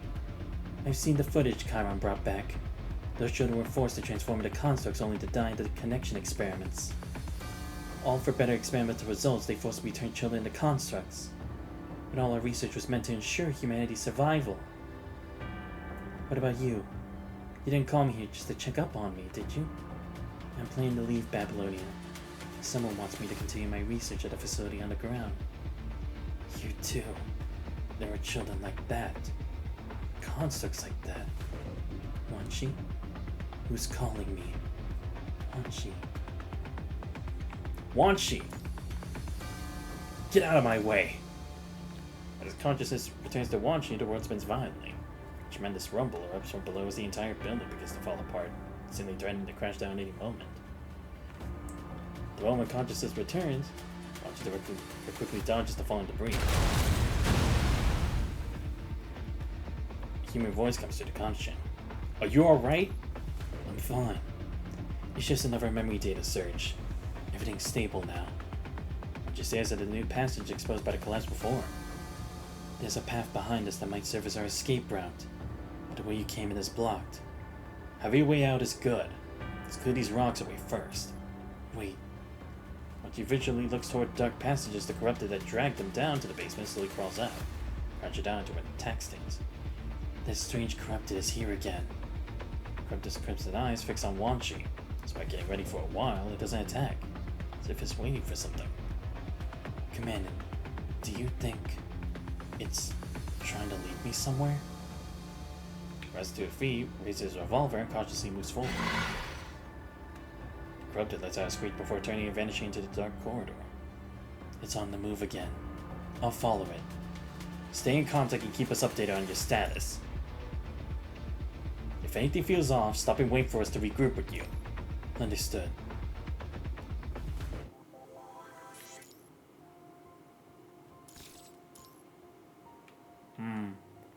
I'll go with one last one. Because I'll probably have to do 15 next time. I don't want to go through 16. She could have been kinder, crumbling silence. Many years ago, even the prosperous Kalongana escaped the punishing virus of destruction across the land. Mother stays in despair at the collapsed building before her. Flames rage as the corrupted, glimmering crimson light surge forward in a mass. The children. And... Run! The hospital's burning to the ground. The corrupted are coming. There were still so many people inside. She has a small bundle in her arms while she takes one last look at the Kalong People's Hospital, engulfed in flames, before being pulled away by soldiers helping with the evacuation. She had no experience of caring for children. She wraps the bundle to see the infant inside is barely breathing, ravaged by extensive wounds and a high fever. Disinfect him. Please save him. You want you, right? Yes. Both Wanchi and I qualified to board the transport aircraft. This way. Sir, I found them. Soldier reports the search status to their leader through the comms while fending off attacks for the corrupted. Once you find the transport aircraft, someone will ensure your safety. Corrupted sinks its teeth into the human soldier's thigh. Go! The transport aircraft is right ahead. This roar erupts, followed by a blast of heat. Watch it glisten Wanchi tightly to her chest and drops to the ground.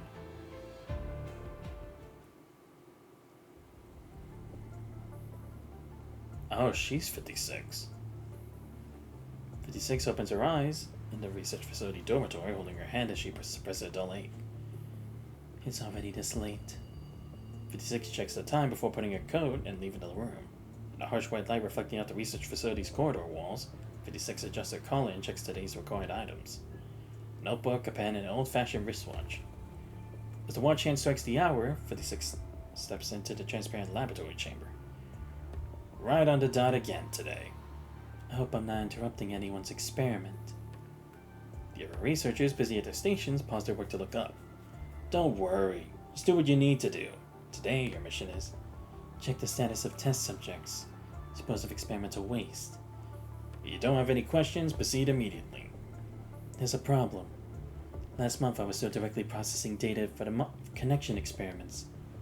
But ever since Dr. Pickman arrived, you removed me from the project and given me these menial tasks.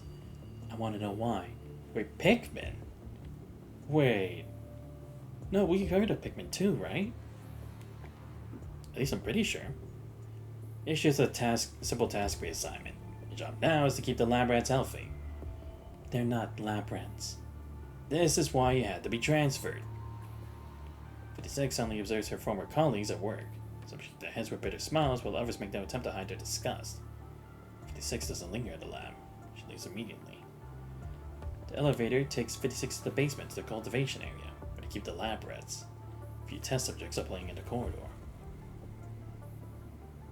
56 is here. Aviana, Theodore, get behind me. All the test subjects are human children under 10 years old. Iman's the eldest among them. Except for Aviana and Theodore, all the other children have been modified into constructs. Their minds display various disease symptoms. Almost every child carries the results of our entire research team, euphemistically dubbed special research. Everyone out. I need to do a head count. Other test subjects come out from the cultivation area, several hiding behind Iman, who's also backing away. Where's Joshua? Boy missing for the group today. Joshua was taken away by other adults early this morning. They took him away? He failed his class again yesterday. That was his third X. He failed, so the adults took him to the disposal site. Iman calmly recounts what happened to Joshua this morning. 56 looks at the performance chart hanging at the cultivation area's corridor. The square root and the X marks stand out sharply. Those are too many failing marks are crossed out with a single stroke, indicating the subject has been sent to the disposal site. And today, 56 happens to be assigned to this task, dispose of experimental waste. Will Joshua and the others ever come back? They'll come back. Now, Aviana and Theodore, show me your arms. What do they need more injections again? The constant Iman grits his teeth and turns away, refusing to watch as Theodore and Aviana obediently roll up their restraint suit sleeves, revealing thin arms with purple veins pulsing weakly beneath the skin. As the long needle pieces their arms, Theodore remains silent while tears well up in Aviana's big eyes. 56. It hurts. This is a necessary procedure. I'm sorry. Iman said that they're giving us medicine today. We'll be the next ones to undergo modification in a few days. Stop talking. Iman tries to stop his companions from discussing it, but 56 hears everything anyway. 56 watches the medicine drip down for the syringe, remembering the last arrangement they discussed before reassigning her. After converting Aviana and Theodore into constructs, they plan to use the children as test subjects for as many experiments as possible. These two children were left unmodified because of poor conditions. On the contrary, the researchers seem particularly interested in their future modifications. It's as if they're using all the previous test subjects as practice runs for these two. If these two children fail as well, it means this batch of test subjects will be completely used up. They'll need to procure new materials from the Orphanage of Light. I heard the Orphanage of Light is gone, but any other orphanage will do. Mayor's Cathedral, House of Love, whichever one. Wow, so it's another one of those, like, they're working with the other orphanages. Because that's supposed to be like the one that Vanessa and Bombinetta had done, right? Because they had checked out an orphanage at one point that was being used for construct experiments. And there was also the same thing that happened with Luna. There's no shortage of of orphans in this world anyway. Young and naive, with barely any social connections, people too preoccupied with their own affairs to notice the world's desolate corners. Injection complete. We're done. Now head back, all of you. Try to be good and don't make the adults angry. Iman, are you listening? Don't get yourself thrown into solitary confinement again.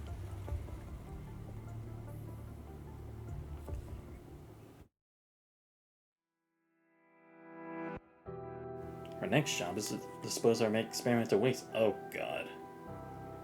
56 passes through the cultivation area, pushes open another door at its rear, and proceeds down the corridor. At the end of the road, 56 opens the landfill gates.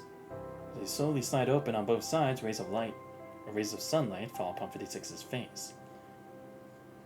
Sunlight shines impartially on everything at the disposal site. The amount of waste, the sewage, and the fresh experimental waste just dumped at its entrance. Joshua's remains are carelessly dumped in front of 56. His bionic skin is gleaming faintly. His number SO145 is still visible on its surface. During this morning's experiment, he was discarded due to complications that were completely predictable. Perhaps earlier, it was the last time 56 would ever be able to call Aviana or Theodore's names. 56 picks up a large garbage bag, bends down to pick up... Ugh. 56 struggles to climb the mound of garbage. Puts the garbage bag at the top to bathe in the sunlight streaming down through the hole in the landfill ceiling. 56 tilts her head upward and stares at the sun, letting the unbearable light turn everything before her into a blur. For Wanshi's sake, should I keep going? A considerable amount of time has passed since she left Babylonia for this highly classified ground research facility. When 56 made the decision, she didn't know exactly what the research facility would look like, but she had a vague idea of what to expect. Shortly after leaving the Science Council, someone contacted her. Well, Wanshu, you made up your mind? They're very interested in our research direction and have provided ample resources. They'll support whatever you want to do next. That's what everyone says when they want to recruit you. And when you say abundant resources, you mean the excellent test subjects, don't you? You should know exactly what they are. We all know what it means, so there's no need to spell it out, right?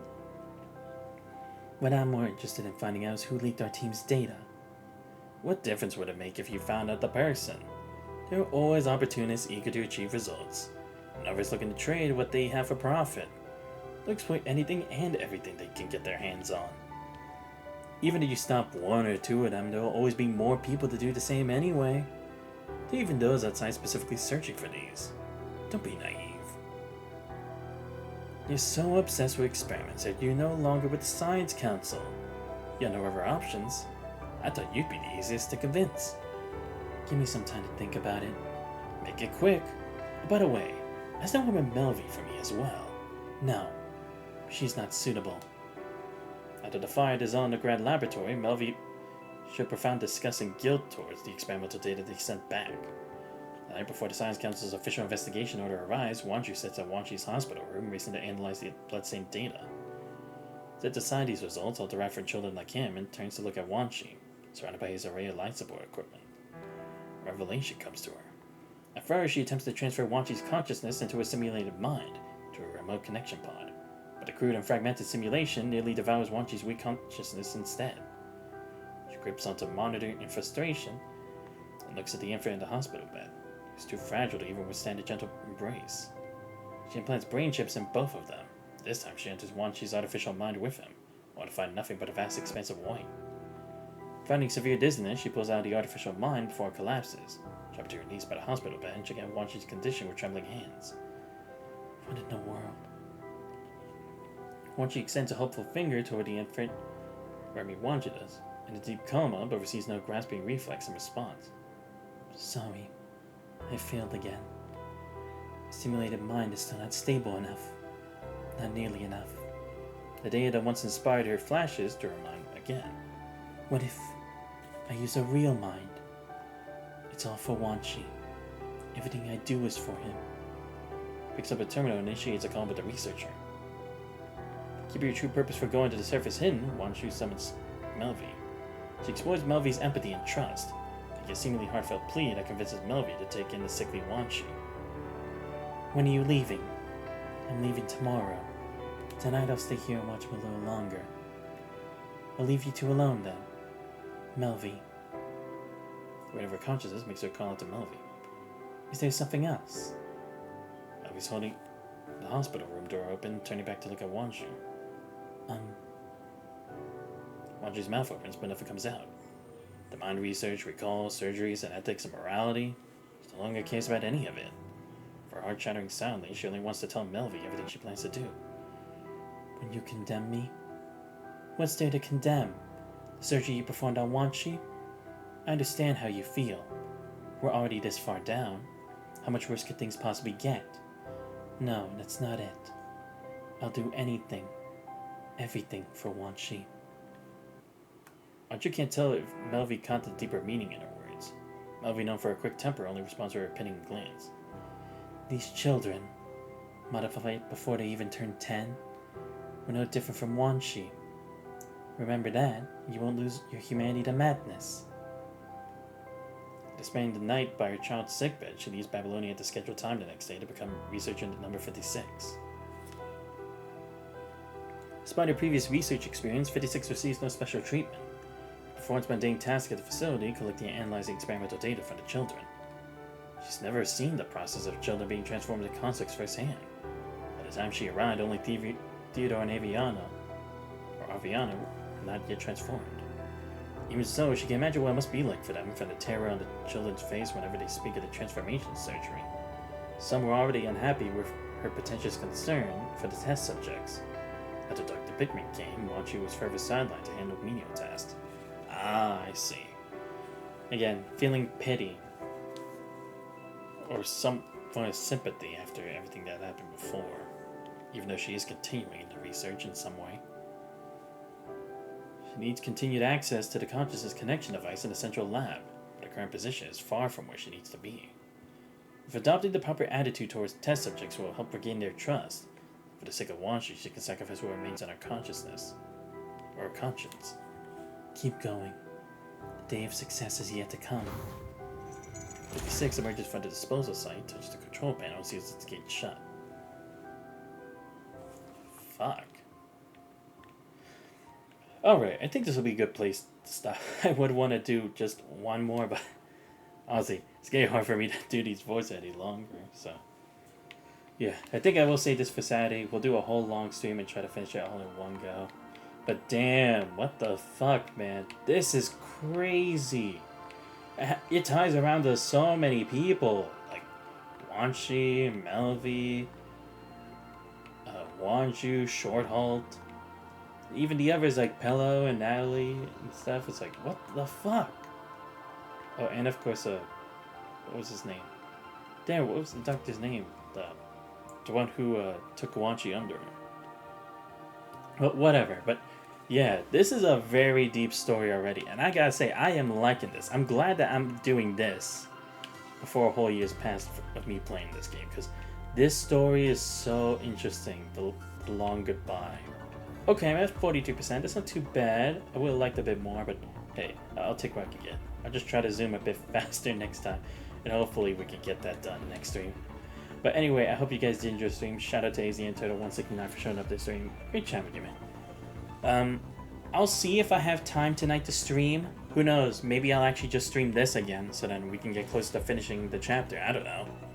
I'll have to think about it, because I do work tomorrow, but again, depending on what time I get back and how much time I have, I could just continue with this, so then I can just do Trails in the Sky tomorrow, because, yeah, I still have to grind on East 9 Miles of Knox, so that won't be until Sunday like usual. But I'll have to see. It'll depend on how much free time I have. But anyway, if you guys did enjoy the stream but already found the channel, please make sure you leave a follow. Much appreciated. Check my YouTube channel where I post all the vlogs, subscribe to as well. Join Discord, you guys know already. Links to all those on the channel. But this has been Santos Vice. I hope you guys have a great rest of your night. Or your day. See you guys next time. We're out.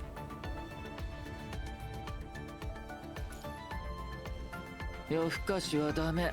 子供でもわかるよ。はい。アメちゃん。今日もお疲れ。食べたら休んで。あとはやっておく。